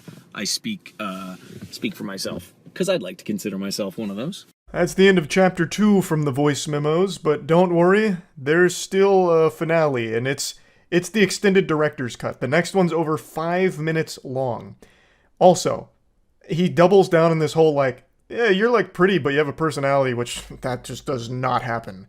I don't know why he thinks that that's some kind of, like, grand compliment. It's very odd. Now, before playing the 5-minute, 30-second monologue here, he must have seen that she listened to it. He's like, gotcha! Yeah, I gotcha! Red-handed, you listen to it.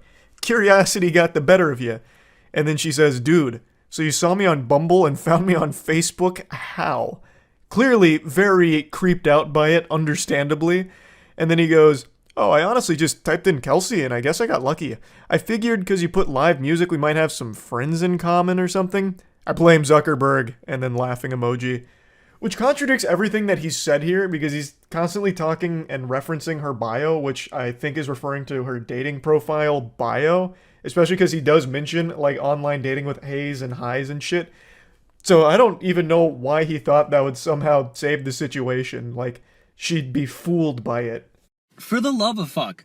I was like 2 minutes into one, and it was awesome and funny, and I was so proud of it, and then someone called me again about a gig this evening, and it's like, you know that thing where your friends know you're busy or you're on a date or something, and then that's when they decide to call? Jesus Christ. Excellent. Chef's kiss. This is how you start a romantic message. For the love of fuck. I was in the middle of something spectacular. You were gonna love it, Kels. You were gonna love it. Trust me. But then one of my fucking asshole friends called me about a gig. Because I'm so busy being a successful live musician. Can you believe that, Kels? Can you believe that? It's like those things, you know, where like we both go on dates, right? I go on dates. Clearly, you go on dates, and sometimes when you're just busy, people call. It's Jesus Christ. But yeah, no, your bio was just the fucking bee's knees. I mean, listen, top 3, in like the hundreds or thousands I've seen. It was just, I don't know. I'm a very good judge of character, and you just seem like my kind of person. And I'm not saying we're star-crossed lovers. I don't know you, and you don't know me. That's 100% correct. You don't know each other. So why are you doing this? This is not how you get to know someone. This is concerning. Also, you should never admit to seeing hundreds or thousands of dating profile bios. That makes you sound very desperate, that you spend all of your time on these dating apps, perusing it, cruising around, and if you don't match with someone you found attractive or interesting based on their bio, you go out of your way to find them elsewhere to try and talk to them, which is very scary behavior. I fully accept how strange and unconventional this is. I got a vibe, and I figured I gotta go with it. I was like in a really good mood that day. I don't know. I'm totally winging it. But yeah, a lot of my close friends are women, and everyone unfortunately has a couple stories of having to block someone's number, or an ex just won't leave them alone, or going to the cops. Fuck, dude, I've had to block a few numbers of crazy people that didn't know they were crazy. So I really, really apologize sincerely if this in any way like triggered that, or it was weird or whatever. Kelsey, that's the furthest thing from my intention. I just wanted to say howdy, and I figured if I talk like an idiot, you'd probably feel like I did after I looked at your bio. It's so close. He's teetering on the edge of self-awareness. Him saying all of this out loud should have led to this eureka moment where he was overcome with immense shame, and he just presses the eject button and deletes the voice memo and doesn't continue this conversation. Like, he's clearly pointing out just how weird all of this is. He's even going into all of his friends are women who, you know, have stories about having to block crazy people who didn't know they were crazy. Like, case in point, what you're doing here, but you keep trying to, like, make it seem like it's not weird, even though you do keep acknowledging how weird it is. So, like, you're fighting, like, a battle against yourself in your own messages. You are calling yourself out in front of the person that you're talking to as well. It's really weird. Oh, okay. It's not fair. You've seen mine, or sorry, I've seen yours and you have not seen mine. If you want, I will screenshot my Bumble bio. I'm quite proud of it. I think it's pretty fucking good. It represents me well. And what else would I want to know if I was you? Gee, I'm like 6 feet tall, pretty damn handsome. I'd give me like a 7. No, like a 7.5 out of 10 looks wise. I mean, to my knowledge, no one has dated me for my abs or my hair. I'm guessing it's because I'm funny and honest and clearly very humble and go to therapy and emotionally intelligent. It's not a job interview, bro. You don't need to be giving your resume here. Brother, just stop. Please, goodness gracious. 7.5, maybe even an 8. I'm feeling really fucking good lately. I got a tan. I'm up to like 80-second side planks. I hate them, but they're totally worth it for the core. And big feet. So you know what that means, baby doll. Big socks. You're scaring me. You are scaring me. Why would you do that? What? From way downtown here, he's throwing up a crazy jump shot. He immediately goes into, I've got big feet. You know what that means, baby girl. Oh my lord, please. Have mercy. Have mercy. Why? Why? What else? I feel like I didn't tell you enough about the bio too. That shrug emoji was just, if nothing else, the fact that like you look like a Disney princess and you use that, I'm like, fuck it, I gotta talk to her. So, oh, I was definitely getting strong Kirsten Bell vibes too, and she's awesome. I don't know if you listen to her husband's podcast, Armchair Expert with Dax Shepard. I know it's quite the reference, but I have a feeling you might know what that is. One of my favorite episodes, actually, is it Lauren Graham that plays Lorelai? She was on there. Anyway, I am all over the fucking place, as is my job. You're also all over the place in this one-sided conversation. Now you're shouting out podcasts, talking about fucking shrug emoji again. It's hurting me listening to this. Let this be a lesson to everyone out there watching this. Just don't do anything even remotely like this. Never engage in a one-sided conversation where you have to be the one filling in blanks in a conversation that doesn't really exist. But I'm sitting here, a middle-aged guy in his car with the AC on and a SpongeBob shirt, and I would call this like the technological version of, you know, when like Noah stops Allie in the Notebook and he's like, I had to talk to you when I see something I want. Yes, I just made a Notebook reference. I don't know. I'm being a total idiot right now. So if nothing else, I figured you'd have a laugh and a smile and you can fucking make fun of me to your friends. I don't know. Now you have a solo podcast for a guy that makes like $6,000 a month on a microphone being an idiot. He was right. This is something that everyone can laugh about and have a big smile on their face, making fun of this whole situation.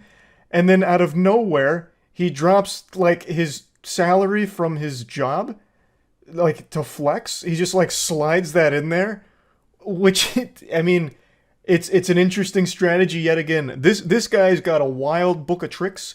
I'm sorry, I don't normally bring up money, but I feel like I created my job out of thin air, and like I just submitted my 2022 taxes, and shit's been getting so much better the last few years, so I'm quite proud of it. That wasn't me trying to impress you, though, with money.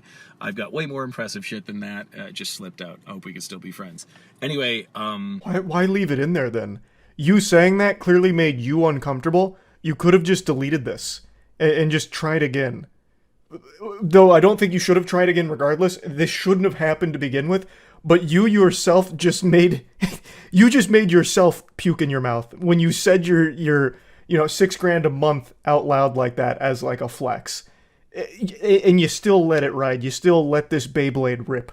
Why? You look like a goddamn Disney princess. The bio completely floored me. I felt like it was written by a friend or something. I just got like strong, like fellow neurodivergent, super cool, gregarious, happy person vibes. And yeah, so listen, I'm an open book. You probably figured that out like 6 overshares ago. If you have any questions for me, please hit me. Don't be shy. If you want, I'll share my bio. I feel like it's unfair that, I've seen yours and you haven't seen mine. I'm quite proud of my bio.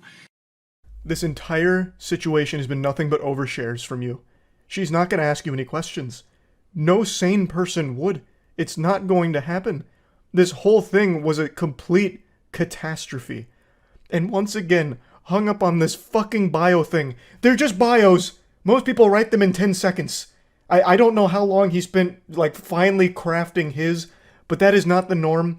I'm sure she didn't spend days coming up with her bio on here. I don't know how it resonated so strongly with this guy, but I bet after this whole song and dance, the woman here immediately just deleted her whole account, or at the very least removed the bio entirely. Yeah, for the 80th time, I apologize if this was weird, or like gave you any bad vibes. That's not my intention. Yeah, I gotta drive home now because I gotta go sing at a bar in Mississauga, and I have 4 more gigs this weekend, and it hurts to talk. So I'm sitting here in my car like a jackass, and yeah, I hope that all made some kind of sense. And if nothing else, please take the sincere compliment. I've seen hundreds of shitty bios, probably thousands, and yours was easily top 3. The only reason I'm not giving you number 1 is because then it would seem like I'm lying. But I'm a very genuine, honest person, and yeah. Actually, on my way home, I'm going to go to the park and feed the ducks. My favorite swan couple, Mr. Plump and Mrs. Plumfett, they just had babies a couple weeks ago. So, like, I'll run up and they recognize me and the babies are squeaking. The hierarchy of, like, waterfowl cute babies, it goes swan babies, then ducklings, and then goslings. But, yes, I may or may not do that 4 to 7 times a week. I'm a huge animal lover. Dogs are better than cats. Cats suck. Sorry if you have cats, but I'm sure your cat is cool. That was one of the most peculiar lies I've ever heard. You're going to stop at the park on the way home so you can visit your favorite swan couple, Mr. Plumph and Mrs. Plumfett, because they just had babies a couple weeks ago, and they recognize you and get excited and start squeaking when you come by, like you're part of the family, part of the crew, part of the ship. What universe? What the fuck? That's not even something Dr. Seuss would write as like a little goofy side plot in a story. That is the biggest lie I've ever heard, for no reason, for no reason. The quirkiness is overloading. Like the cup runneth over on quirk. Wow. And yeah, take the compliment. Anyway, apologies if this totally like intruded on your day, opposite of my intention. And yeah, your bio was fucking awesome. I mean, there's a couple other assets I noticed too, but I cannot mention them without sounding like a fuckboy, so I'm just going to leave it alone. I'm sure you've worked very hard to be in the shape you're in, but goddamn, lady. God damn, I would not kick you out of bed for eating crackers. So I figured if you are half as funny as you seem to be and half as cool as I got from that bio, I would say howdy. Yeah, all right. Hope this made you laugh and smile, and you have a fantastical day, Kelsey. Cheers. And that's the grand finale of this whole situation, and what a journey it was. I find this to be probably the best example of the worst approach to romance imaginable.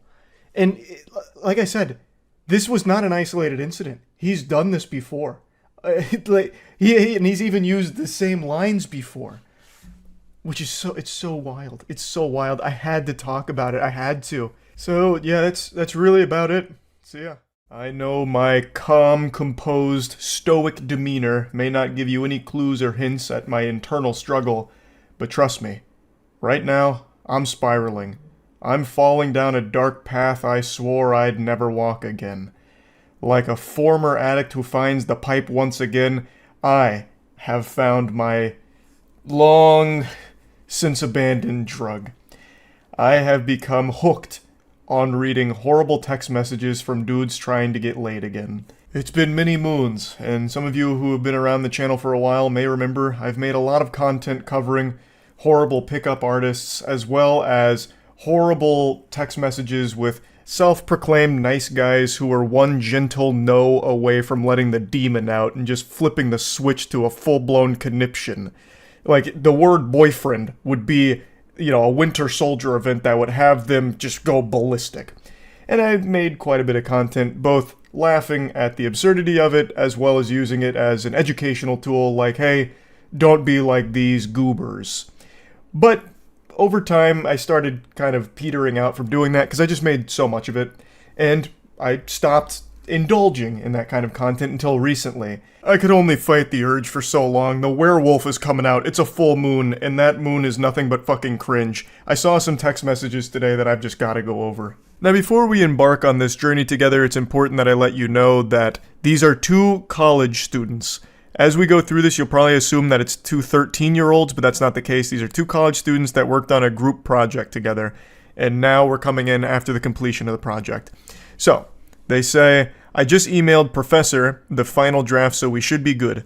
To which the poster says, yay, and then sends a meme, go team.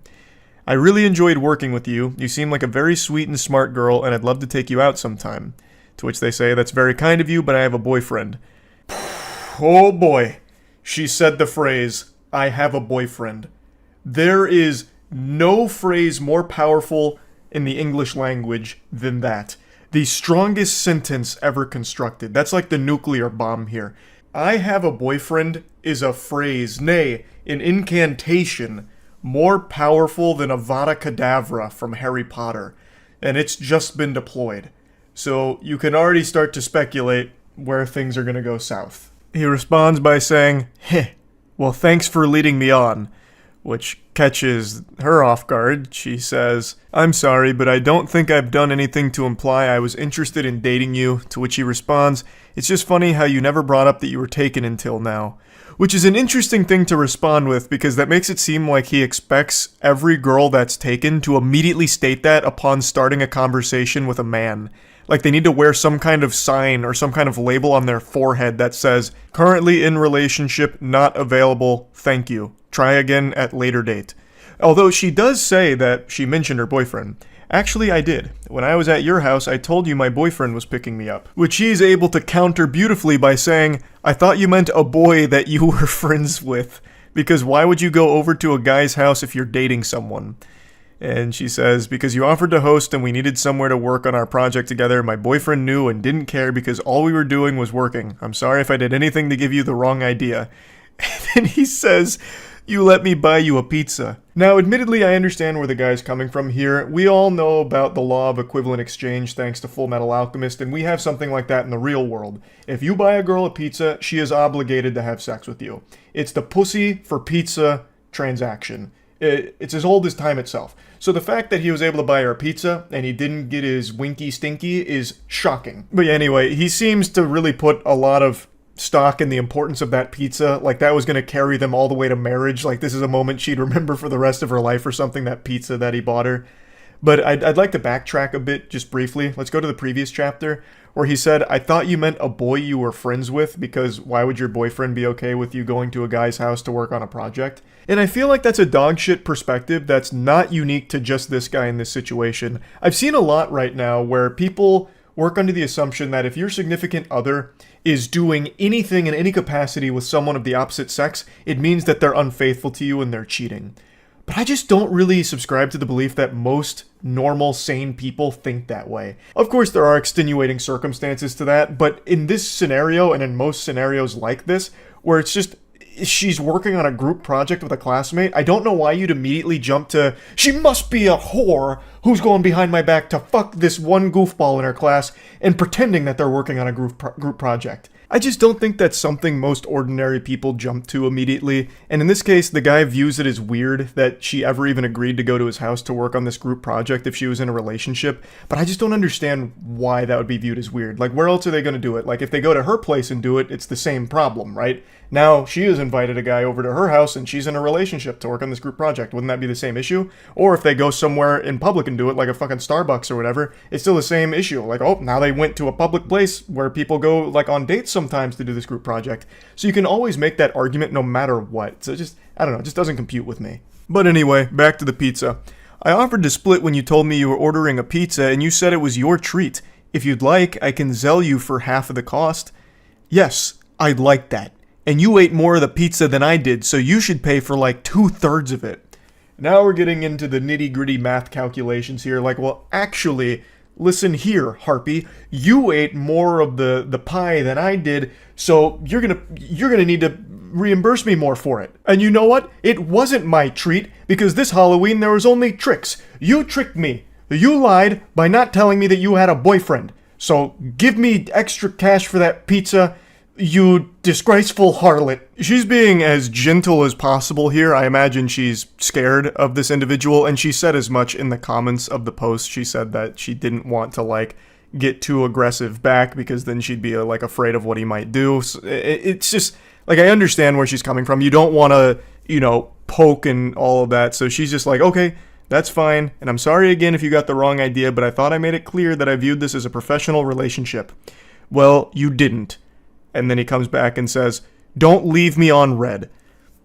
So he's getting very aggressive here. He's red in the face. He's steam coming out of the ears. Like, I understand why she wants to, like, tiptoe around this as gracefully and smoothly as possible. And it's something I've said a lot on stream, where in the current climate of things, it feels like everyone's more on edge than ever. Like, I've read so many stories over the last couple of years of people snapping at the smallest things, like even the most minor inconvenience. Like, this is a story I've referenced a lot, but it's one that actually legitimately sticks with me. There was a murder at a Subway where a man shot 2 Subway workers because they went a little heavy on the mayonnaise on his sandwich. Too much mayo was a death sentence for one of the 2 workers that was shot. The other one did survive, but I mean, it's things like that where it's never really worth pushing back. So in a case like this, I understand why she'd want to be really light about it. And I just want to mention that because I saw a lot of comments, like, not really grilling her or anything, but just really kind of wondering why she was being so polite in lieu of all of the aggression from this guy. And I totally understand why she would be. I really do get it. I just wanted to point that out real quick. But anyway, it wraps up by saying, I don't think this conversation is worth furthering, which is fair. And then he responds saying, it's ridiculous you even chose a guy to work with if you have a man. I bet he was upset even if he pretended not to be.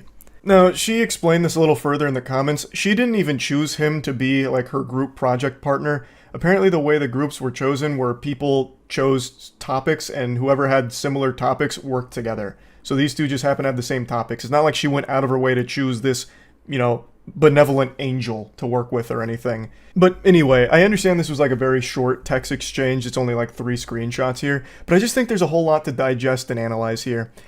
As we as a species have become more and more isolated, all of our socialization and human interaction comes from behind a computer screen now, mostly.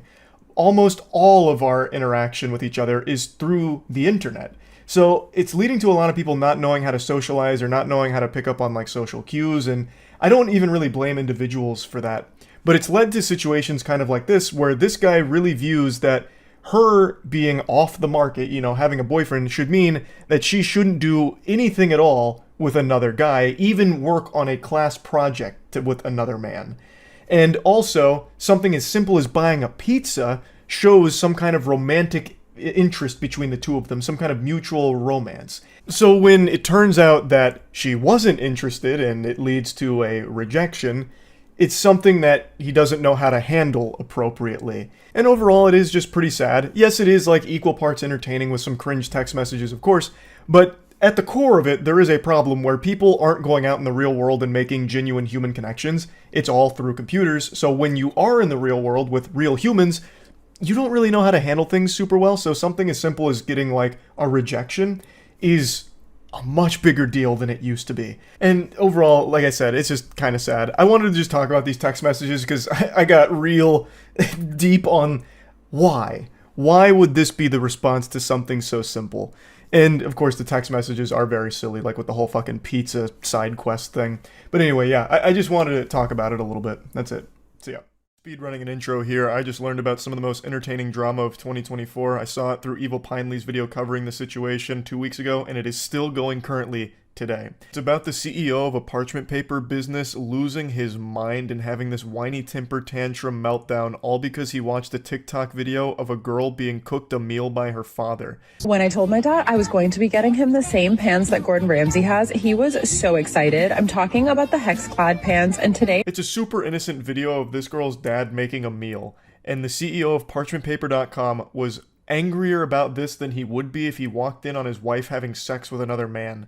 Though it is quite the stretch of imagination to envision this guy, this lunatic, with any kind of companionship in his life. So after watching this, he was infuriated, went on the actual company's business account, and left a mean comment, which started a series of events he couldn't have possibly foreseen. I posted a video yesterday of my dad cooking for me with these hex-clad pans that we had gotten. There was a comment on there where the person goes, "Must be tough living a life on easy mode." I also didn't think the comment was rude at first, so I responded with, "Lucky to have parents who make it possible." And they responded, "Yeah, we get it. You have no skills and family money." That's already such a weird comment right there. Must be nice living life on easy mode when it's just a girl getting cooked a meal by a caring father. Like, how bitter and miserable can your life possibly be to just see something like that and be like, I gotta give her a piece of my mind? That's a line that's usually used in reference to camming or OnlyFans or something. Must be nice living life on recruit difficulty because men are giving you a ton of money just to be hot or be naked or something. And this guy's taking that same energy and putting it into this situation where it's just a girl being cooked a meal by her father. Make it make sense. So he's so upset that he's doing this from the actual business account for parchmentpaper.com. So the Parchment Paper Patriot is really having a conniption. And then the poster responds saying, it's supportive family, got lucky. She said she didn't even find it rude at first, which I don't know how you would see that as anything other than rude. But regardless, her response was super sweet, and he gets even more heated about that, fucking steam coming out of his ears, and goes, "Yeah, we get it. You have no skills and family money." What kind of projection is this? Holy insecurity. What do you mean you have no skills? All she did was show a video of her dad cooking her a good meal. It's ridiculous to assume that she has no skills. It's based on nothing. She could have bow hunting skills, nunchuck skills. She could be one of the most skillful human beings on the fucking planet. We have no idea. And then he's going, it's just your family's money. You're suckling off their bosom because your parents have money. What is happening here?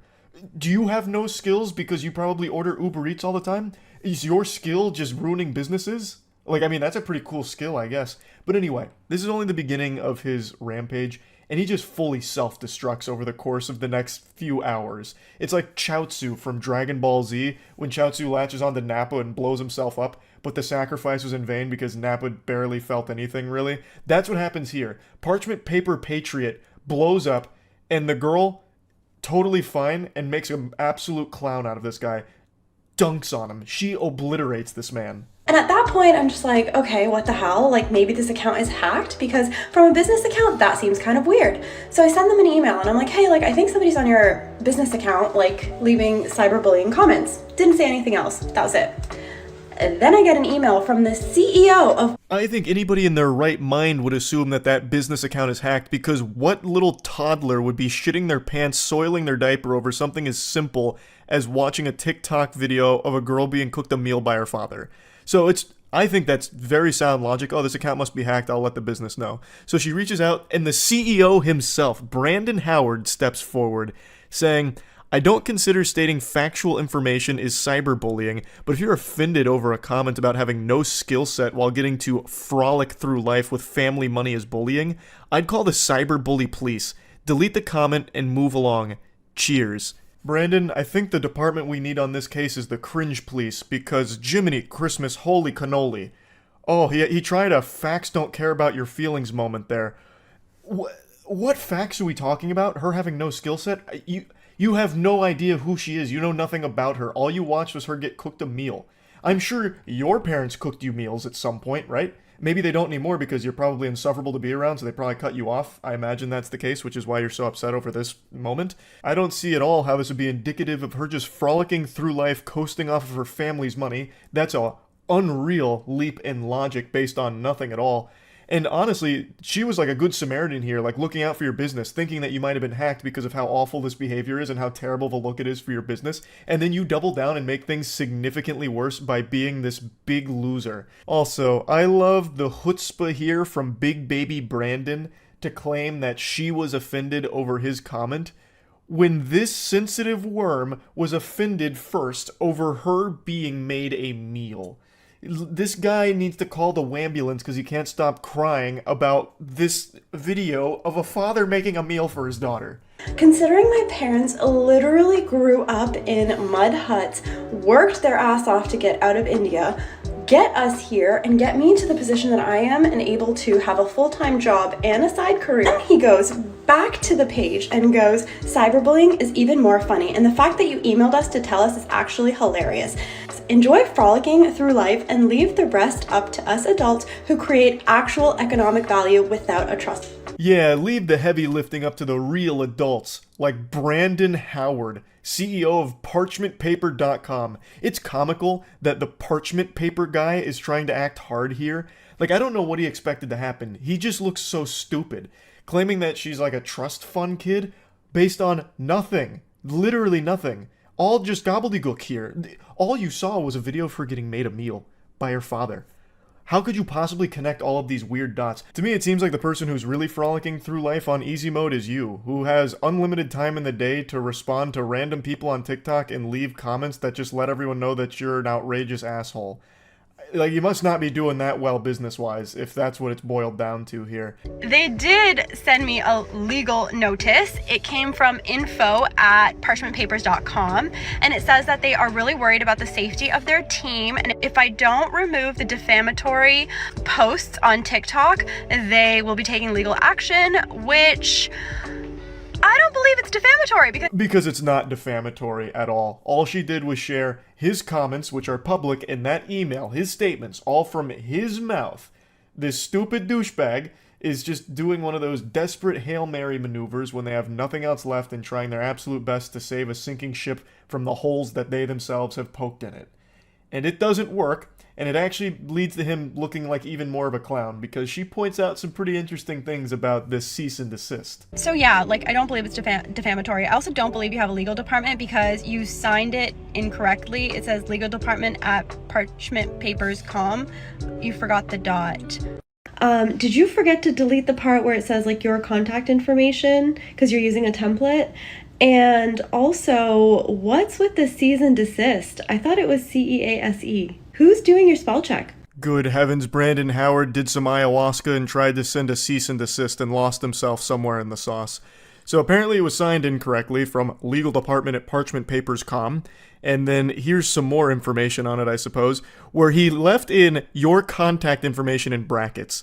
So, as she points out, that means he's most likely using a template here. That is actually that shit on a teleprompter where it's like, wait for applause, and you say it out loud, and you're like, ugh, I made a big boo-boo, because I wasn't supposed to read that.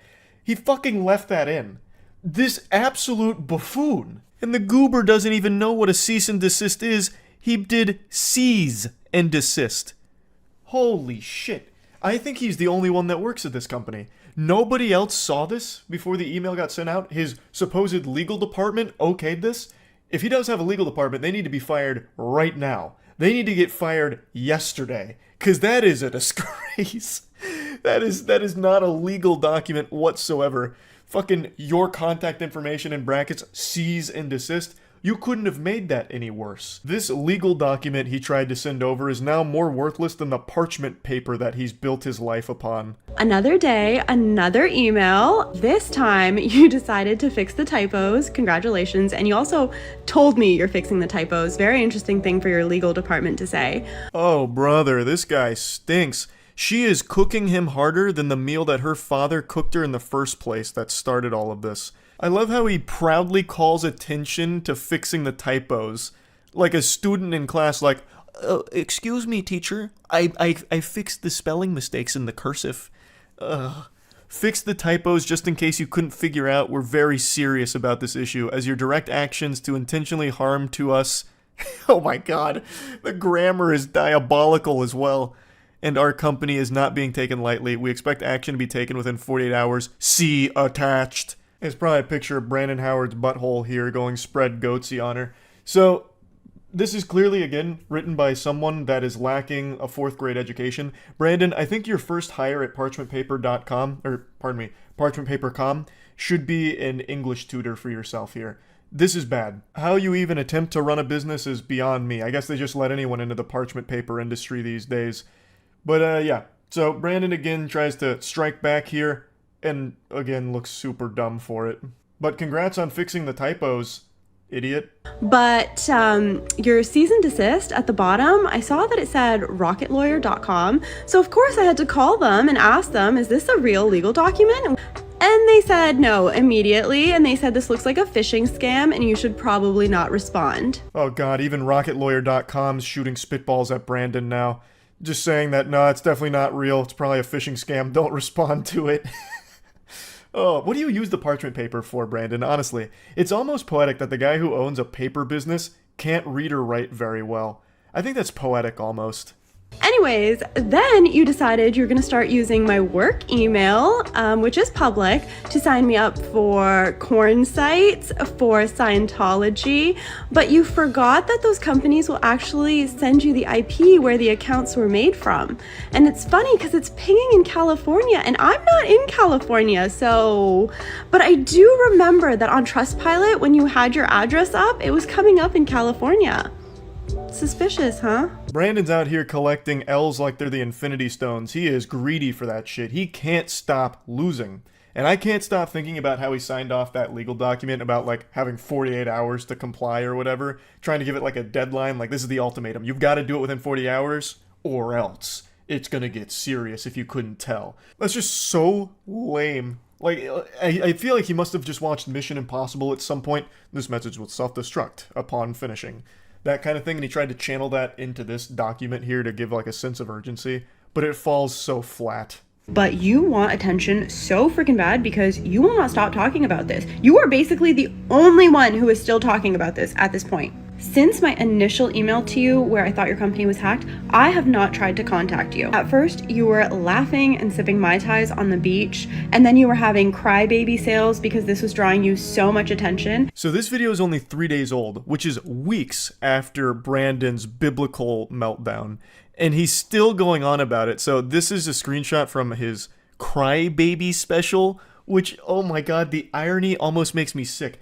This fucking guy lacks self-awareness to an almost delusional degree. He is the only one that has been crying. He started with the waterworks and the French cries because he watched a girl get cooked a meal by her father. He is the crybaby.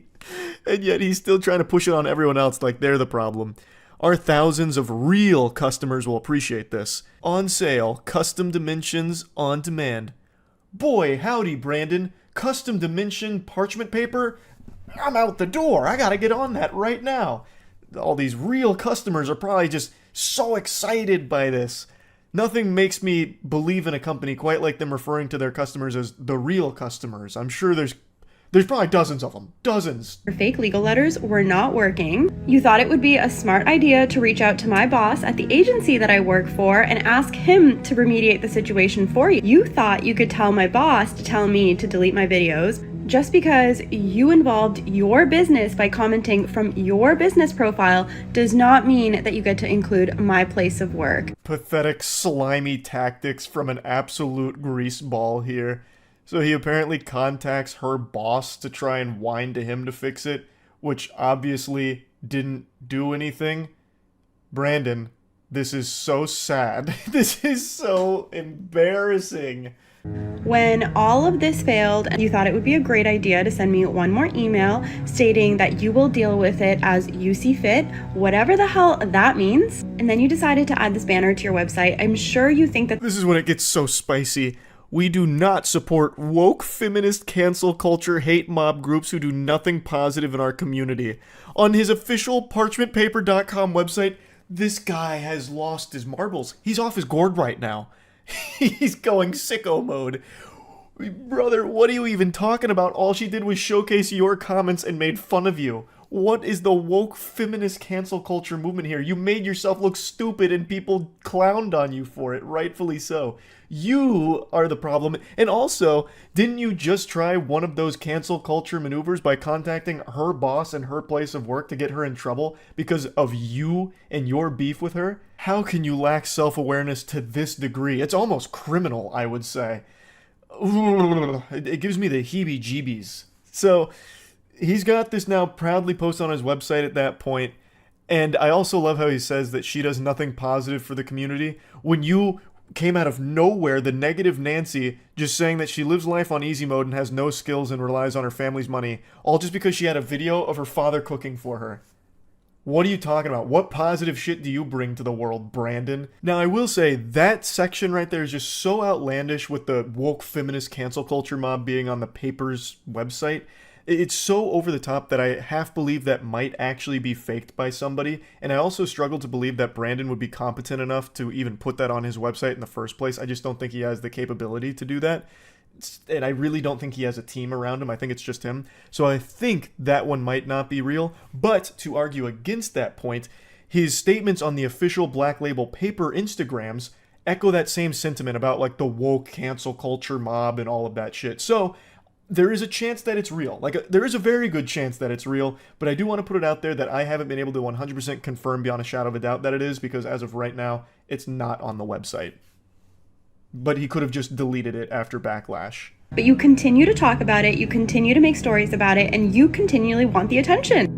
As if all of this was not enough, you decided that you were going to start making all of your stories on your Black Label Paper account involving your other company now for no apparent reason. Take down another company, why don't you? So this is his other business that he's now calling in off the bench for this drama. I cannot imagine why he thought that'd be a good idea, but it's Black Label Paper.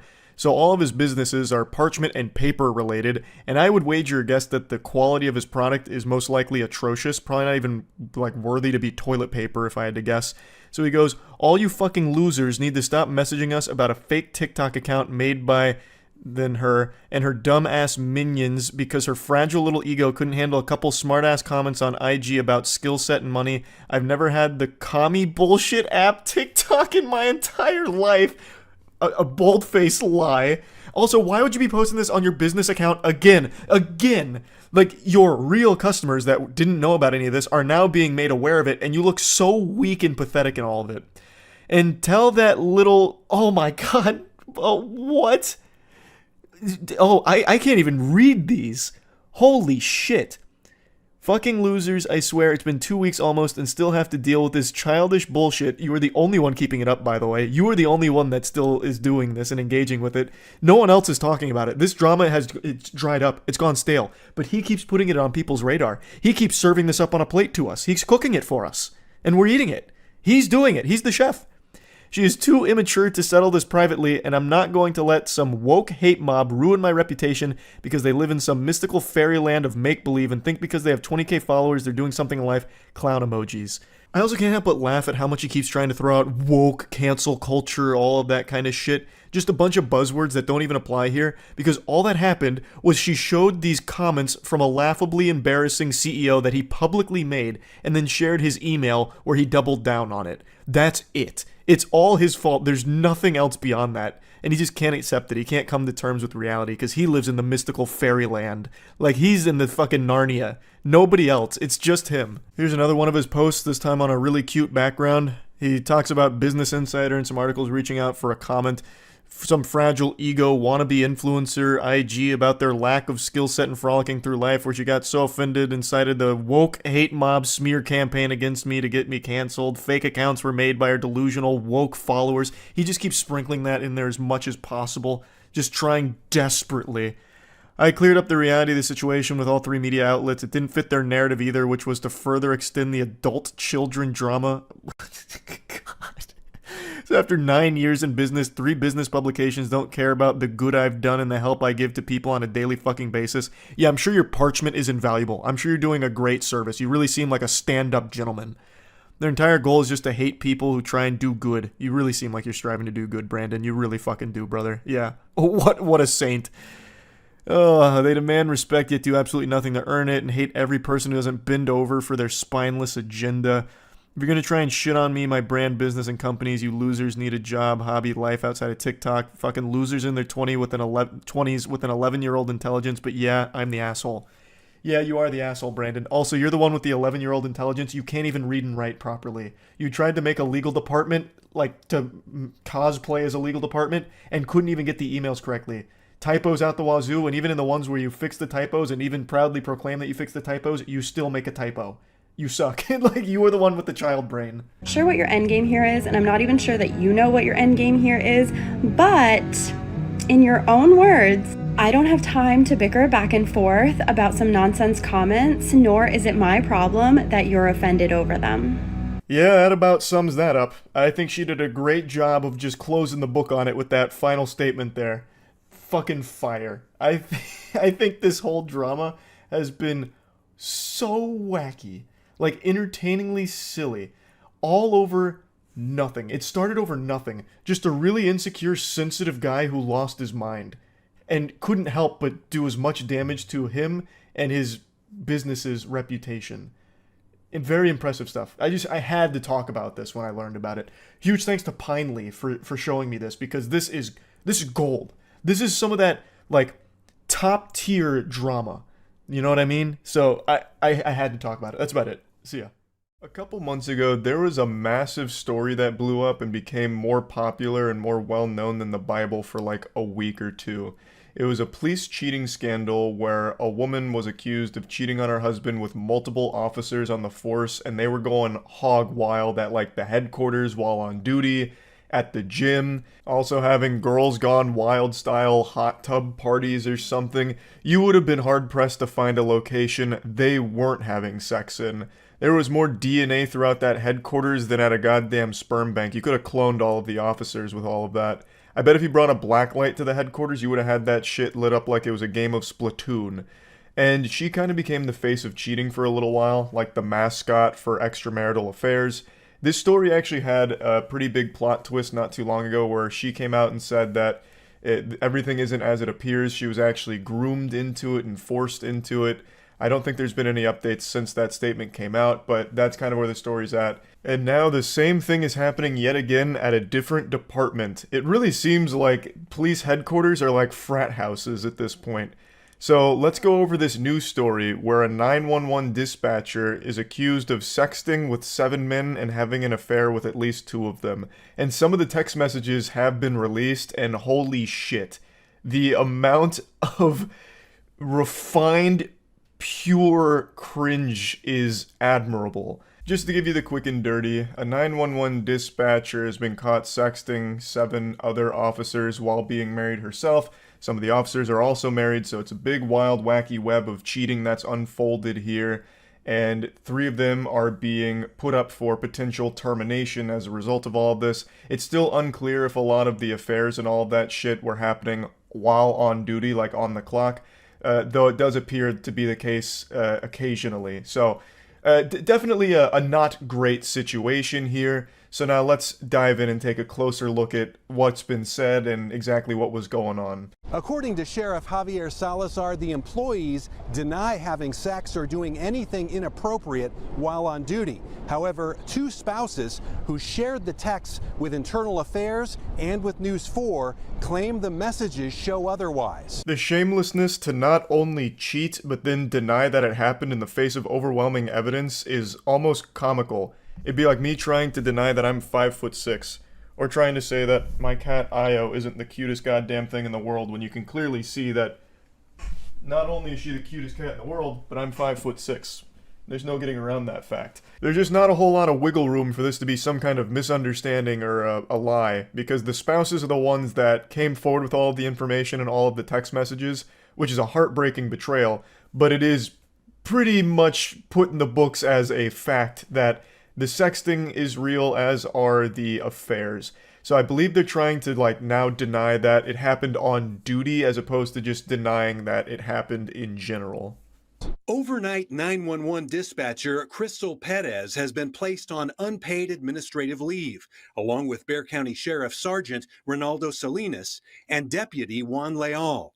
All three have received notices of proposed termination. So it seems the only thing Crystal was dispatching was officers to her pussy. She was reporting a vaginal emergency, and luckily the boys in blue knew exactly how to solve this problem. With penis. Fucking heroes. Now, she was sexting with about 5 other officers, but these two are the ones that are kind of in the hot seat at the moment because they believe the behavior was so egregious that they need to take disciplinary action against those two, as well as, of course, Crystal herself. Many of the texts are too explicit for us to share. But just explicit enough for me to share. I like that. That's how you make me feel. Not sure how it is for you. I feel so hot and sexy when I'm in you. Also kind of blundered the spelling on you there, because I'm pretty sure he's typing with one hand. Fuck yeah, you do. I can feel it. All of it. And I love it. I understand that it's always laughable looking at someone's sexting. It's one of those things that is always going to be just fucking goofy. But this feels like a whole nother level of embarrassing. Like, just the way that it starts there. I feel so hot and sexy when I'm in you. Brother, what kind of emotional Twilight level shit is that? What? When I'm inside your warm crevice, I feel like such a man. Like, I almost expected him to start, trauma dumping right after that. Prior to your moist hole, the only thing that I would get inside was the couch cushions, and you fill me with so much more purpose down there. And then her response is just as fucking silly. I can feel it. All of it. Yeah, I hope so. I fucking hope so. I hope you're not just numb. And I hope my cock isn't so goddamn skinny and small that you wouldn't even know it's there. Yeah, I fucking hope you would be able to feel it. We need another hotel day. Yes, with 1,000 exclamation points. Non-stop for as long as possible. When do you go back to nights? Friday. So they're looking at non-stopping on this one. This is gonna be non-stop nuttin' on a hotel day, I guess. So that way they could both feel so hot and sexy. Of course, I can't wait for more time to open up so I can fill us in. More like have them fill you in. Am I right, Crystal? Yes, baby. I can't wait. And then I can lay on you and kiss you all over. All over? Caps lock? Duh. It actually seems like I'm reading some kind of high school fanfic. This is so bad. This is a 38-year-old woman or something like that, and the other officers aren't much younger, and they're texting like this. Yeah, I was almost expecting the next set of messages to start with, Crystal, I like you. And then she'd be like, alright, I'm booking a hotel so you can fuck me silly. That was so romantic. I can't wait for us to be naked and us caressing each other, then kissing each other all over. Caps lock again. He's just really blown away with the all over statement. His mind has gone fucking blank. He's like a cartoon character. His eyes have popped out of his head going, awooga. And then she says, fuck yes. And then on Tuesday, thinking of my daddy and this kisses. And then on Thursday, she sends I don't know what that is, a picture of a mobile game high score. I'm not really sure. But she also kind of gets ghosted there. She sends some shit on Tuesday about thinking about daddy, and he just doesn't even reply. He's probably too busy with his wife and kids to reply in time, but yeah. I can't wait for us to be naked and us caressing each other and then kissing each other all over. Perez, expletive, yes. She was loving my life, and it was very distraught, heartbreaking. I was in disbelief. I really feel horrible for her husband as well as the other spouses of the officers involved. That's just the ultimate betrayal. That shit absolutely fucking sucks. And he's having a very normal reaction to it, heartbreak, talking about how difficult this whole situation has been. So he learned from the text messages that his wife is not only a cheater but also cringe. And there's really no fixing this kind of situation for a marriage, so I imagine a divorce is on its way. The dispatcher's husband, Giancarlo Perez, discovered texts between his wife and 6 sheriff's deputies, plus a City of Converse police officer. In December, he gave them to Internal Affairs, and an investigation was opened. They use emojis to reference body parts, and they would talk about, kissing. I miss your lips. My lips miss you. What the fuck? Like, all of these officers just keep saying, like they're talking to fucking Minecraft villagers or something. Like, what the fuck is going on here? Like, this isn't even like sexting anymore. This is like actually AI trying to flirt with other AI. I don't understand. Making out and all these, like I said, just sexual connections. But during the week, I am gonna be checked to see if I can meet you for a smooches. Like, daily going to check. So if there is a day no good, better to say something now. You remember those Facebook posts from people, like, horny posting on Facebook, like, bitch lasagna, pussy make cock go woohoo, like that kind of shit? That is actually the same energy that these sex messages have. Perez took screenshots of the text from his wife's phone, and many of the timestamps are missing, so it's not clear. Oh boy, we're getting inundated with text now. It's coming from all angles. So some of these we've already gone over, but let's look at the continuation from the Miss Your Lips here. I can't quite see the green messages, but the other one is, good morning, I'm rolled up like a burrito. She says something with a kissing emoji, so probably just more smooches. And he once again says, Jesus fucking Christ, she's communicating with a man who's undergone a lobotomy. Underneath that, the next set of messages, again, I can't really read the green ones, but the message says, I know, I need that grown woman love. And then I can read this one. She says, oh, I want to give it to you. And then kissing emoji again, I guess. So then we go off to the right here. I want you lips, smooch, in my face. And he says, I am the hunted. Feel like the main actor in one of those Predator movies. What is happening? This isn't sexting. What is going on? I need that grown woman love. What? And then the out of fucking nowhere starts getting her with a Shakespearean monologue. I am the hunted. Feel like the main character in one of those Predator movies in response to her talking about giving him kisses. What is going on? I am the hunted. I am the night. I am the shadow within the shadow. You can't find me. I am Gotham's protector. It's Dark Knight. If the texters were on duty. But in one thread on a Friday night at 10:20 p.m., Sergeant Salinas tells dispatcher Perez, I get off at midnight. Came in early. Very hard for me to read.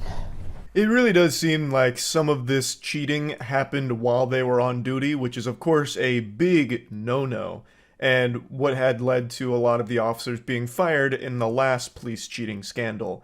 Like, the cheating is bad, and it's made even worse when they're supposed to be working and on the job. I can imagine. Jessica Jarvis is now divorcing a 4th sheriff's employee who is being disciplined. Investigator Jason Jarvis received a proposed suspension of 30 days. These are people that are supposed to be protecting us, supposed to be serving, and making sure the community is safe. To be fair, these officers still were serving up a cock meat sandwich right to Crystal's mouth, giving her that hot dog with extra wiener on it. Now, being completely honest, I really am wishing her the best with this divorce. Divorce is absolutely the right call. I know it's not going to be easy or anything, but she is making the right decision. While details of the investigation remain secret, it does not appear anyone broke the law, but those disciplined allegedly violated sheriff's office policies. Certainly the case is being taken seriously, and quite frankly, I believe it's quite possible that some people are going to lose their career as a result of this.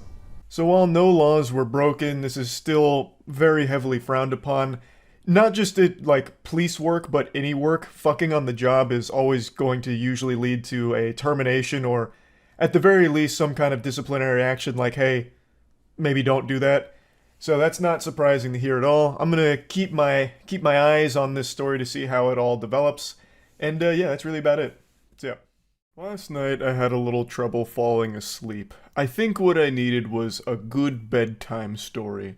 So I turned to Reddit, just cruising around, perusing, see if I could find anything that'd give me the yawns and help me go night-night.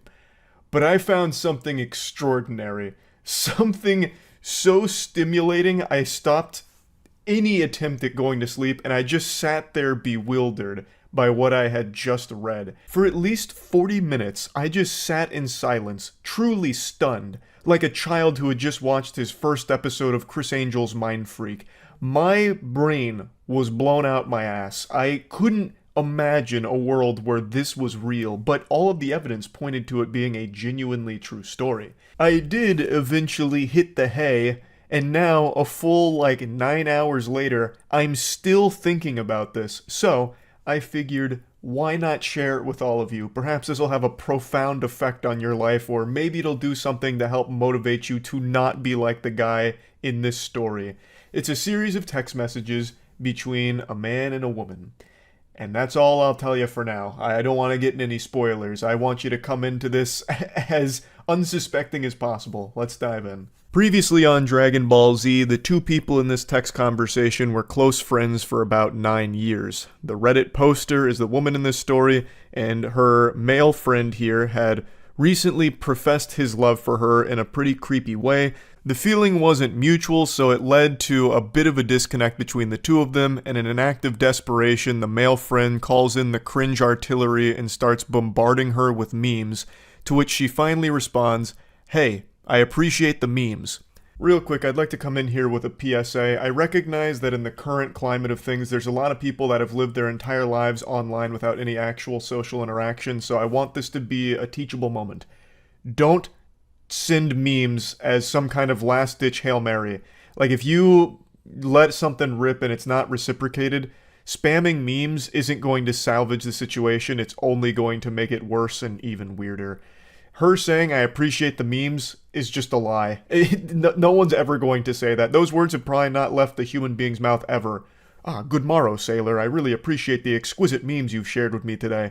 I was a little perturbed with our last conversation, but now that you've sent 1,000 memes, I see you've got a good heart. Thank you for this." And I'm speaking from experience here. I'm very knowledgeable in this field. I'm the authority on this matter. I've told this story before, but I'll just briefly repeat it. The very first girl I was ever flirting with and exchanging text messages with was back in high school, and she did not feel the same way about me as I did her.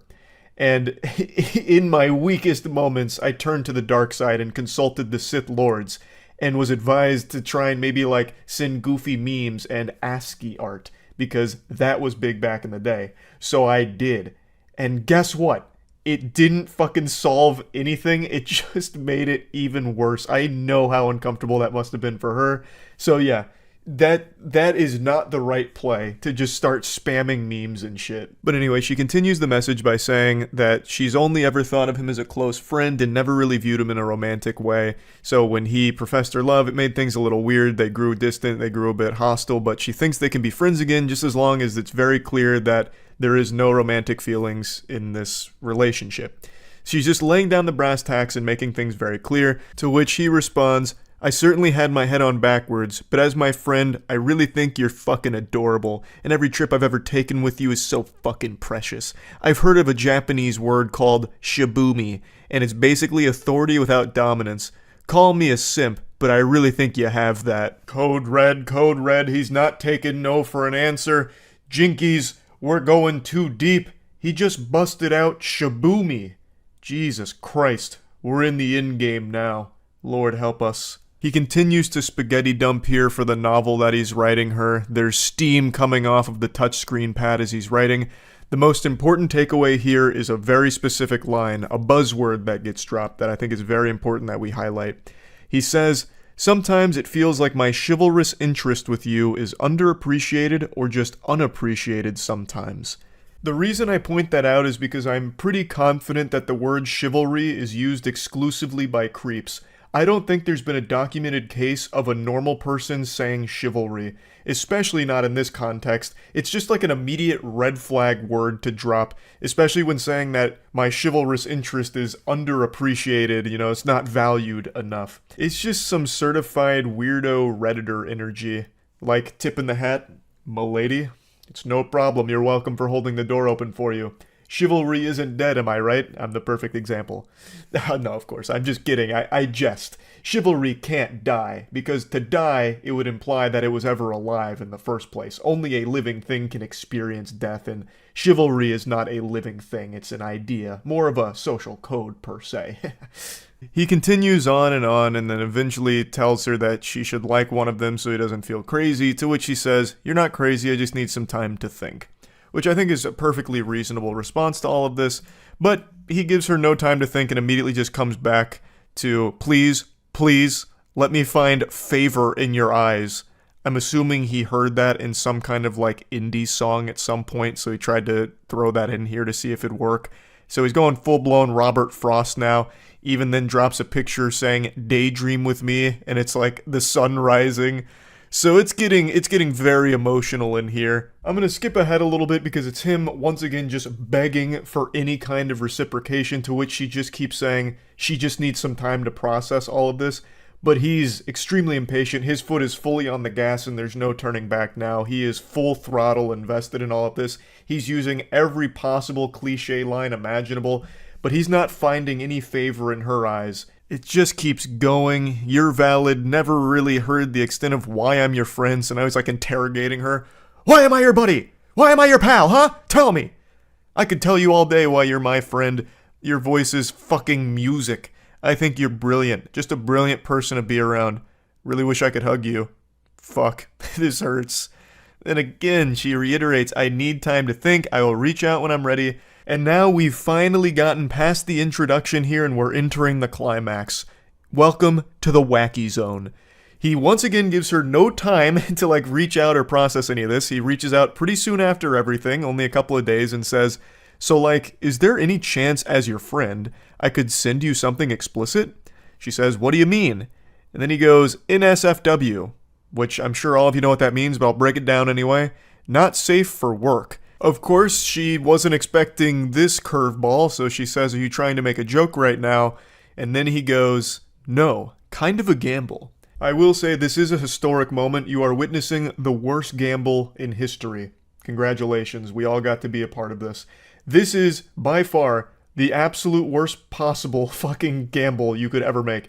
This is like betting 100% of your life savings on me getting taller. What the fuck are you, I don't understand how you think an out of nowhere nudie is going to somehow win her over and somehow solve all of these problems. I just can't even understand that mindset, really. It just doesn't compute. Okay, I tried all of the lovey-dovey, really mushy-gushy stuff with the favor in your eyes, your voice is like magic or music. It didn't work.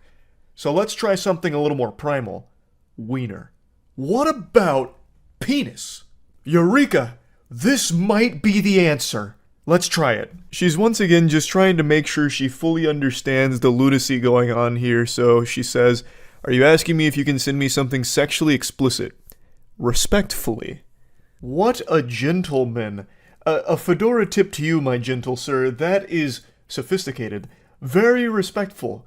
"M'lady, doth thou wish to gaze upon my meat?" And then he sends her a dick pic with his pinky out while holding it.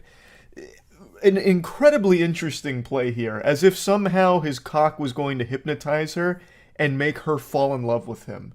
So she eventually responds by pointing out how weird this whole interaction has become. She still only ever viewed them as friends and will only ever view him as a friend. and that she's very disappointed that he can't even respect that she wants some time to herself to process this entire weird interaction. She also drops a bombshell at the end by mentioning that she's currently in a relationship, so that was a big plot twist. This goober is doing all of this to a girl who is not interested and also in a relationship. The odds couldn't be more against him. Now, she used a word at the end that's about to change the entire course of this interaction. She said, "It sucked when you went all incel on me towards the end."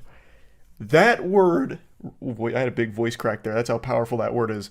That one word ruffled this guy's feathers so much. You're about to see a full-blown ballistic breakdown from it. I respect that. Also, if I'm an incel, you're toxic, so let's not name call. She's toxic because she doesn't want to fuck him. Why is that even in your argument, that I can't get someone? I can. You choose not to. That's fair, but you didn't get to call me an incel because you decline. You go out of your way to say it. Why is that? Label me as anything else, like, for real. It's foolish for you to argue something like that. She gets taken off guard here, saying like, "Hey, whoa, pump the brakes, Buster. I didn't mean to offend you." She says, "I never said you couldn't get someone. What do you mean?" She never said that. Like, he is now just projecting some insecurities and reading between the lines on shit that doesn't exist. She just said his behavior was that of like an incel or something. And he keeps going. "You should know I'm anything but a little dick incel, so out of here with that shit." Again, she never even pointed out your penis or anything. She didn't call it small. Like, where is this coming from? He's fighting ghosts. I'm not even gonna pretend that's valid. You're with a fucking beta cuck to begin with. Maybe that's your type, and maybe that's why we aren't together. Have fun with that. The mask has come off. He is unchained, unhinged, and unhappy. Your boyfriend's a beta cuck loser. That's the only reason you and I aren't together, because that's what you're into, beta cucks. You couldn't handle an alpha male testosterone titan like me, a real man who cries while he texts. She then goes on to say, like, look, if you find me to be toxic and all of this awful stuff, like, okay, then, you know, you shouldn't be upset that we're not close anymore.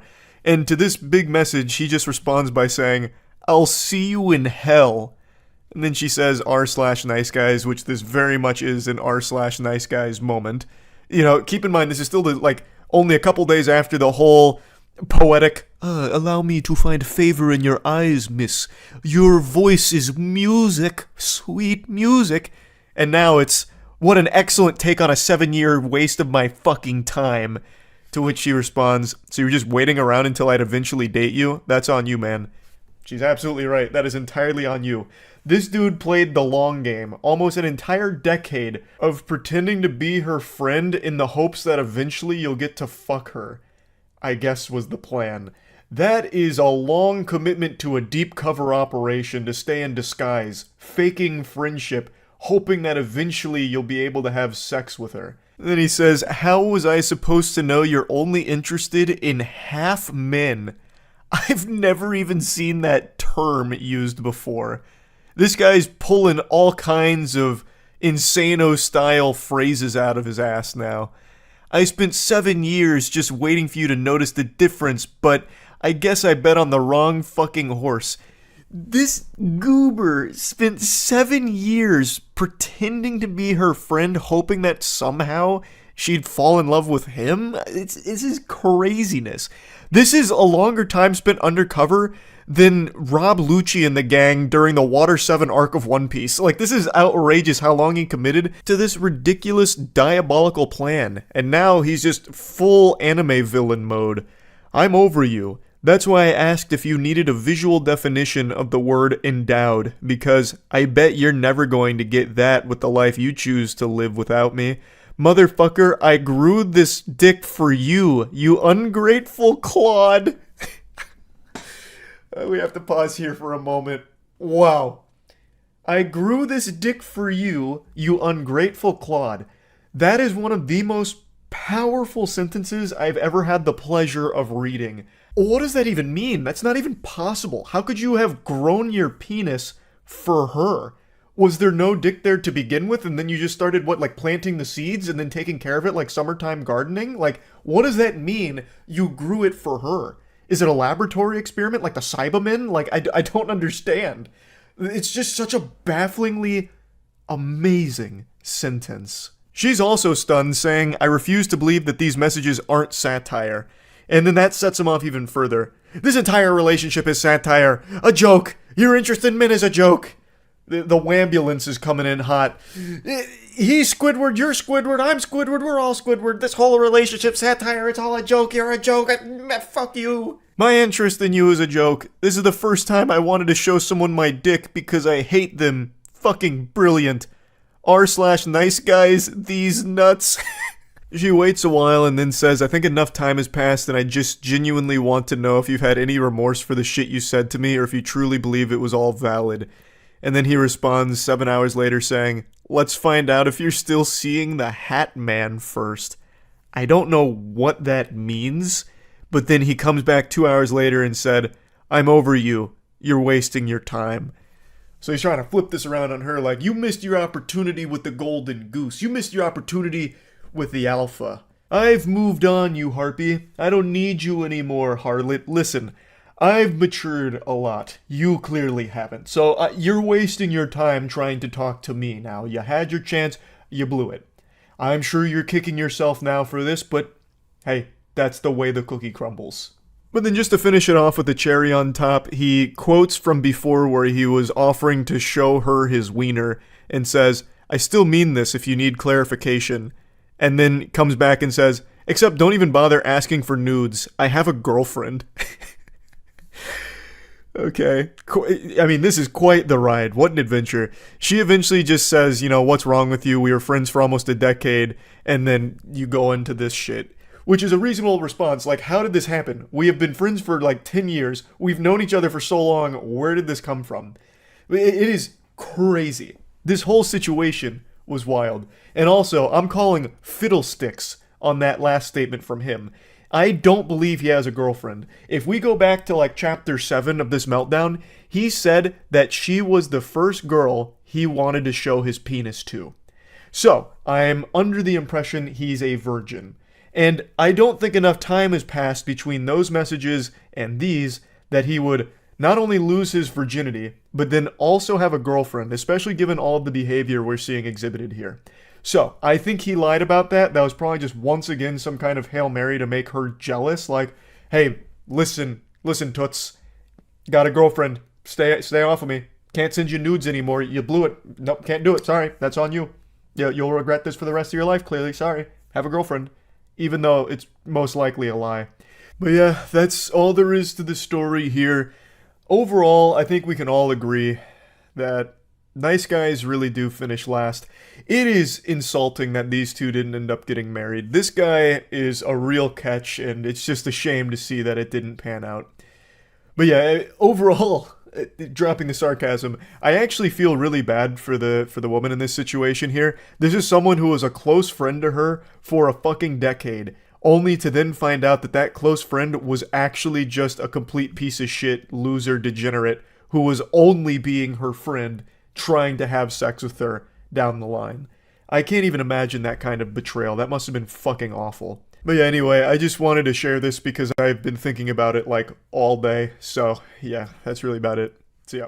Have you ever really taken a step back and got deep in thought and realized just how incredible it is that we as humans are able to speak to each other, language, and how mind-blowing that concept is? Communication is a blessing.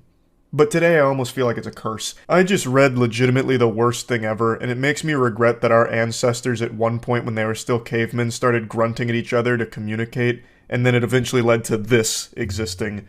Oh my god, I saw this today, and it made me ill. And I thought, if I had to bear this burden knowing that this exists, you're gonna have to share in the load with me, so let's go on a little adventure here. It's from Tinder. Let me introduce you to the boy wonder Chris here. So, these two individuals matched and Chris was making the first move here, shooting his shot. I better be your top priority, with a little winky face emoji. I don't know if that's the strongest opener. I haven't been on dating apps in many moons now, but that seems a bit weak, but hey, his heart's in the game. She responds to that in a pretty playful way, I think is what she was going for. So she says, let me know if you want to go out tomorrow so I can cancel my daughter's parent-teacher conference. To which our Casanova here says, such a good girl you are. I'm free tomorrow. It's already getting so yucky. Such a good girl you are. He's speaking to her like it's a dog or something, like he's about to offer her a treat. And then she says, I'm not, with a laughing crying emoji, to which he wants some clarity. You're not a good girl or you're not free. And she clears up the confusion. She says, not free. I have to go to a parent-teacher conference. Already, this whole exchange is going cattywampus. The wheels are falling off pretty quickly. And somehow it just continues to go further downhill. A goddamn avalanche of cringe. So he goes, damn, I actually thought you'd be fucking bad AF and cancel. Ha ha. And she says, I'm alarmed that you would want to go out with someone who would do that. And he goes, ha ha. I mean, in the back of my head, I was hoping it was a joke, that you didn't actually have one. To which she says, unfortunately, I do. And then he goes, all good, you're doing well, giving me attention right now. And then she says, I can meet up for a drink if you want since you live close. I have my kids this week, but they're older, so it's not like I can't go out. I have them every other week. Where do you live? His response here is really confusing. What does that mean? All good, you're doing well, giving me attention right now. What's happening? Is she like scratching under his chin? Like, I don't get it. What is he referring to? They're just talking on Tinder, and why is she... So you're going to start to notice that as this exchange continues to unfold here, it feels as though they're having two different conversations. Like, it's super all over the place. Like, the dots don't connect at all. Like, they're in two different dialogue trees, and it's not matching up. Now, our boy Chris, the protagonist, is a lot of things, but a coward he is not. He tries to employ the most delusional strategy you could ever envision. This is not something you'd ever find in John Madden's playbook, I'll say it like that.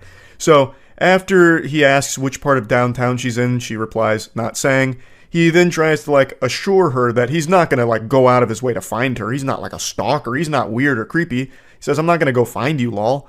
And then he says, I just got done with the gym, now doing post-workout naked stretching. Chris, are you okay? Post-workout naked stretching. You're off your gourd. Brother, you lost your marbles. What is a post-workout naked stretch? Are you telling me this guy's at Planet Fitness right now in the locker room fucking goatseeing himself in order to get like reps in at the end? Like, that's how he cools down? What is a post-workout naked stretch? I've never heard of that before. This is him trying to be, like, hot about things, I think. Like, ooh, this is gonna get her wet. I was at the gym, pumping iron, praying at the Iron Temple, way min, babe. And then I finished. Biggest pump of my life. So obviously I took my pants off, put both legs over my head, and hung a 5-pound kettlebell from my erect wiener. Hold for 30 seconds for 3 sets. It's the only way to conclude a good workout. Like, what the fuck is even happening? I don't know why he thought this was a good idea. Like, unless he's like an OnlyFans creator or something, and this is just content that he films, like the, you know, naked yoga that you see on YouTube or something. It's just, it is a wild attempt here at, like, flirting or trying to be, like, sexy on Tinder or something. It is bold. It is brutally cringe. She then responds by saying, if you were driving by, you might peep in the window. Haha. Sounds uncomfortable. Referring to the stretching, I think. To which he just says, I mean, of course. Now here's where things get even more fucking confusing here. The conversation really does feel like some kind of malfunctioning questline in an MMO where, like, the dialogue is just incorrect. Like, the characters are glitching out. So he says, to the stretch, asking about, like, what sounds uncomfortable. And then she says, no, for work. My stylist feeds me champagne. I don't know, maybe I'm the problem. What is she talking about? Like, how does that fit into anything that's happened here with this absolute disaster that Chris is trying? I don't understand. Maybe she's just trying to change the subject. I'm really not sure. And then he goes, was a bartender, now I'm just a content creator and gonna start day trading. Oh, so you're a little horny. What is happening? So I think my initial theory might be the right one. He might be like an OnlyFans creator, so the naked stretching he puts on the premium subscription tiers or something. But those days are going to be short-lived because he's going right to day trading. He's going to the tippy top of the food chain. He's watched a few TikTok financial gurus and he's got it figured out now. I also don't know why he says, so you're a little horny? Like, where is he even finding that? There's no hint of horniness anywhere in here. And then she goes, oh God, what a nightmare you are. Got some crypto, do you? So the red flags are abundant here. She's starting to notice there's some holes in this ship, and it is sinking. This is fucking going disastrous, catastrophic. And he goes, ew, no, I'm not a corporate bro. I'm a film person. I mean, okay. To which she also just says, okay. And he goes, good girl. What in tarnation is happening? This is like when you used to try to talk to Cleverbot back in like 2010. It's nonsensical. Chris's mind is an enigma. It is a confusing, perplexing hellscape of ideas, and communication is not. It's frying my brain just trying to process it. His inability to communicate effectively is impressive. It's alarming. Next he says, I just want to get away from bartending before I hit someone, lol, to which he says, yeah, nobody wants to hit content creators and day traders, obviously making a joke about it. He then goes, nah, or tap. But at least I'm tall and handsome, one saving grace. So he's trying to hype himself up, give himself some gas here, which falls extremely flat. The tank is run empty. She just goes, if you say so. And then he tries to save it by saying, a focus group told me, wasn't my say. His attempt at being playful, like, oh, I would never say this about myself. It's what everybody else says. I'm tired of hearing it, actually, about how fucking tall and handsome I am. And then she says, I like short guys. He goes, how short? And she says 5'7" to 5'10". And this is where it got personal for me. A dagger to my heart. She likes short guys and then lists guys taller than me. So I am freakishly short in her eyes. That's fucked up. 5'6" is fine. 5'6" is a beautiful, perfect height. Damn it. His response to all this is another head scratcher. He goes, well, I'm too tall to ride you then, even though I prefer shorter women. She says, well, I'm sure I'm too non-gym oriented for you. He says, you look like a gym exercise, to be honest.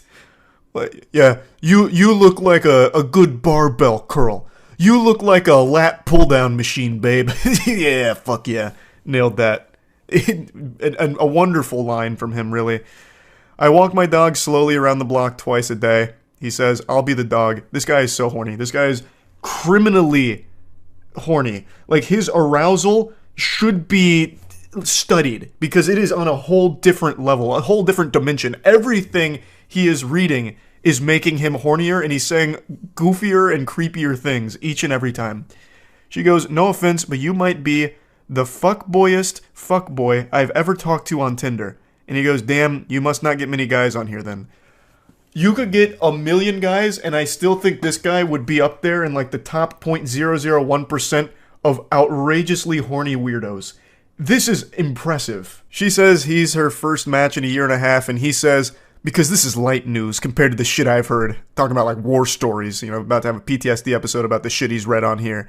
And then he says, doesn't help, I'm naked with a hard-on.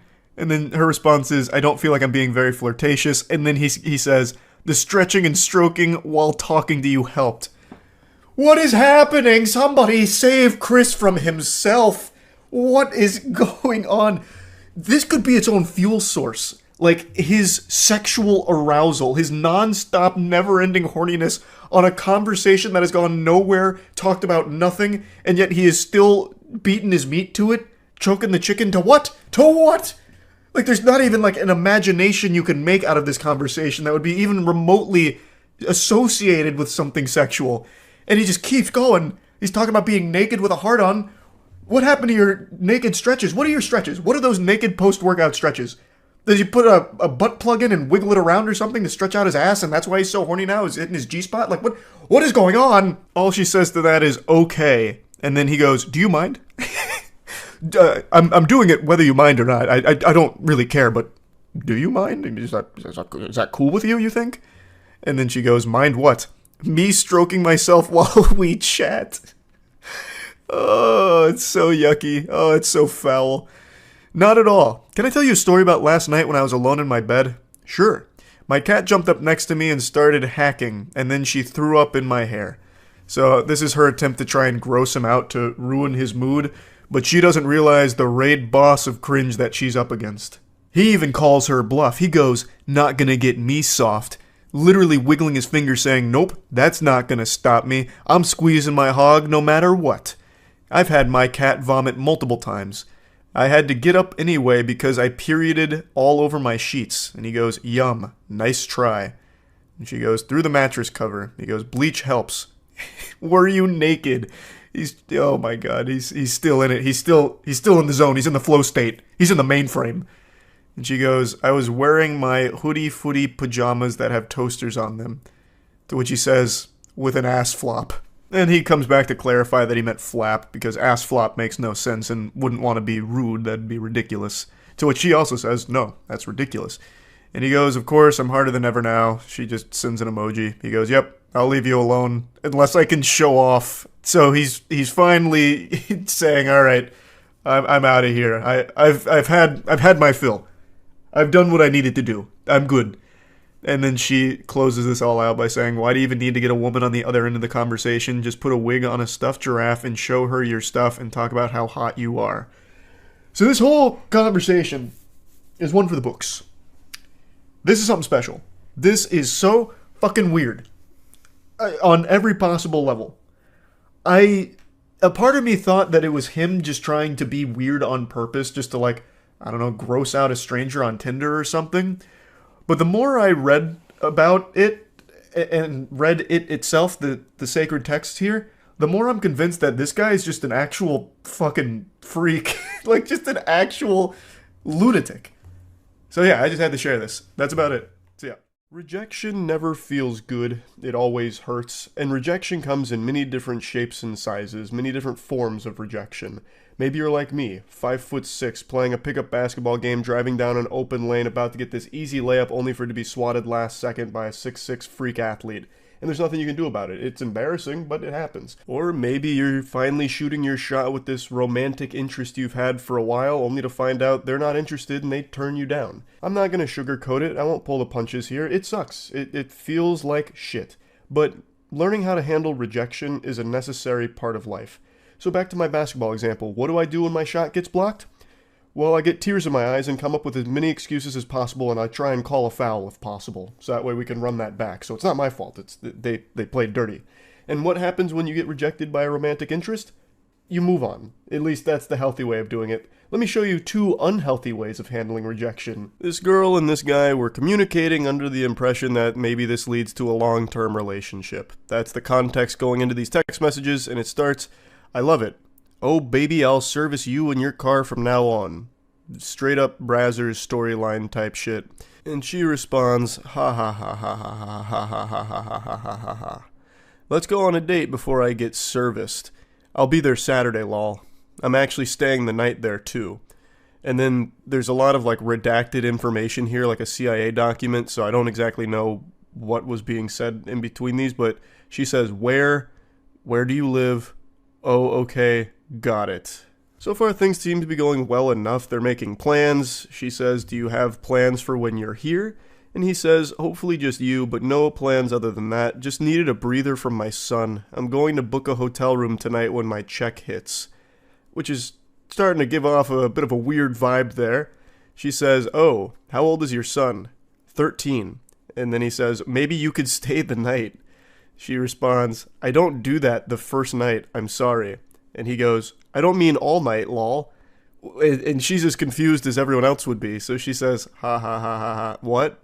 You said stay the night. I meant like hang out at the room after dinner. Maybe cuddle up. I'm a huge fan of cuddles and the best in the world at giving full body massages.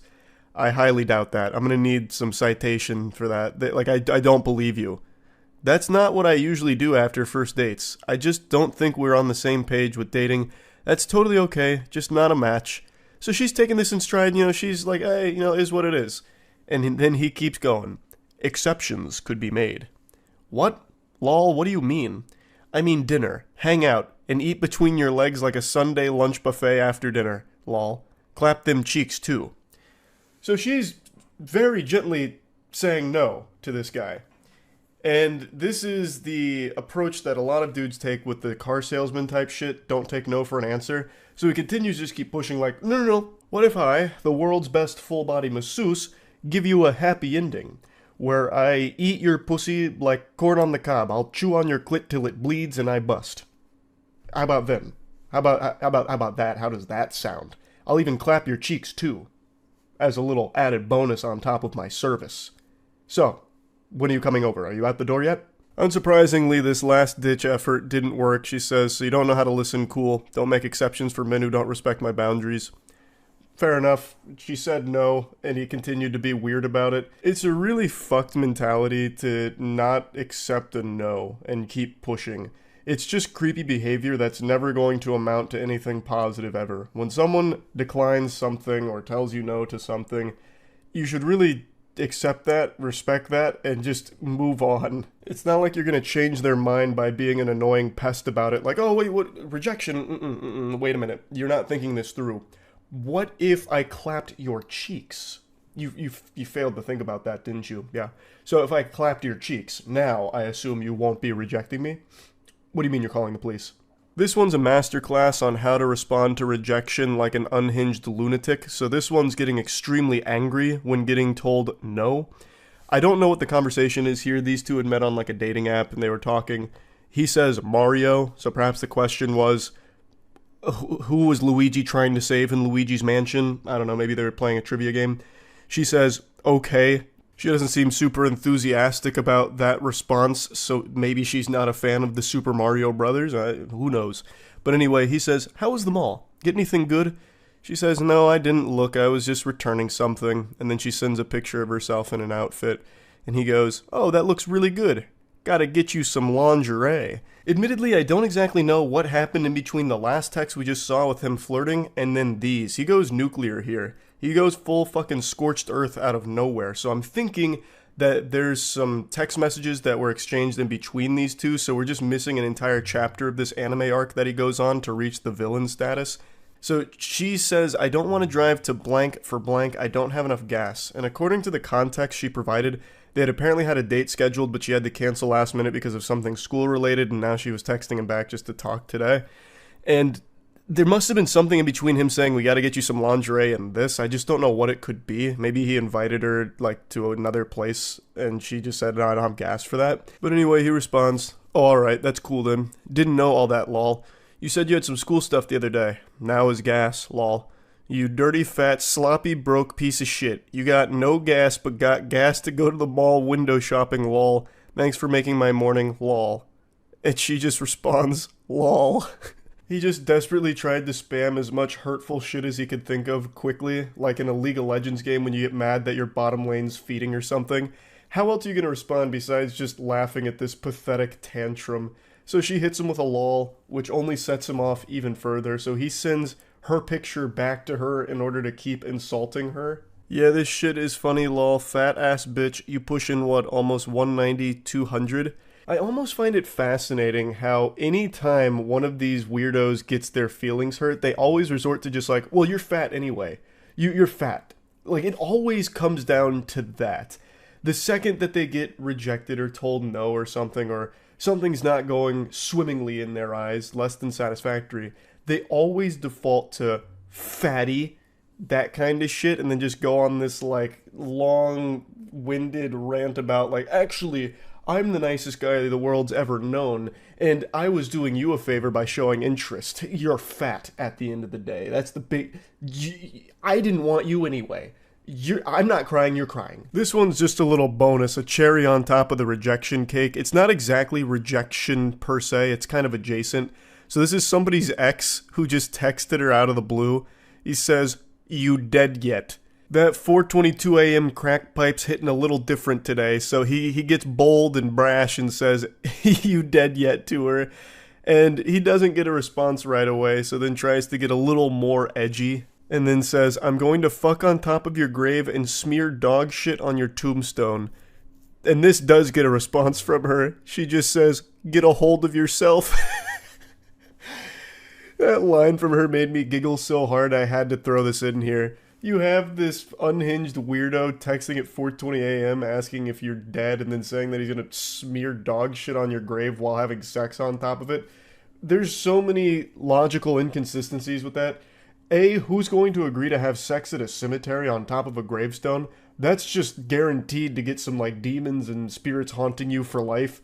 And B, Why would you bring dog shit with you to have sex? Even if you found a willing participant here, I feel like if you brought a bag of dog poop with you, that's immediately going to ruin the mood and you probably won't be having sex. Like, this just doesn't make any sense. This guy's spitting a bunch of nonsense here, a bunch of mumbo jumbo.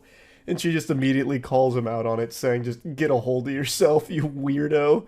It's so good. I just had to include that in here. Again, it's not exactly rejection per se. Like, it's not in line with the other two, but it's just something that I had to toss in. That's really about it. See ya. I know many of you read the title and assume that this is clickbait or exaggeratory, but it's not. You may not believe me yet. Wait until I show you the evidence, the proof. This is the most unhinged individual we've looked at yet. He's equal parts frightening and fascinating, tiptoeing on the fine line between intrigue and how are they not locked in Arkham Asylum. It's a mystery here. He's like the product of a science experiment gone wrong, like if Professor Utonium added chemical cringe to the concoction instead of chemical X and then created this weirdo. Since I've been down this rabbit hole, this bender of consuming awful romantic texts and bad dating stories and bad dating videos and all of that, this guy is now at the top of the tier list for the weirdest. Like all great fairy tales, it begins over Facebook memes. So he says, "Did you block me on Facebook?" To which she responds, "Nah, my profile got deleted, maybe, I don't know, lol, long story." Then he goes, "You don't have to lie." I can just feel the sadness emanating from that line there. I can imagine him looking down and kicking his feet in some sand. And she goes, "I'm not. You can ask pretty much anyone. The profile is gone." To which he responds, "I'm not going to waste my time finding out you're lying to me. So now you're going to ignore me." This is, I'm assuming, a lot of time passing between those two texts. And by a lot of time, I mean probably like 5 minutes because this guy's fucking delusional. So he double texts her like, "Oh, so now you're ignoring me? Now that I've called you out on lying about this?" She responds by saying, "It's not like that, it's just I don't like being called a liar." He then claims, "I didn't call you a liar, I just wanted to know what was going on." And then she says, "I told you and you said I lied, dude." I don't even know why he's trying to pretend that he didn't call her a liar. He can literally look 2 text messages back and see that he point blank blatantly does call her a liar, basically. He's already off his gourd right now. He's fuming because this account that he follows posts memes that he likes and now he doesn't get access to those memes and he's throwing a temper tantrum. But really at the end of the day, it's not so much the memes. He wanted to try and shoot his shot here with the individual who runs the account. He then tries a new angle by going for pity. He's like, "Oh, I'm sorry. Just been going through shit. That sucks about your Facebook." And then he's able to almost cobble together a normal human interaction here. She goes, "Shit happens, it's cool. Just been in my head and your memes brighten my day. I got weird because I didn't do anything wrong for you to block me like that. My memes actually got me banned." This reminds me of like the potion seller video on YouTube a while back. "You can't handle my strongest potions, traveler." But in this case, it's memes for Facebook. And he just goes, "For real? That's crazy. You post them all the time though. It must be something fucked up, haha. Well, if you made another Facebook, you better add me first. I'll be waiting, JK." To which she just tries to close it out by saying, "Lol, yeah." Next chapter in this cringe anime is him trying to pull out the Riz here, trying to showcase his game. "So what are you doing, dork? Haha, causing more trouble for Zuck?" He's going for like the playful insults kind of thing, like, "Oh, you dork, you fucking dweeb geek, what are you up to, huh?" And she just goes, "Nothing, just hanging out." "That's so cool!" I love that with the exclamation point. He's like, "Whoa, badass! I bet you're kicking ass in Animal Crossing, huh? Is it that fun? It looks too much for kids. It must be since you keep ghosting me. Do you play any real games?" To which she's baffled, saying, "How is that not a real game?" So again, a certain amount of time elapses between his first message with the "That's so cool" NPC dialogue and then him going, "Oh, it must be so good you're ghosting me." So this guy's flipping emotions back and forth rapidly. His brain is all over the place. His fucking noodle is scrambled.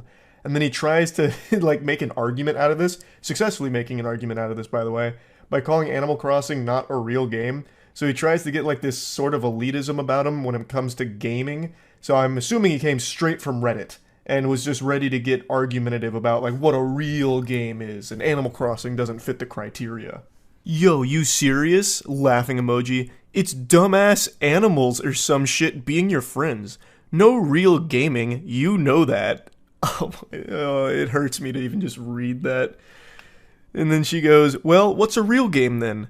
You don't have to get an attitude. I'm just making fun, dork. Oh, why are you getting offended? I'm just insulting what you're playing. Like, what are you getting all bent out of shape over? Oh, come on, calm down. What, are you on your period or something? Well, why don't you ask one of your dumbass animal friends to help you with it or something? Like, dork? Oh, it's so painful reading this guy's text, and it only gets worse. It gets even more outrageous. But he's so aggressive with everything. It's like he treats a text conversation like it's an active war zone. Rocket League is a way better game than that, but I guess that's not cute enough for you. Yeah, not enough sunshine and rainbows for you girly girls. This is a real man's Battlefield. And speaking of Battlefield, game like Battlefield, Cyberpunk, Far Cry, shit, Madden, that's a sport. And men like me play sports.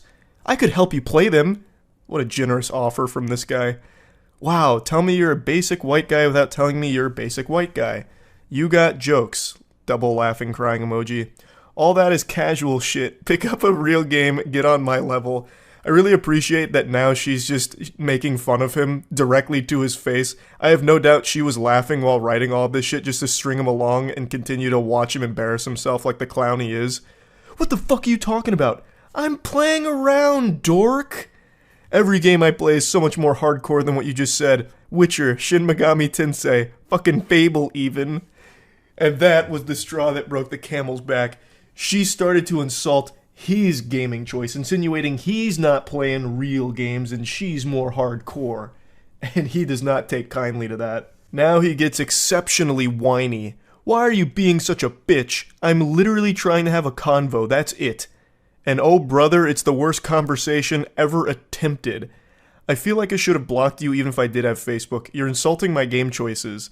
Which is all he's been doing is just insulting what she plays. I don't know why he thinks it's just some like normal conversation. And he keeps calling her a dork like it's straight out of Ed, Edd n Eddy or something. I don't know what he was expecting.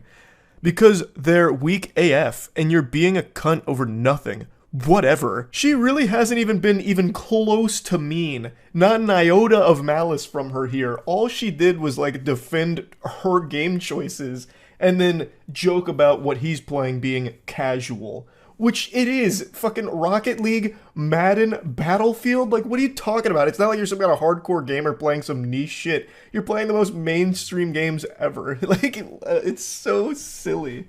I don't know why he thinks that she's some supervillain that's just been doing nothing but belittling him. He started it, and she's not even doing anything mean. Does your mom know you talk to women like this? My mom won't around. Why, TF, you bringing that up? That checks out. You have zero respect for me or anyone. You're just a fat bitch who does nothing and leads people on. You're nothing. Fuck you, I was being nice. If this is him being nice, I am so curious to see what him being mean looks like. He immediately just breaks down into his fucking soiled diaper meltdown. You're a fat bitch! And he keeps using the wrong "you're." He never even accidentally gets the correct form of "you're" in any of his statements here, which grinds my ass a little bit. But then he's like, you just lead people on. What? How? How did she lead you on? By responding to you? Granted, this is probably the first woman that has ever responded to a text message from this guy, so maybe that's like where things got misconstrued. He thought that since she responded to his initial message, she must be interested. This is so baffling, it's making my voice crack. My vocal folds are freaking out because it's so odd that someone could have a rotted brain like this. No wonder you can't get a boyfriend, bitch.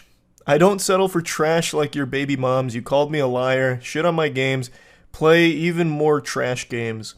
At least they gettin' dick, unlike your fugly ass. You have no idea what you do.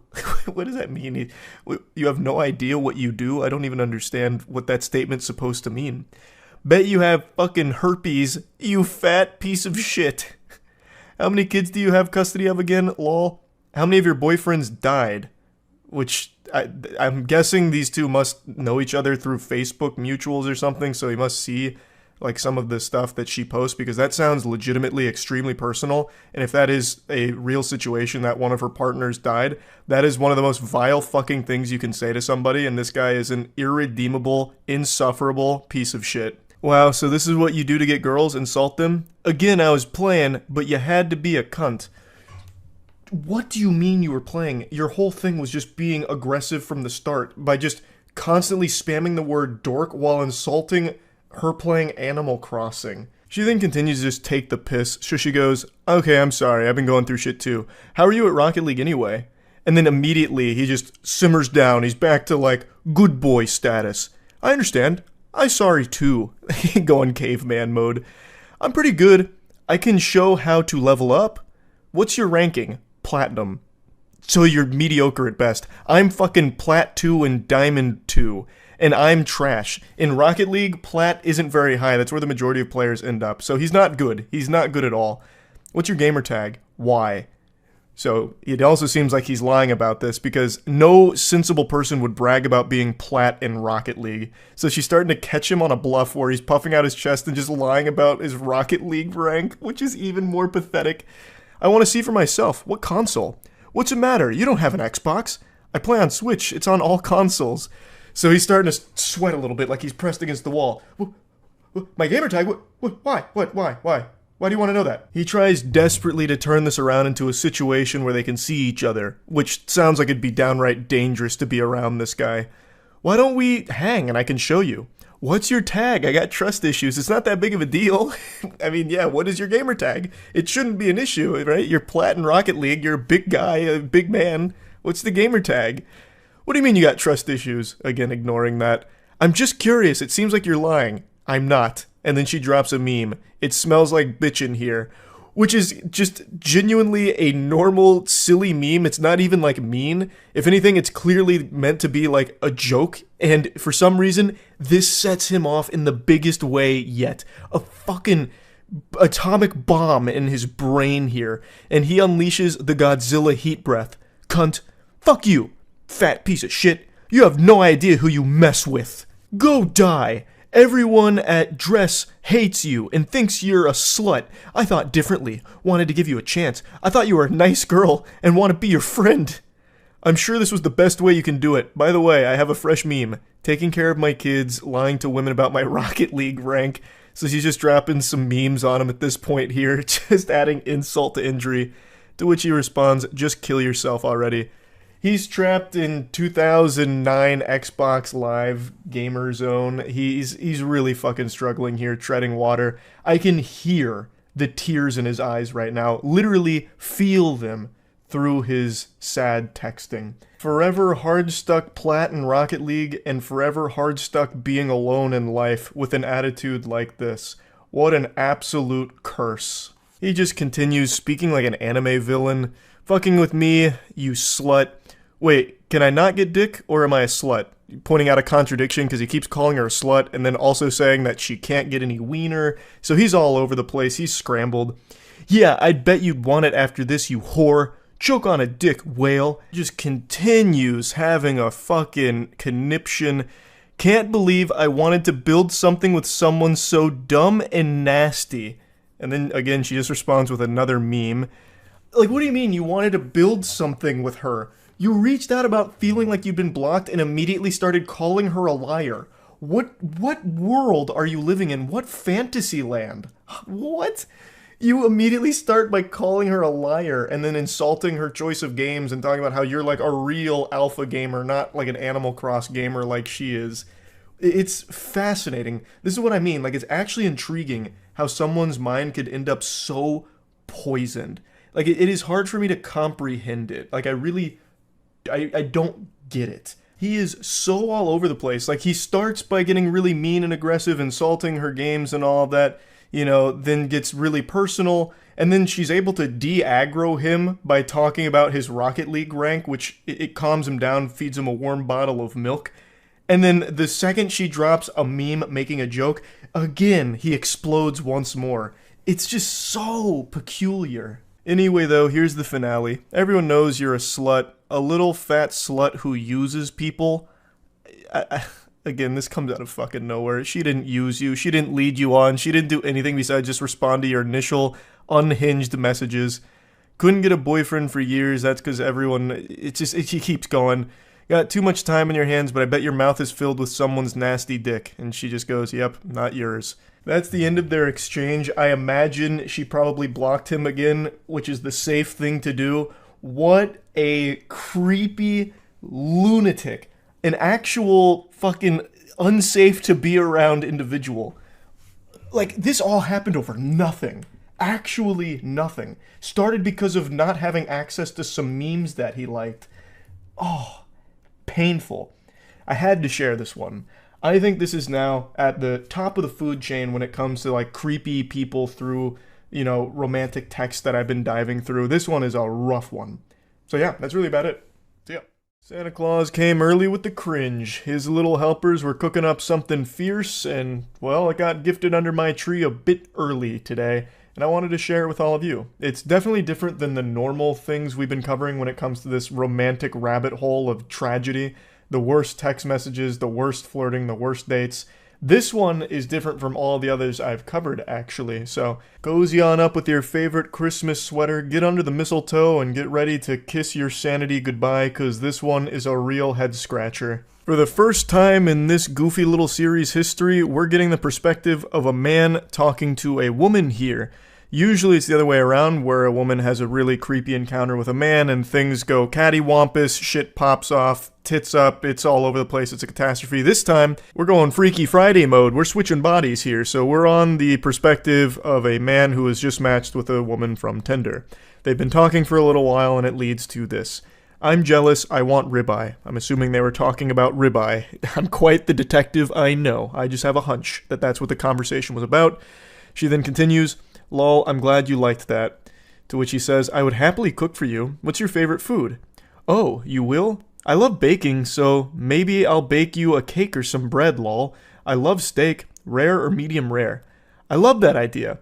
When can we make this happen? What a great start. I dare say these two are soulmates. This is wholesome, the exchange is going super well. Looks like they're about to set up a date to cook together or bake together. How could it possibly go awry? The good vibes continue. "I'm not sure. You haven't asked me on a proper date yet." To which he says, "What are you up to tomorrow evening?" This is already looking like something out of a Hallmark movie. This is super efficient, super, great all around. She says, "I'm pretty sure my family is stopping by because my sister's in town, but I'm not completely sure. What about you?" "I see. I've got nothing tomorrow evening. I'd like to schedule said date with you, but I also need to maneuver around holiday busyness. Do you have availability 12/26? And she says, "I'm off all next week. The 26th would be perfect," with 2 blushing, smiling emojis. And I'm just sitting here smiling, blushing, reading this story. Got me cheesing, it's so happy and wholesome. I also find it cute that in order to schedule the date, he conducted it like it was some kind of business meeting, penciling her in and locking it down. The whole thing is just adorable. So how could it possibly end up in the shitter? What went wrong? Well, let's take a peek. Beautiful. It's a date. "Would you be comfortable coming to my loft in blank and we can cook? I have a cat here too, she's lovely." To which she responds, "No, I'm sorry, I don't do apartment dates for first dates. That literally made me so disappointed that you said that as a suggestion. I'm going to cut this loose. I hope you have a good Christmas and good New Year. Wish you the best." To which he says, "All good." That's a totally understandable position from the woman here. Not going to a stranger's apartment for the first date is probably the safest decision you can make, so there's nothing wrong with setting a hard line in the sand like, "Hey, I don't really go to people's apartments for the first time meeting them." That kind of decision probably keeps you alive. You might end up at like a fucking serial killer's place. You go over there for medium rare steak, and you end up the steak. Turns out your Tinder date is Armin Meaves or something from Cannibal Cafe. So there's nothing wrong with her not wanting to go there for the first date. But she immediately jumps to being like, "All right, we're done here. I'm so disappointed you even suggested it." Even though they were talking about cooking and baking together. It's not like he just pulled this out of his ass like a nefarious plot where he was rubbing his hands together and came up with this scheme. They were talking about cooking and baking together. How are you supposed to do that together outside of a household or an apartment or something? There's really no way to do that, so it should be pretty obvious why he suggested it. And he wasn't pressuring her into it. He even said, "If you're comfortable, here's an option I think would be fun," since we've been talking about cooking and baking. He wasn't poking her or trying to bribe her into coming over there and set a trap or anything. He was just putting the offer out there. So I feel like a less aggressive response from her would have been something more along the lines of, "Hey, politely, I'd like to decline that. Don't feel comfortable going to your place for our first time meeting." And according to the comment section, he planned on offering an alternative because he understood why she wouldn't want to do that. But then things really start to pop off before he had the chance. So he says, "I hope you have a great Christmas as well." To which she responds, Jdi du perdele zatratse. I'm 100% sure I butchered the pronunciation on that, but I popped it in a Google Translate here, and it translates to go to hell, get lost. And I decided to investigate further, damn near having to revive Babelfish to try and get like another translation, because that just sounded so incomprehensibly mean after all of this. But the other translation that I keep seeing for it is basically, fuck you. Which just doesn't make any sense to me, because the guy was just following the conversation they were having. They were both saying, like, yeah, let's cook together. And then she even suggested baking, like, yeah, let's bake together. So he's like, all right, bet, let's do it. Let's cook and bake together. And then she just goes, fuck you, scumbag, get lost. So he tries to, like, explain himself. He goes, for the record, it just seemed like a logical next step in the conversation because we were talking about cooking together. Sorry to offend or disappoint you, ma'am. And she just goes, go fuck yourself, dude. This time, plain English. So that one I understood. And then he just says, very weird response in my opinion. And then she unleashes the demon here. She lets Hulkmania run wild. You know exactly why you fucking invited me to your loft. And it wasn't for cooking. Don't text me ever again, blocked. And then he just goes, we met on Tinder, remember? Wish you the best in getting a date. I'll be warning all 30,000 women in blank about you. Now you're blocked. And he's just like, well, actually, wiggling his finger, blank has a population of 6.47 million, about half of which would be women. Warning 30,000 people about anything is an extremely tall order. You don't even get 30,000 people that heed hurricane warnings in Florida. If she's somehow able to send up the bat signal here to warn all 30,000 women in that immediate area about this guy, hats off to her. That's an incredible achievement, and she should use that power for good instead of evil. This guy didn't do anything wrong. He's clearly starting to take the piss here a little bit and just play around with it with that population remark. But I almost don't blame him, because this is such an unbelievably hostile response to something that wasn't ever really meant in a disrespectful way, at least not from what I can see. She just immediately jumped to the conclusion that this guy is only looking to have sex with her. He's not actually inviting her over to cook. He is inviting her over to his place just for some coitus. There would be no steak being prepared. The only thing being steamed in that apartment would be ham. Steamed ham. I'm referring to them fucking. Like, that's such a stupid way of saying it. Mashing pissers, whatever have you. So she just believed that this guy was some huge asshole and was only using cooking as some kind of Trojan horse to get her over, but his true intentions were for a little bedroom rodeo action and nothing more. When really, to me, it really seems like they were talking about cooking and baking together. They were both on the same page. So when the idea of a date came up, which she proposed, the logical conclusion you draw is, hey, we've been talking about cooking and baking together, let's do that for our date. Like, it doesn't really seem like there was any kind of malicious intent behind it, and he never really had a chance to offer an alternative because she immediately just shut the whole thing down, which she has every right to do. There's nothing wrong with that, but it does seem like he wasn't trying to just be some douchebag or whatever. Like, it seemed like he was just offering a date that they had been talking about as a mutual interest. I'm sure he probably would have offered an alternative since she wasn't comfortable coming over to his place. He continues to just get a little sarcastic about things. He goes, please warn them about how a guy from Tinder invited you over to cook the day after Christmas.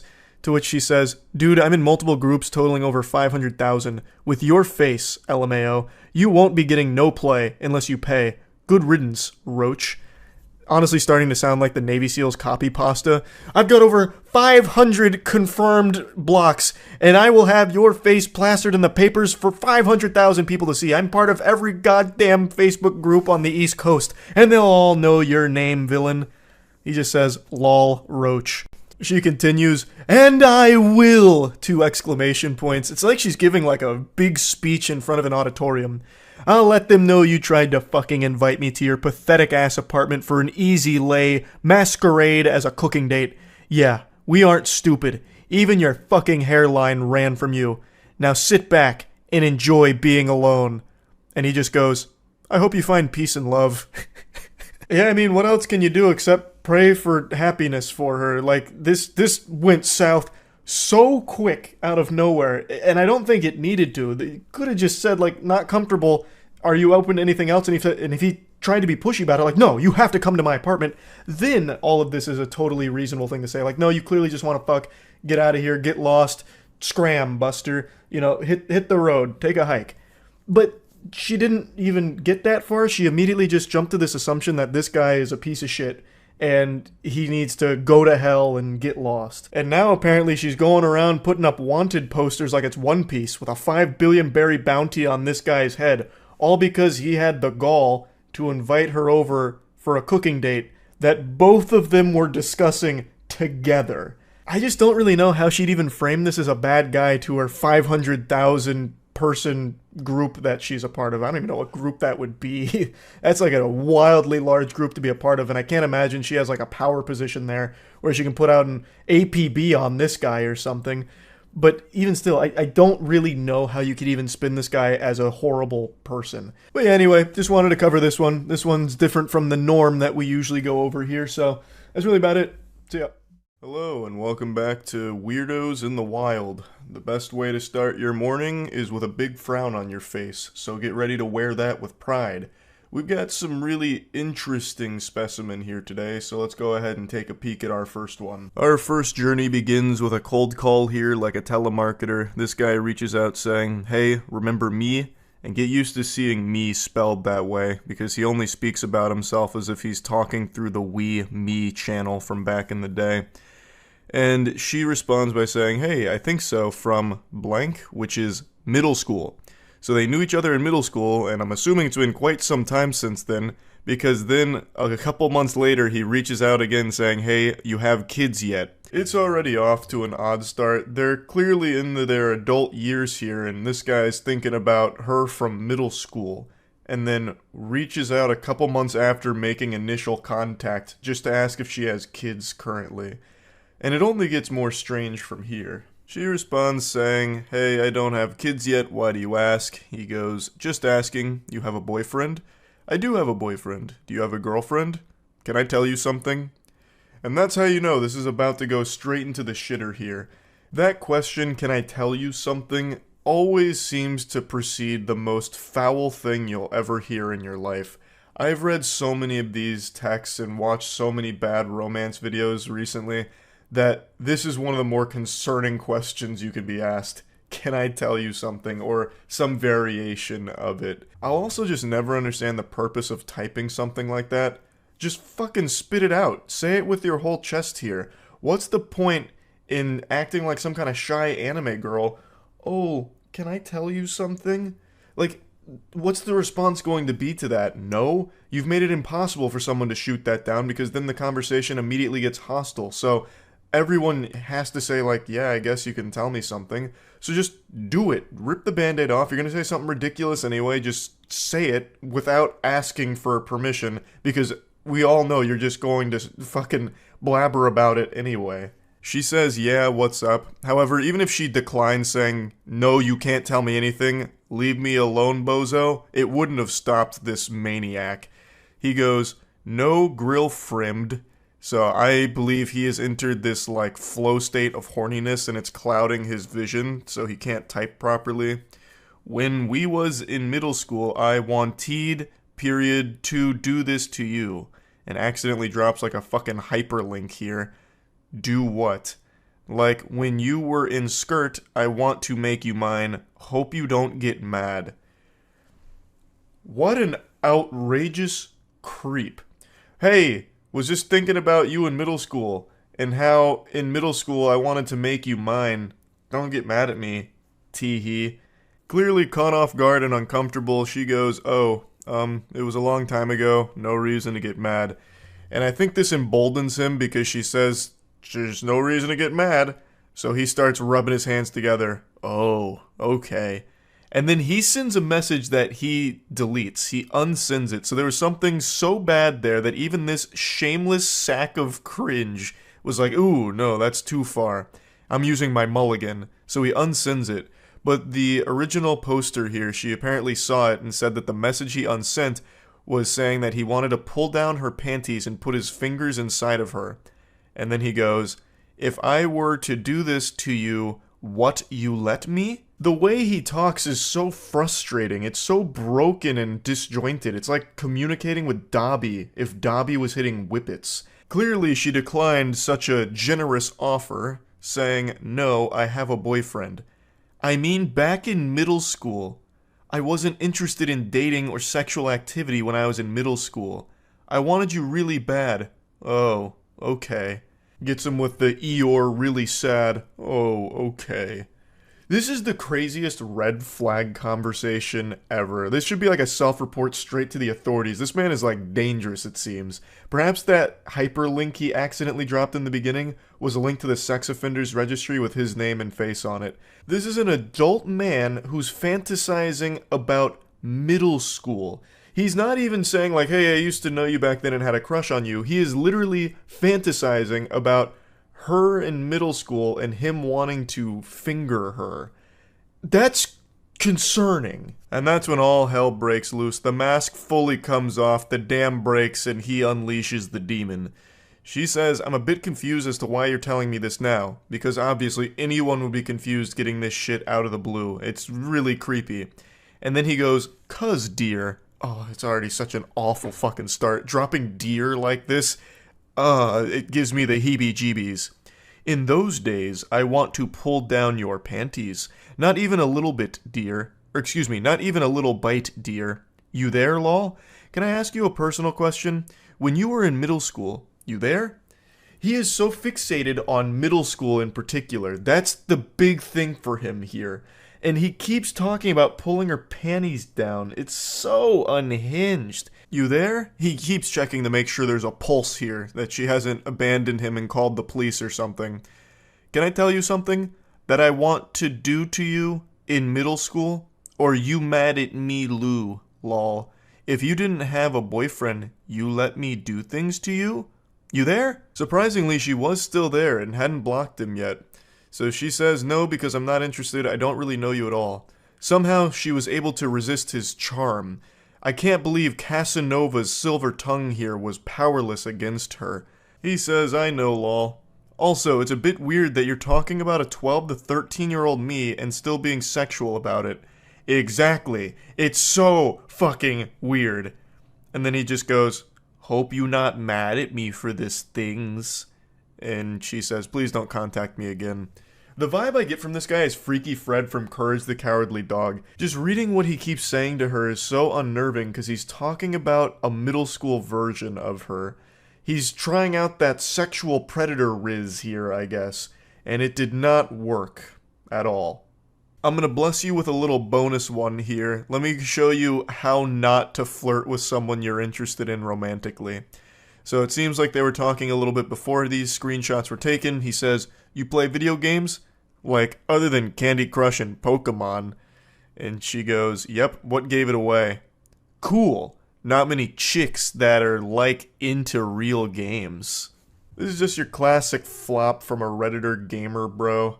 Ugh, girls only like Candy Crush or Pokemon, fucking Sims or Barbie Jeep Racing. They don't like real games like me, a fucking man. Call of Duty, Battlefield, BioShock, big rigs over the road racing, Madden 24. But you're different, m'lady. You're not one of those normal chicks that likes those fake games. You can appreciate these gems that I like. Most chicks can't do that. I don't know why. Must be periods and pheromones or something, but you are rare, m'lady. You like real games. Like, I just don't know why anyone would try something like this. It's just immediately confrontational. It makes you look like a whack loser. And everyone knows it too, so she calls that out saying, really? Gonna try that one? Because it's so pathetic. And he goes, what? It was a compliment. And she just says, whatever. And then that really sets him off. So, a guy who you are already desired to be intimate with gives you a compliment, you get bitchy? And then he doesn't get a response, obviously. And then it comes back later saying, are you ignoring me now? She said, you live in a different country than me.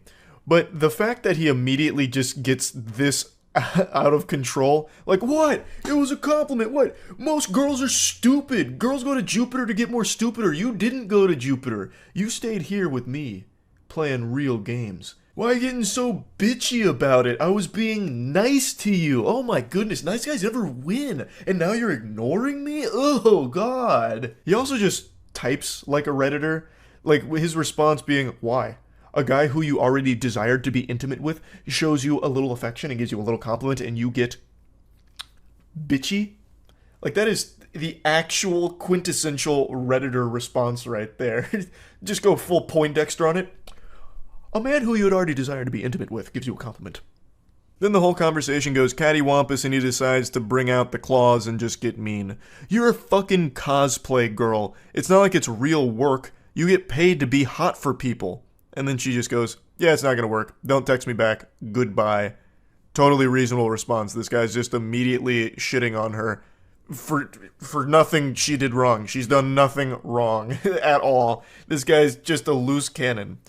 Women like you are always so sensitive. I'm just being honest about things. If you can't handle that, I don't think you intellectually compatible with me. Oh, all the Reddit check marks are being ticked right now.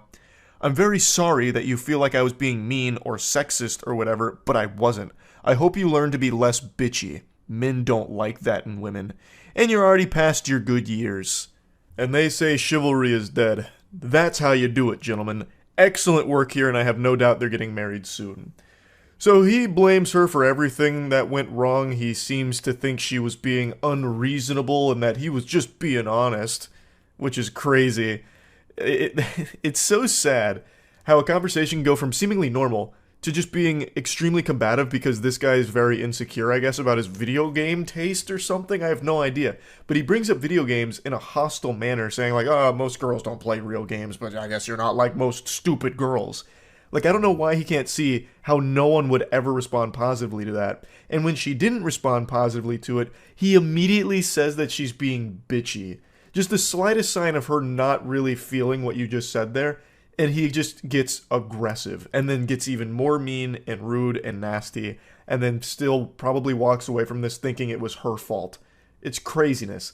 So he'll probably stay alone for most of his life, but luckily he's got so many great games to play by himself. So there's a silver lining there. At least he's a real gamer with those real games by his side. That's really about it. So yeah.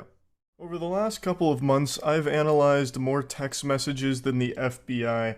I have been glued to bad romance and flirting like a moth to a flame.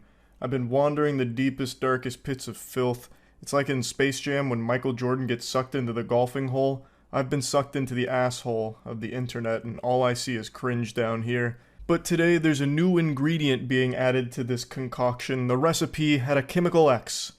Crime. This got posted to Reddit earlier today and a lot of people sent it my way, and it actually reminded me of a real criminal case that happened back in 2022, and I actually found the case again through the comment section of this post because I couldn't quite recall all the particulars of it, but there is a lot of similarities shared between that criminal case in 2022 and these text messages that this individual is showcasing here. So it starts with this girl's coworker messaging her out of the blue saying, hey.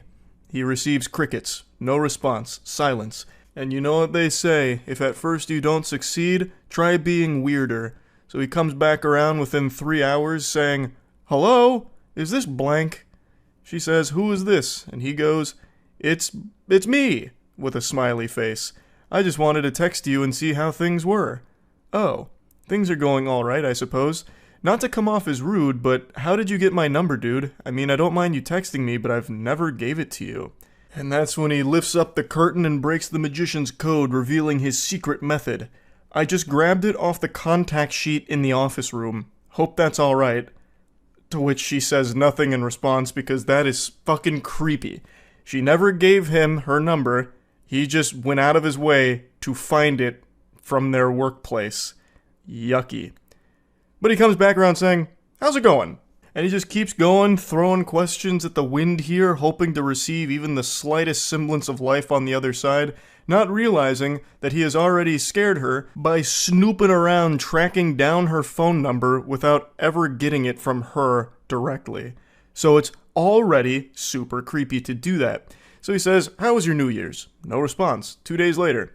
Sorry to keep texting, but what are you up to today? If you're free later, I'd love to go out. I will never understand that kind of shit right there. How can you be so deluded and lost in your own little fantasy land Narnia that you think there's even an iota of a chance that she agrees to go out with you when she has ignored your messages for 4 fucking days? Like, What is the thought process? Scratching at his chin. Maybe she's playing hard to get. Perhaps she's just been truly swamped and has been really wanting to reply to me, but just might be a bit shy and doesn't know how. I know. I'll go ahead and invite her out with me. That should make her a lot more comfortable. And he goes a bit deeper. I know you're probably busy, but I could pick you up too, so you wouldn't have to take the bus anywhere. If you wanted to go out, that is. Sorry to keep texting, but I don't want to be out too late, so I'd appreciate a response at some point, Smiley. I'm heading out to get coffee now, so if you want to join me, just let me know. Ma'am, you better hurry. The choo-choo train is leaving and Mr. Perfect is going with it. You only have one opportunity to get coffee with a gentle sir like this, so you really gotta play your cards right. She declines, saying, I would appreciate it if you didn't text me unless it's work-related. I don't really know you, and I'm only blank. You're 5 years older than me, dude. This just feels creepy. I didn't mean to be creepy or anything. You're just pretty, and I thought it would be cool if we got to hang out, Smiley. No thanks. That's honestly so weird, and if you continue to ask, I'm going to talk to Lean about this. I'm assuming that's like their supervisor or someone higher up at the place they work.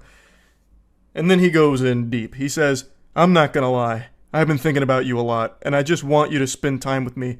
What you said the other day just felt rude. At least try and give this a chance. I know you're probably not awake, but I've been up all night thinking about you. Not going to lie, sometimes I like to take pictures of your ass while you're in the drive-thru window and I jerk off to them in the bathroom. I'll go ahead and take a courtesy pause here to give everyone a brief respite and let that nugget marinate in this sauce here because he just dropped a real heavy, spicy meatball on the plate. And when I first read it, I certainly wasn't ready for that because that's just openly admitting to a crime. I'm not a sheriff or anything, but I'm pretty confident that that's illegal. He'd probably be taken away in handcuffs if this information got out, which it should. She should absolutely report all of this. Now, somehow it actually only gets worse from here. This is just the beginning. He's showing his true face, and man oh man, is it an extraordinarily ugly one. I know that's messed up, but imagine if we fucked in the work bathroom, or if we went out in public. I honestly just love the idea of having a little helpless bitch under my control. I know you're so much younger, but you should give it a shot. Older men can be so much fun to be with. No one at work would have to know. Hello? Sorry for calling, but I'm really lonely and you haven't replied to me at all. Since the text messages are going unanswered, I guess he's resorted to actually just calling her, which is also being ignored, obviously, because that's the safest thing you can do is ignore it. So I can't believe the revelation that it turns out he's lonely. Who would have seen that coming? With smooth talking like this dude's got all the game in the world. This man's a fucking apex predator, a grizzly bear, a champion of Riz here. I can't believe that he, of all people, would somehow be lonely. What a curveball. He then tries to brush all that under the rug, trying to apologize for it. Sorry about last night. I got carried away. I know you're probably not even reading these, but I hope you have a good day, Smiley. I'll be thinking of you. I really don't see an issue. It's not like a romantic date or anything. It would just be getting coffee and food. And if you were in the mood, we could always go to my place to watch a movie. I know it sounds creepy, but why not just get out and enjoy the day together? What in the hell is even that? What are you talking about? It's not like a romantic thing or anything. You were just talking about fucking in the workplace bathroom. And then you were talking about having a helpless bitch under your control. What do you mean it's just coffee? You're already showing how extraordinarily creepy and perverse you are. What are you yapping about? He's blabbermouthing about a bunch of hooey. And that's when she finally does respond to all this and says, Alright man, I'm probably going to report you to the police. You know damn well that I'm underage and you're texting me in the middle of the night like that. Fuck off. And then he drops her address and says, if you continue to ignore me, I'll just make it so you can't. If you tell anyone, I'll make this even worse for you. So it turns out she's underage, and he was well aware of that fact. And he also would have been even more aware of that fact, considering he snooped through the confidential workplace documents to find her address and her phone number. So it would have been abundantly clear that she is underage, and he didn't care. He still went for this full throttle.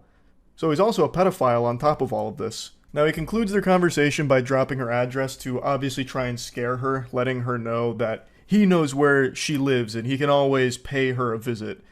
And a lot of people in the comments, and I think a lot of people in general, would assume that that's just supposed to be like some kind of scare tactic to get her to not say anything.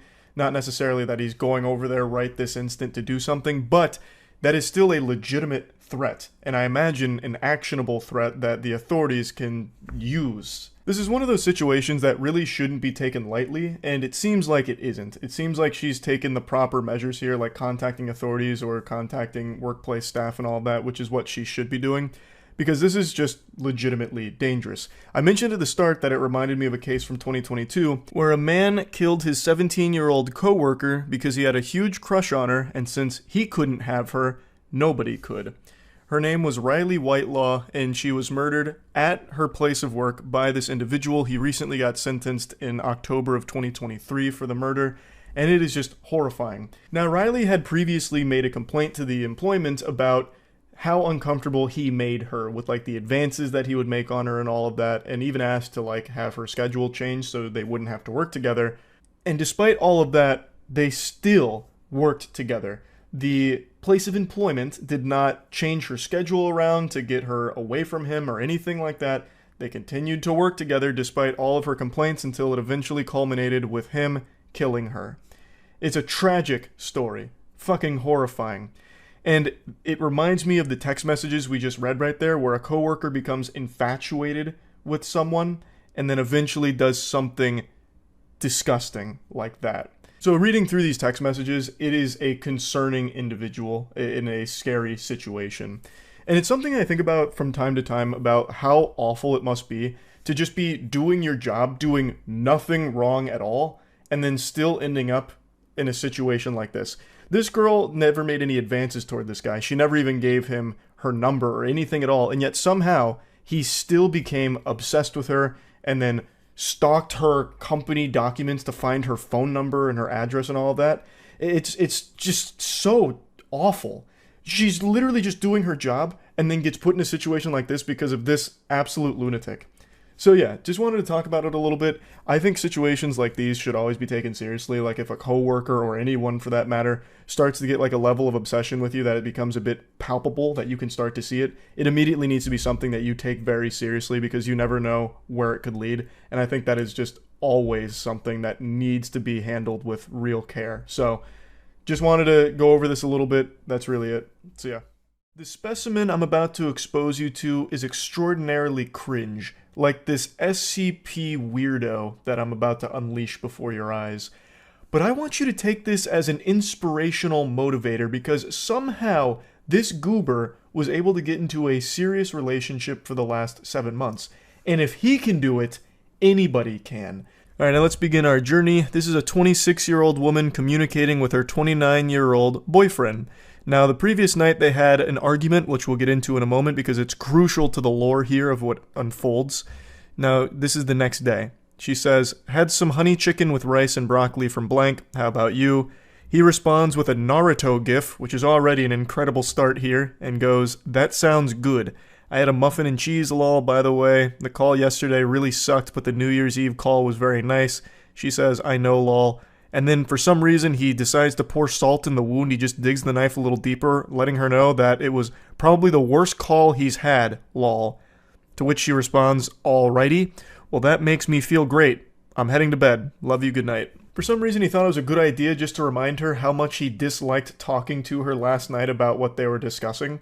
Oh man, that call last night, that was the pits. Jesus Christ, am I right, you fucking harpy? Last night's call was horrible. The New Year's Eve call was a little bit better, but goodness gracious, heavens to Betsy, the call before that, fucking atrocious.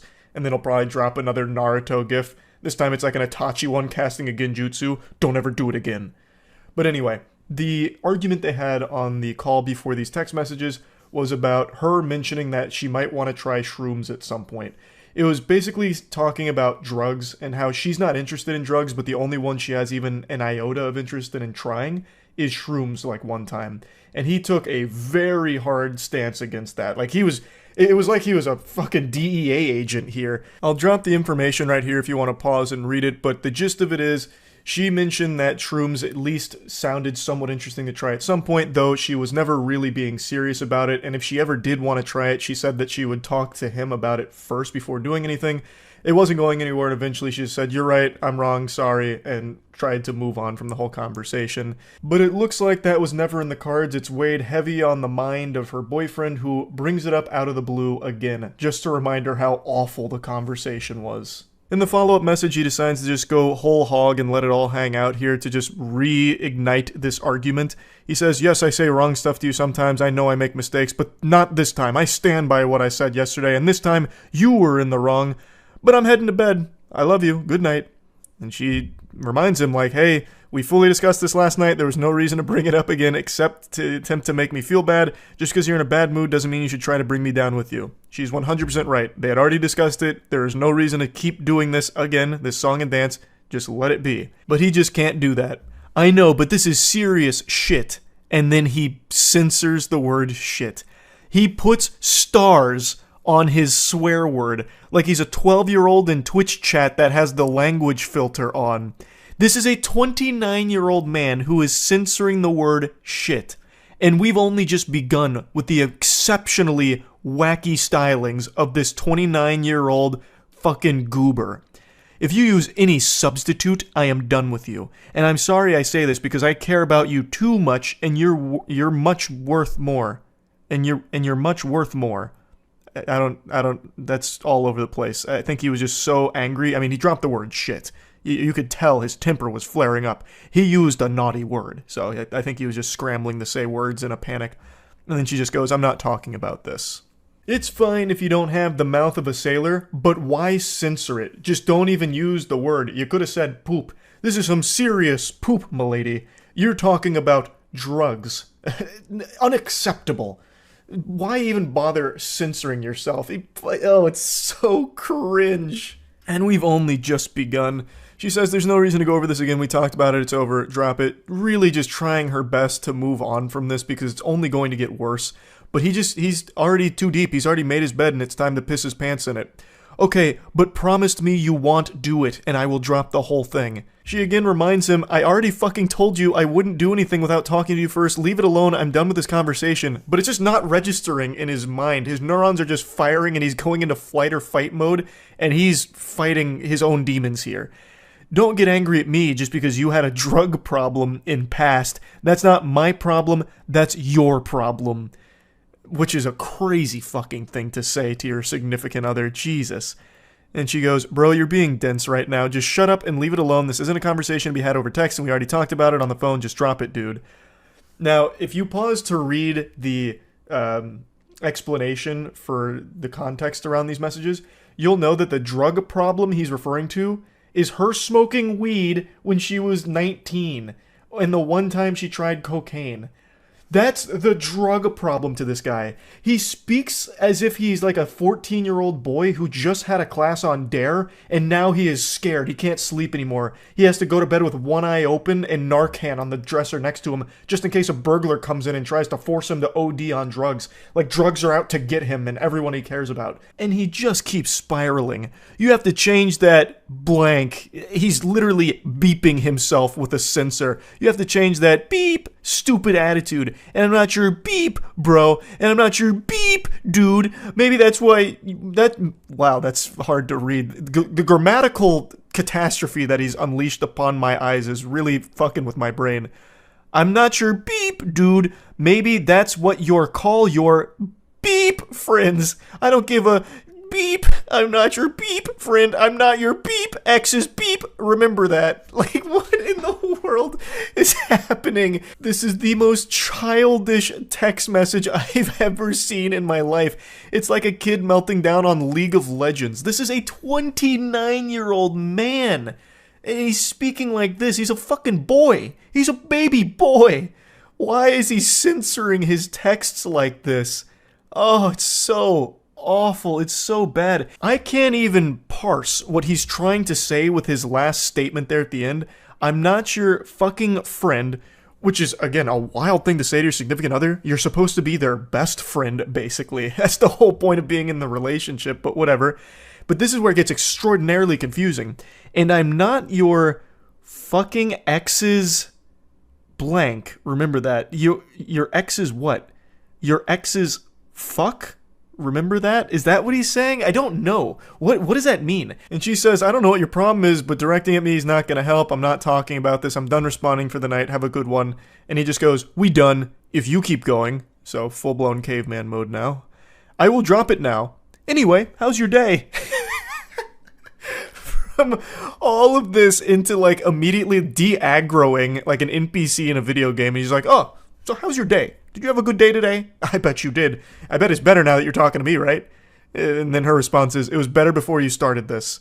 And then that once again sends him off. Well, that's your problem. I just don't want to crackhead girlfriend, and please don't call me bro. I'm not your stupid friends.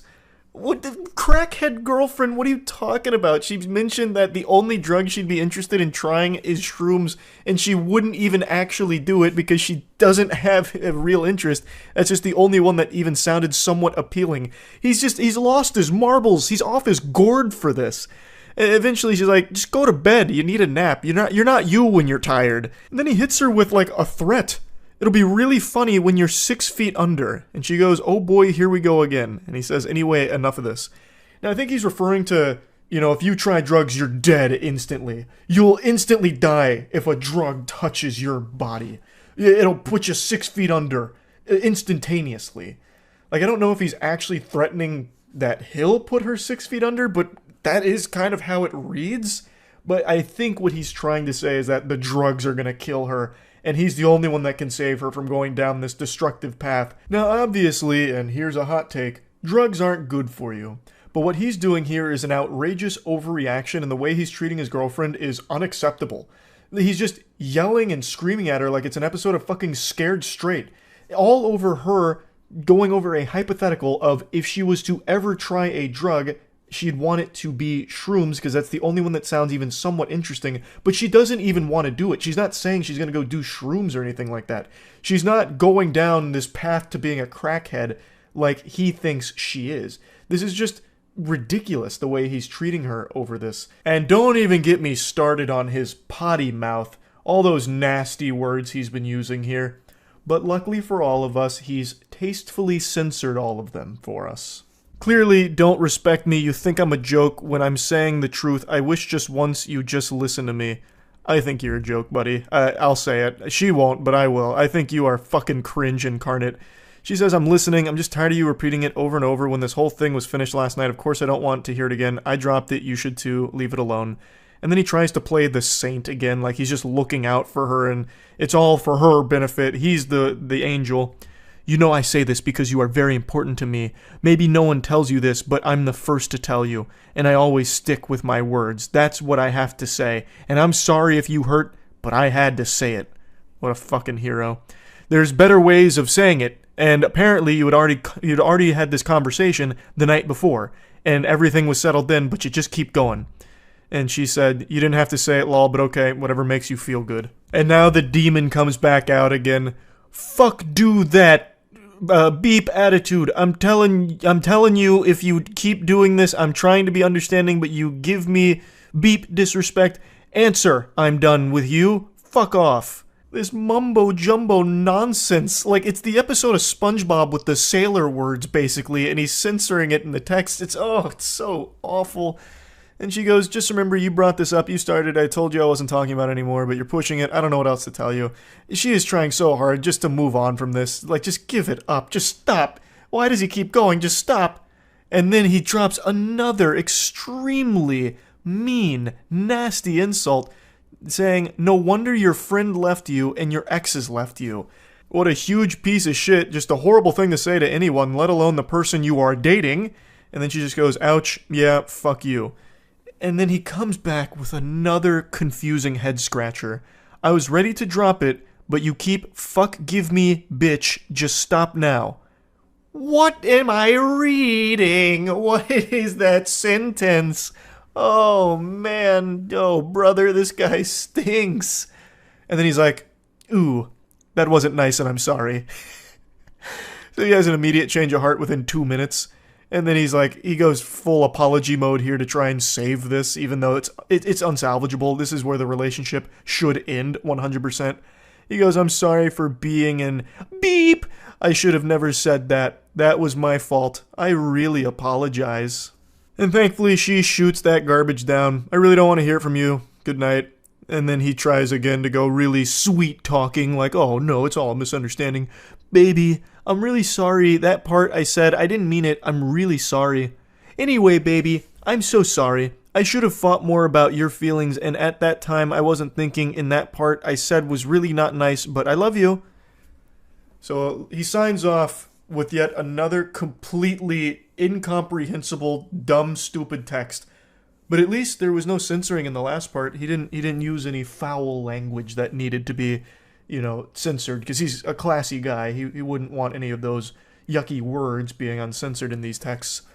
But yeah, as far as I can tell, she is planning on leaving him, according to the comments, I think. She said she's not going to give him another chance to show this side of him, which is good because this relationship shouldn't continue past this point. That right there is the kibosh on it with the things he said about this. She didn't do anything wrong. She was just talking about a hypothetical. If she was to try a drug again, it would be shrooms because it's the only one that seems even somewhat interesting. But she even said multiple times she didn't want to, and she wasn't planning on it anytime at all, really. And this guy just had this crazy overreaction to it. So yeah, huge weirdo, big cringe guy. That's about it. So yeah.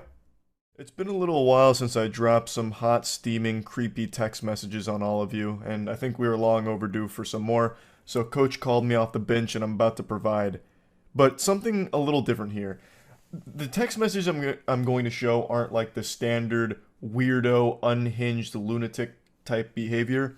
But I think it's something that a lot of people might be able to learn from. So to give a little background, the poster here, she mentioned that she had gone on one date with this guy and knew him for like 2 months, and the date didn't go super well. And then we fast forward to this interaction that we're about to cover, and the reason why I think this is a teachable moment is because I feel like this is something maybe a lot of people do without realizing it's not a good idea, and there's actually hints of old Charles in these text messages here. Deep in the flavor profile of these embarrassing texts we're about to go over, I see myself staring me in the mirror when I was but a wee lad, a young man.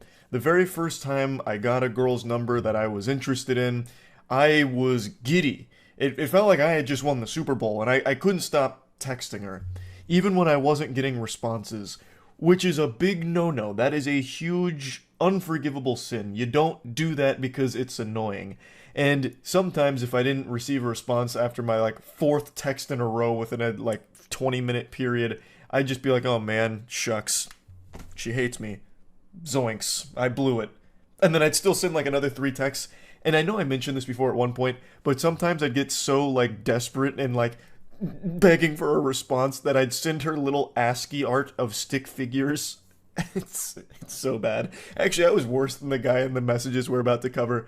But his is floating around, and I really think it's important that people realize that that's just not how you should communicate with anyone. Not even just someone that you're interested in, just anybody in general. No one likes to just be pestered. So let's begin. I am believing right now you might be my kryptonite. Need to hang out more, but I'm pretty sure you're my kryptonite. I'm good with anyone, and they will probably be my best friend once they are done. Just what I'm used to. I don't really know what that means, if I'm being honest. What do you mean, she's your kryptonite? It's supposed to be cute and romantic, but I don't really get it. That's kind of like an insult to her. Look, you're bad for me. You literally poison me. You make me sick, is basically what that's saying. It's not really that romantic, but I think he's trying to mean it in a sweet way. But anyway, she says, sorry I can't talk right now, I just got my son from school, give me a second. Which is totally reasonable. She's giving a response letting him know that she can't really properly respond to whatever conversation's trying to be started from this cold open. And he goes, okay, sounds good, enjoy your time with them please. Cody is about to get home, and then we're gonna go play some skee board, and I'm drinking, and then sends a picture of the beverage. He must have been butt-chugging that Miller Lite there, because then things really fly off the rails.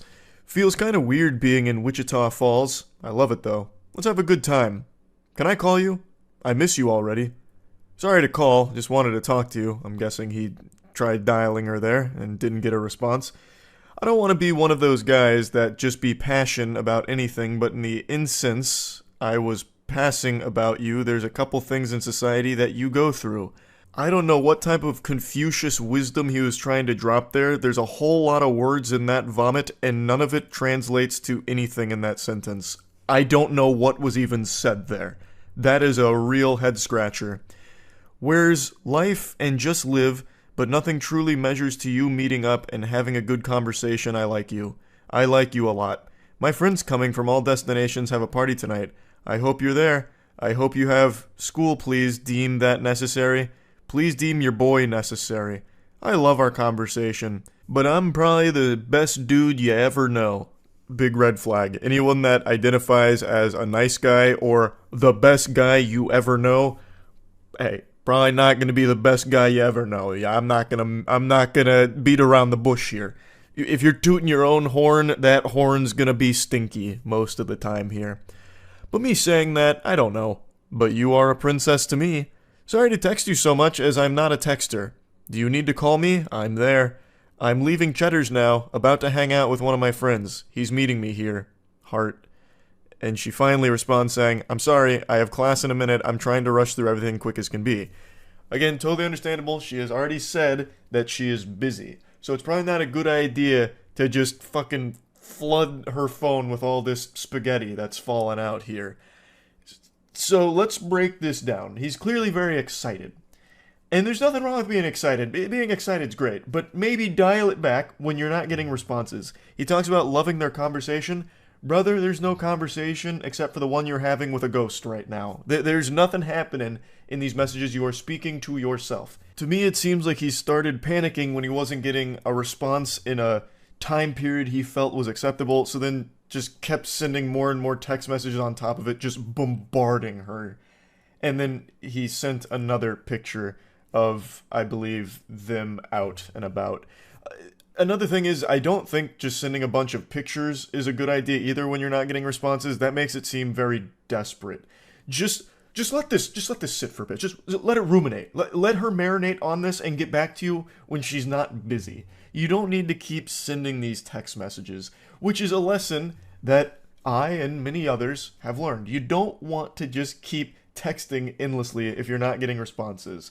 There's this unspoken rule, I suppose, about, double texting or the forbidden jutsu of a triple text. Of course, it's mainly a meme, but there is some real logic behind it. If you're texting with someone and they're not really responding, it's not really a good idea to just keep pressing that. Either they're not interested, which is fine, it happens, or they're busy. And in either one of these cases, sending more text messages is only going to serve to make things much more uncomfortable and worse all around. Girl, be you, that's all that I want, but I do want to see you. And then sends this creep shot of just two women at the bar they're at, two older women. And then he goes, so Cody and I are about to take these ladies home, laughing emojis. I swear to God, two old ladies about to take us home. I want to see you. You in class? This is just really weird. This is bizarre. Where is this coming from? Why are you taking a photo of just two random ladies claiming they're trying to take you home or something? Shit's getting a little loopy here, and it's still not hitting. She's still not responding because, again, she has already explained she has class. She is busy here. Now, the way he's texting makes me feel like he's drunk at the very least, because it's almost incoherent, like babbling, saying nothing. It's so many messages to say nothing. Like, what do you mean? I hope you deem your boy necessary or whatever. Like, what is going on? Like, this is... You shouldn't be texting right now. What you need is some Pedialyte and just rest and recuperate. So she finally responds again saying, I'm in class, I'm sorry. I don't know what the prize that needs to be paid. Just really love the time we had. Might be getting soft. And she's as confused as I am. What do you mean, lol? Me sure who I am is the price I mean. I appreciate the explanation, Yoda. Again, what? Huh? Another picture of some beverages here. We're about to move. Dude thinks he is prettier than me. What the fuck? I told me I can pull more chick than you, bro. Had me cracking up. Just move to the side and have fun, bro, is what I told him. And then sends a picture of a song that he's listening to. I don't know what's happening in the lore right now. He's treating these text messages with this girl like it's his diary. Or like he's live blogging his life right now in real time, live tweeting in these texts. It's baffling. I also think he's making it up. Like, I don't understand what this is supposed to be. You won't believe this. Guy said he could pull more chick than me? Ha!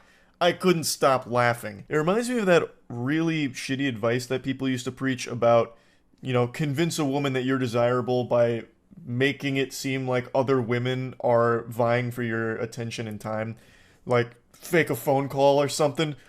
Pardon me, madam, I'm getting a phone call. Yes, Stacy. No, the pussy appointment was canceled. We can have sex another night. I'm busy. It's boys' night. I'll call you back. Alright, goodbye. Sorry, this girl, she always wants to fuck me. But anyway, what was your name again? Like one of those things where it's like, oh wow, this guy's got, so many girls are interested in this guy. I mean, maybe I should be interested too, was the line of thought. That's what those text messages scream to me, that he's just making that whole situation up right there. Because what random dude's gonna come up saying that he's prettier than him and that he can pull more chicks than him? Just a total stranger. That's not like a human interaction that would ever happen. Some dudes smell like ass. Laughing emojis. My goodness. Why are you telling her this? What is the response even supposed to be? And then he just sends like another random photo of someone playing pool. Presumably him playing pool, I guess. I don't know. He just keeps sending all these fucking photos of beer, two old ladies, him, beer, pool. Why? It's not a picture book. It's supposed to be text messages, like a conversation, but there's no conversation. Stop fucking texting. And he just says, haha. And she responds again, finally, after a bit of a drought, saying, that's nice. I mean, yeah, that sums it up. Like, what are you supposed to say to this? Just, oh, cool. Oh, interesting. Nice. And then he goes, not without you. We are at Deep Eddies. My goodness, lol. You are going to be able to come out? We will come pick you up. Am I going to be able to see you before the night over with? Like, he's going full caveman mode with a lot of these statements here. I think he has drank a lot over the course of the evening.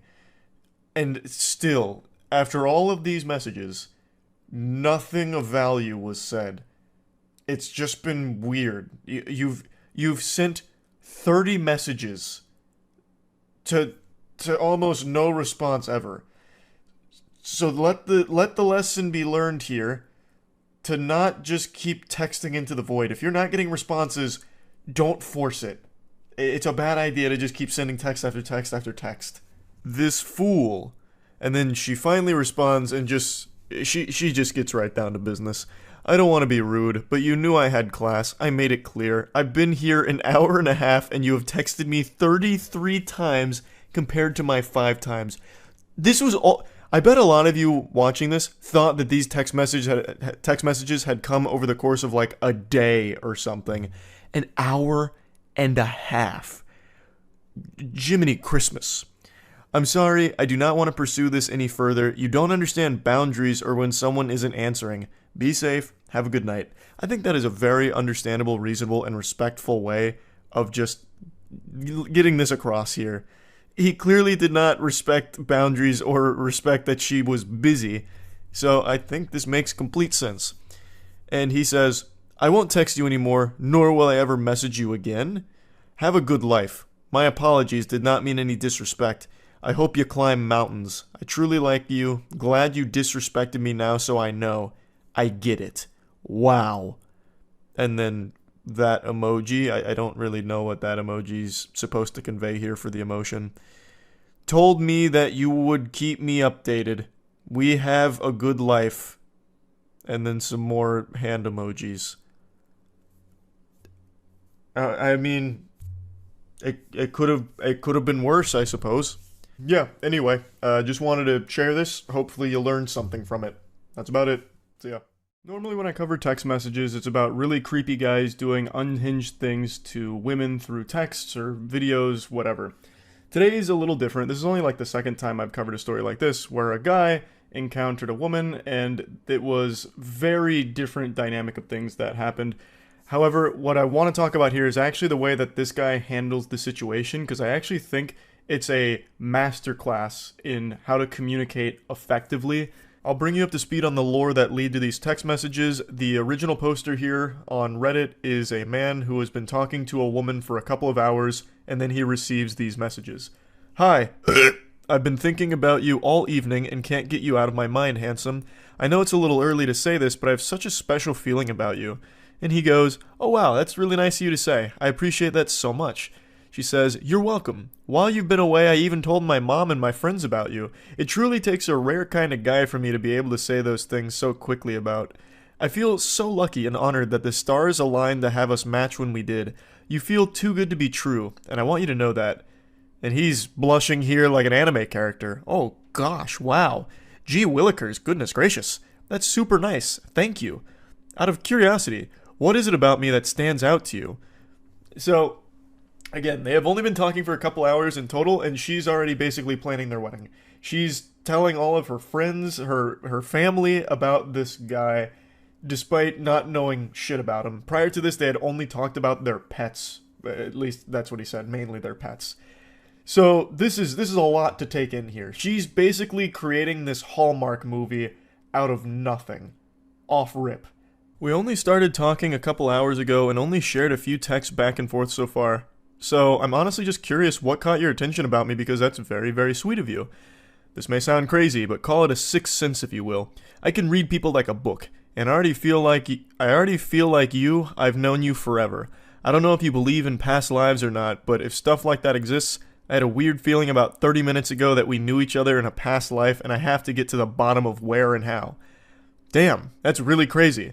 It really is, though. Thank you for finding your way to me. And he just goes, haha, you're welcome.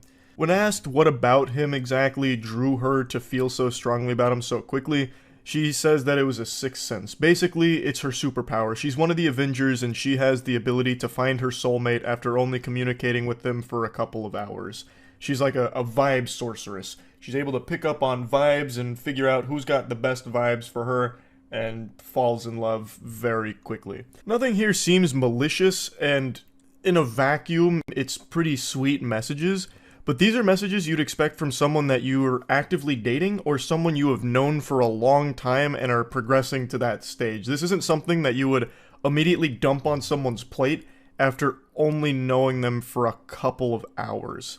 That's a lot of food to digest there. That's a lot to put in your pipe and smoke here. There's a lot happening way too quickly. I hope you don't think I'm crazy. I don't normally say stuff like this to guys, but there's something different here, almost like spiritual energy. I've been waiting for my soulmate for years and kept getting led astray by the wrong people, and now I think I know why. We have to meet ASAP. I'm so fucking excited to see what out energy in person is like. If it's this intense over text, I can't imagine how incredible IRL our dynamic will be. She's definitely seeing these text messages through a different lens here, because I'm not picking up on any type of electric energy. I'm not getting butterflies in my tummy just reading it. I'm not getting the tingles. This is two very different levels of intensity and excitement. She's out here full of jubilation, like she just won the lottery. Meanwhile, the guy's energy is the same excitement you get over finding an extra chicken nugget in your 8-piece box. Like, it's very different. But he still says, when are you free? I'd love to meet tomorrow, but I have therapy late afternoon and then work at night. So how about the day after? That'll probably work. I can let you know for sure by tomorrow at some point. How about I take you to dinner? I would love that. I'm so looking forward to the first meeting in our beautiful story, handsome. Aw, lol. You're so sweet. I have to go to bed now for work tomorrow morning, but let's talk more tomorrow. Absolutely. Sweet dreams, sweetheart, and you'll be in my dreams. He says, sweet dreams. I hope you have a good night's rest. The next morning rolls around and it's a totally different ball game, sports fans. Good morning. How's your morning going? She says, good morning. Fine, and yours? He's the one with a lot of energy now. Great so far. You're hitting him with the Tony the Tiger. Great. Just had a meeting with my boss and got some pretty positive feedback, so I'm pretty happy about that. And she just one-words him. Gotcha. He immediately picks up on the tonal shift here and says, is everything okay, lol? Yeah. Why do you ask? because you're being more short than you were yesterday, which is fine. I'm just trying to see if you're okay and if you need anything. This guy seems like an actual sweetheart, but this guy seems like a fucking peach. This guy seems legitimately like a nice person. And she goes, I appreciate that. Well, to be honest, I was in my feels this morning when I woke up to no good morning text from you. That's an odd thing to expect from someone who is legitimately still a stranger to you, but even still, he apologizes, saying, oh, I'm sorry, I woke up later and had to rush to work. As soon as I got to work, I had the meeting with my boss and then immediately texted you after the meeting was over. I'm really sorry for the misunderstanding. Yeah, it's cool. I just thought you were perfect for me and then this happens. And he's as confused as every other person on the planet would be. He says, I'm confused. Did I do something wrong? It's still pretty early in the morning. It's not like I went most or even half of the day without texting you. She then says, love is about prioritizing other person and you clearly prioritize your job and your boss over me. I'm going to let that ruminate for a moment. I'm going to let you go ahead and marinate in that text for a second. And now we'll proceed. He says, you could have sent a good morning text to me too, you know. Let's just pause there. Love is about prioritizing other person and you clearly prioritize your job and your boss over me. Yes, as he should. You are a stranger. What do you expect him to do? March in there up to his boss, spit in his face and be like, I quit. I'm going to go travel the world with this girl I talked to last night. We're going to go around the world in a hot air balloon, damn it. And you can't stop me anymore. I don't need this job. I'm out. What an extraordinarily selfish and downright evil thing to ask of a partner. Especially one that's not even your partner. This is, again, a mysterious stranger to you. They haven't even met yet. I hopped on Apex Legends on stream the other night and ended up queuing with a random squad mate in 3 consecutive games. I knew more about that motherfucker through him just on the open mic than these two know about each other.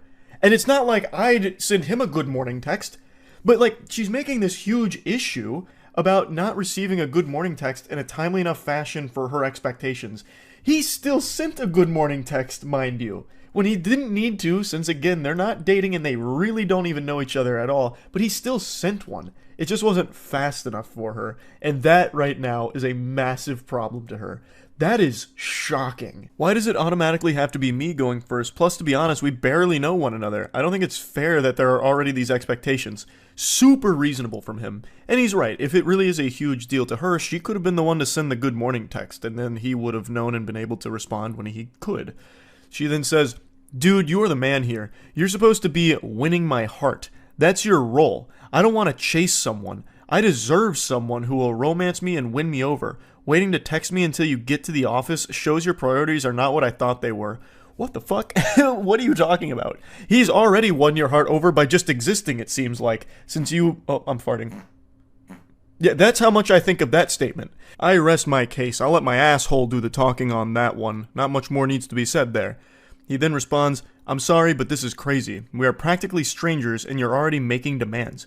I do romance whoever I'm pursuing. I'm a very romantic guy. I did text you early this morning, but because it wasn't done exactly the way you think it should be, I'm a bad guy. She then goes on to explain that she doesn't think he's a bad guy, but just doesn't like that he doesn't feel the same way about her as she does to him. She then also explains that the therapist she sees is for her borderline personality disorder, and she explains how that relates to what they've been talking through. And that made a lot of sense when I read that with the way she was acting throughout these text messages. And that is a very real struggle that I always have a lot of sympathy for, and I'm always wishing the best for people going through BPD. It's great that she's trying to get help through therapy, and I'm wishing the absolute best for her with that. What I want to talk about here, though, is how he handles this whole situation. Even before knowing about her BPD, which obviously he didn't since they are completely strangers to each other, he was still being very respectful and communicating effectively. He wasn't being combative or aggressive. He was being a very wholesome individual, and this is just an unfortunate set of circumstances. He responds by saying that he appreciates her sharing her vulnerability, and then says, do you mind if I share something that's bothering me a little bit? And she says, yes, please do. I want to know how you feel so badly. Please open up to me.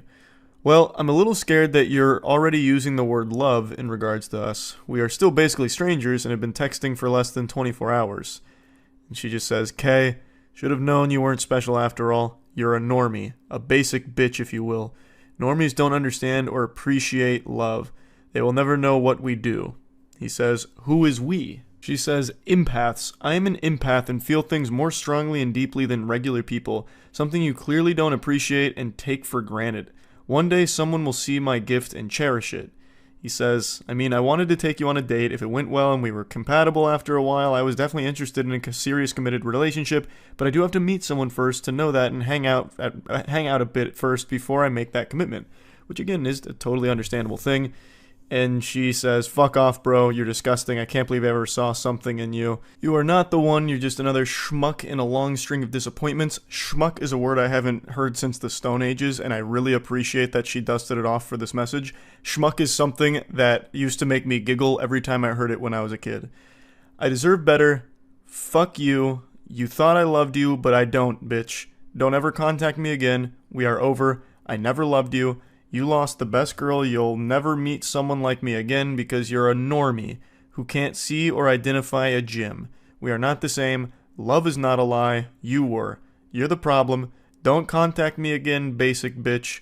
You repulse me. Bye, loser. It's actually very sad reading these things. Like, this isn't your normal r/nice guy blow up moment where a dude pretends to be a nice person just to try and get laid, and when he doesn't get pussy out of it, he has a meltdown like, I don't love you, you're fat and ugly, and no one would ever love you. I'm the nicest guy you'll ever meet, and you just blew it with me, the alpha male. Fuck you. Get out of town, scram, swine. Like, this isn't one of those moments. It's not her fault she has BPD. But she's clearly not ready for a real relationship right now. She's going to need to continue to get help. Her having BPD doesn't make this hurt any less for the guy who just received this. He's done nothing wrong. And I actually think he is a great example of how to communicate softly, respectfully, and just being a pretty good example of like how to just be a normal person when interacting with somebody else. He also mentioned that he is still currently receiving text messages from her that continue to get scarier and more extreme, which is unfortunate to hear. It definitely sounds like she needs help with this to come up with more effective ways of dealing with her BPD, and hopefully she finds that help she needs. But I thought this was worth sharing, and yeah, that's really about it. See ya. I have to talk about these text messages. I can't help it. What do you want from me? What do you want from me? I'm only human. These are extraordinary in like the creepiest way imaginable. I usually don't like to do the same type of content back to back, and yesterday I covered some text messages as well, but I can't resist the urge. It calls out to me. The void beckons, and I have to speak on these. So, the context. A lady had an old coworker whom had been fundamentally stalking her for quite some time. Her and her husband had dealt with this individual for a while, and decided to share some of the unhinged messages that they had been sent by him. There was a lot more that happened besides these text messages, but that's what was shared and what I want to go over. Buckle your seatbelt here, because this is about to be a pretty intense ride. This is a good read from cover to cover, if you like lunacy. Hey, I hope your weekend has started nicely. I apologize it took me a few days to feel like I could say this. No need to apologize, goober. I get it. Had to muster up the courage here. Hype yourself up in the mirror so that you could really let the demon out. You need to break up with blank and then agree to be my girlfriend with intentions to be my wife. And let me explain why. So he's basically acting like a car salesman here, trying to drive the hard bargain. It's like an episode of Shark Tank. I'm seeking a wife for 10% equity in my cock. I have no doubt he also had a PowerPoint presentation prepared for this, but unfortunately maybe it didn't attach, so it didn't send. I can provide more for you than he can. The independent woman facade you engage in wouldn't be necessary with me. I make more than enough money in my job in order to take care of you and provide you with a lakefront house, which I know is a desire of yours. I can provide you the free time that you often post about and yearn for to engage in your favorite hobby, ceramics. All I ask for you is your devotion in return. I know I am perhaps not physically desirable to you, which is why I plan to compensate with the lifestyle you often talk about wanting to provide yourself. You can really feel the fedora through these messages. It smells of such potent desperation.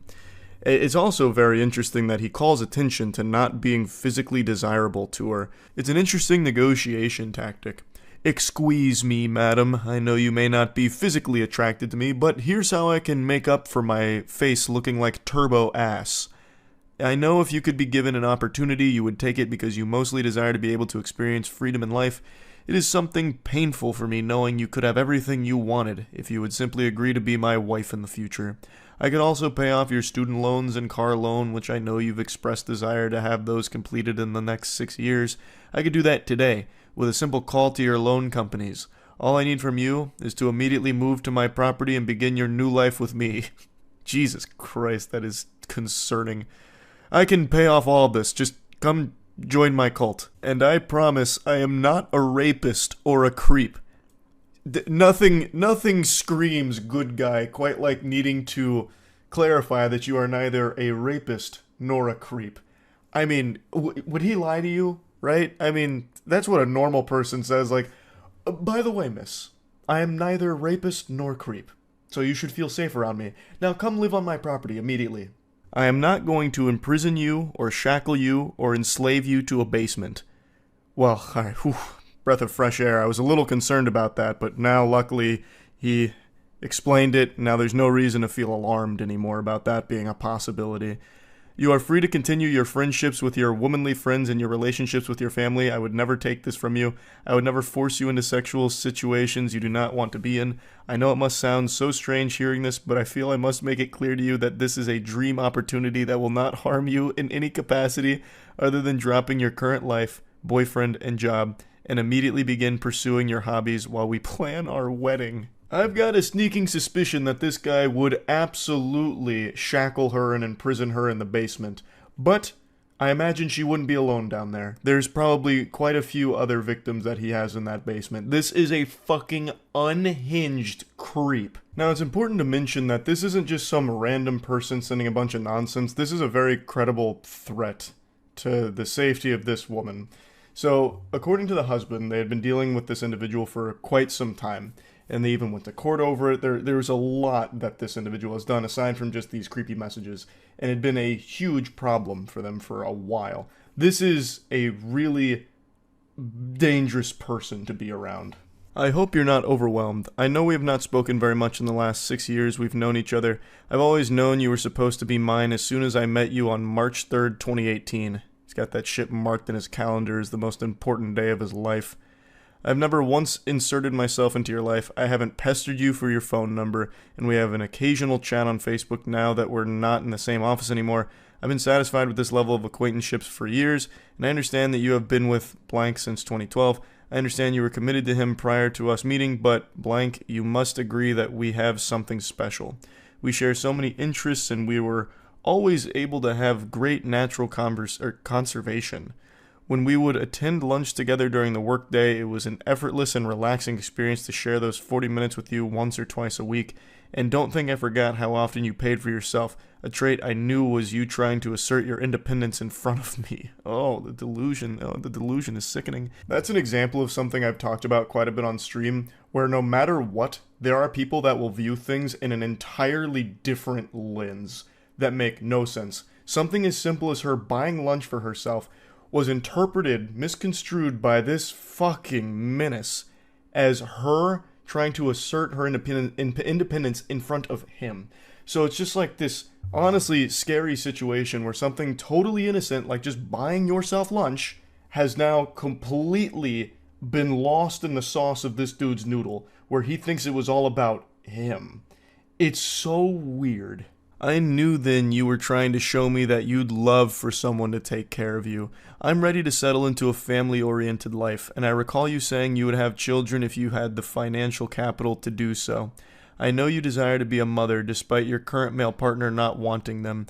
You would make a wonderful mother to our children. I would ensure you had everything you needed to live the family life of your dream. Wow, I just had a voice crack. That was a big voice crack, too. This man's serial killer stalker Riz just attacked my vocal folds. And I know you love to travel. Before we settle down with children, I want to take you to your dream destination list. I've kept track of all the places you've mentioned over the last few years that you'd like to visit. You always share such a beautiful landscape photos.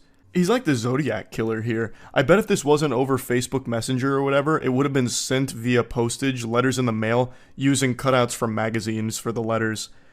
I want to take you to Japan, to Thailand, to New Zealand, to Greece. Yeah! That's like that classic one. Oregon. Yeah! Fucking the Dean scream. And after that, we'll go to the opal mines in Australia for your dream ring, and then I'll take you to all the waterfalls the islands have to offer. How does this sound? My proposition is serious. You know I am a serious man. I'm turning 45 years old this year, and you are turning 32 years old. It's time to start making decisions about our familial life and how to enjoy our remaining years. Please know I have never offered any woman this proposition. I have a very secure career that I enjoy and will do whatever it takes to maintain in order to have your companionship, sexual prowess, and motherly raising of our children. I will give you everything you desire, as long as you agree to be my wife and raise our children. A very strong negotiation overall. I wonder how she'll respond to this in the Shark Tank. Hey, blank. I wanted to acknowledge that I received your message. It's really long though, so give me a minute to read and respond. That feels more like she's very afraid and is doing this out of pure obligation, like buying time to figure out how to handle this without setting this guy off on like some kind of rampage, like this violent outburst, which is smart on her part for sure, to like very gently navigate this because it's a scary situation having a stalker like this. Good morning. I am still awaiting your acceptance of my proposal. I look forward to hearing from you. Oh god, he's dropping the hammer now. It's all business, and he's not taking no for an answer. Good morning, goofball. I'm going to be perfectly honest. I don't know how to respond to this. I don't mean this negatively, but I honestly don't know whether or not to take this seriously. What I mean by that is I don't know if this is a joke or not. You said this is quite out of left field, so I'm not exactly sure how to respond to you. This proposition is very serious. I have to make serious considerations about my familial life as I'm ready to establish this. I know I can offer you much more than your boyfriend can. It has been 10 years, and he still has not provided you with those things you desire most. I am a better provider than he is, and I will ensure your needs are met. Please, I would appreciate you taking this seriously and giving me a date and time I can come collect your items and move you into my house. It's in northern blank. This guy is already convinced that it's a yes, and now he's just trying to figure out when he should schedule the college hunks hauling junks to come collect all of her shit to move in with him. So now she fully responds to this. Surely you have to understand I can't agree to something like this. My life is my life because I've built it this way. I am not a damsel waiting to be rescued. While yes, I would enjoy an easier path to achieving the lifestyle I want, I don't mind working for it, and frankly, I'm insulted that you perceive my career to be a choice I'm settled to because I have not found the right man. Most importantly, it's another level of egotistical to assume I would dump an 11-year relationship in an instant for a fantasy pipe dream of yours. I mean this seriously. I'm not interested in your proposition. Trading my life for materialistic items and to be breed mare is not something I ever intended to do with my time. I don't know you. You don't know me. You have a limited glimpse into my life through my social media posts. What you see online represents a fraction of who I am as a person. We were co-workers and nothing more. I made this very clear to you in the years we worked together. I was in my relationship prior to even working with you. Yes, you're right, you never crossed that boundary, but instead you spent the last 6 years building a fantasy and dream life in your mind in which you think I would trade my value as a human being for a lake house and free time for pottery. I'm not sure how you became convinced this would be enough to make me leave the life I have built, but I need to assure you it's not. Please do not ask me this again. I am not interested, nor will I ever be interested in being your wife and child bearer. So she lets it all hang out here. She pulls no punches. She sets the record straight and says it right to his face. Well, as close to his face as anyone will ever come through text messages here. Breedmare, now there's no need to insult me. I am not propositioning you to live in solitude and to raise children alone. I want a family. I want you to be my wife, specifically, and I want to build a family with you. I thought you were intelligent enough to understand how great of an offer this is. Buddy, she is intelligent enough to recognize that her life would be in danger saying yes to you, you absolute maniac. You fucking weirdo. She is extremely smart to say no to this, as pretty much everyone on the planet with any level of survival instincts would. You're weird, you're dangerous, you're creepy, you're a stalker. Everyone's going to be saying no to you. I know you're primarily saying no because you don't find me physically attractive. If I looked better than your boyfriend, I have no doubts you would emphatically tell me yes. I didn't know you were so shallow. Oh, now he's going full nice guy mask off mode, even though he wasn't really putting up a nice guy persona in the first place. You would learn to be physically attracted to me just as I learned to be physically attracted to you after you gained 60 pounds. You look much better when you are staying in the 150 to 200 pound range, yet I never said a word to you about the fact that you gained so much weight because I realized you were perfect otherwise. I realized your looks didn't matter when your soul is what I wanted to spend time with. He probably wants to suck her soul out of her body like Shang Tsung. Like, this is a threat to her life, and she is absolutely making the right call, trying her best to get away from this guy and shut it down as hard as possible. It is simply a trade for a house and free time. Oh, the barter method, of course. I am offering you the very thing you constantly talked about and post about, the freedom to enjoy your existence without stress and anxiety. There would be more stress and anxiety with you because you are actually dangerous. It'd be a constant, like, guessing game of whether or not she's going to survive through the night under your roof. This guy is fucking scary. And he makes it seem like so simple. Simply, in return, we are married and have a family together. Yeah, I mean, that's small potatoes. That's nothing. That's no big deal. It's a great trade. You get a house and you get the weirdest man in the world. A win-win. You would learn to love it because our home together would be so peaceful and joyful. However, perhaps you're right, and you are not the woman I thought you were. You're attracted to a low-life loser who filed bankruptcy at 25, hid his credit card debt from you.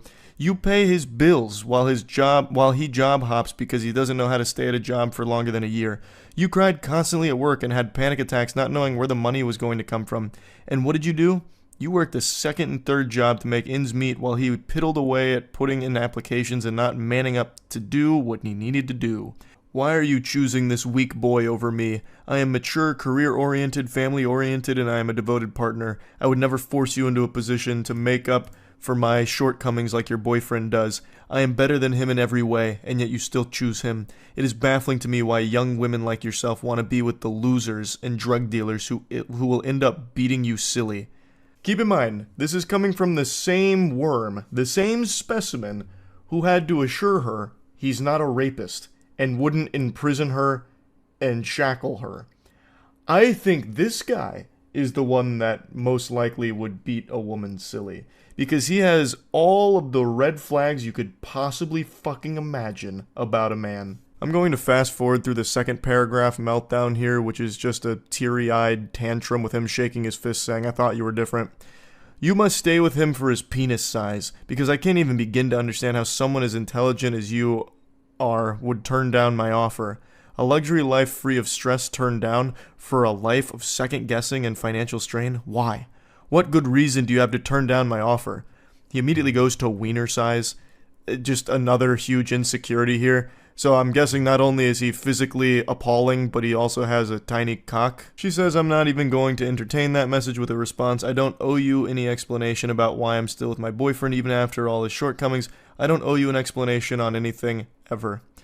I've been wondering all evening what it could possibly be about me that you're so repulsed by that you won't accept the offer of a lifetime. Yeah, it's such a mystery. What about this perfect gentleman here and scholar would she find repulsive? I'm racking my brain and I got nothing. I have no idea. What could she possibly not like about him? He's such a doll. My friends are also appalled. Why aren't you accepting this? Yeah, I'm sure he has so many friends. He contacts all his friends. He's like, guys, she won't just give up her life and move in with me. What's wrong with this bitch, huh? What's going on? Is she crazy? She's crazy, right? It's not me. I'm not the problem, right? I didn't think so. It's definitely her. It's everything you have ever wanted, and you're turning it down still? Why? You owe me an explanation after I spent years ensuring I had enough to offer you. That's really scary. If this guy's whole motivation for, like, working hard, grinding, and, you know, getting money is just to try and act on this fantasy delusion with a stranger, that's unhinged. Well, all of this is unhinged, but that one's even wilder because, again, they're not close to each other. They're still pretty much strangers. I'm starting to get very upset by your actions. You have one more chance. Anything less than an emphatic yes will not be accepted. So he tries to, like, bring it down, an ultimatum. Last chance. This is the last ball game pitch here. It's got to be a home run yes, or I'm out. I'm sure this will come as a huge surprise to all of you watching this, but she still said no. In the most polite way possible, fuck off. I don't owe you shit. I'll be blocking you now. Have a great rest of your life. I waited all day to see if your little conniption would resolve and you'd come back begging me for this opportunity. But I see you've decided to block me on Facebook, but too stupid to also block me on Messenger. At least for now. He's now fully in his villain arc. He put on a trench coat, sunglasses, and he's doing this while typing. I see you've blocked me on Facebook, but not Messenger. For now. I cannot believe I allowed myself to become entangled in the idea that a beastly fat woman such as yourself would actually choose to settle down with me. I can do so much better than you, and yet here I was offering you a way out of your wretched life. We both know you're settling with blank because you're too lazy to lose weight and make yourself more attractive, and you've trained him to be okay with your fat. I was willing to let your fatness go to the side because I knew if you had free time, you'd lose the weight and retain a more attractive figure for our relationship. I'm embarrassed I've spent so much time preparing for this moment and was wasted on a fat whore who doesn't know when she has struck gold. I truly thought you were different, that you actually wanted a nice man to be with. I see I was dead wrong. And she says, you can literally suck the juices out of my fat blank and choke on them, you absolute troglodyte. So at least there's a happy ending here. It ended on a positive note for both parties involved. So this guy did end up doing the quintessential nice guy sign-off, that standard song and dance of, you know what, I'm better than you. I should have never wasted my time with you because you're fat, and you're a whore, and you're chunky, you're chubby, and I hate you. You're tacky, and I hate you. You're fat, and I'm a nice guy, the nicest guy you'll ever meet. You blew it. You blew it. It's on you, and you should feel bad. I'm not crying, you're crying. That's where the text message journey comes to a conclusion. Like I said, there was a lot more outside of text that he did, but I only wanted to focus on the texts. Hopefully they don't have to deal with this individual anymore going forward, and yeah, that's about it. See ya.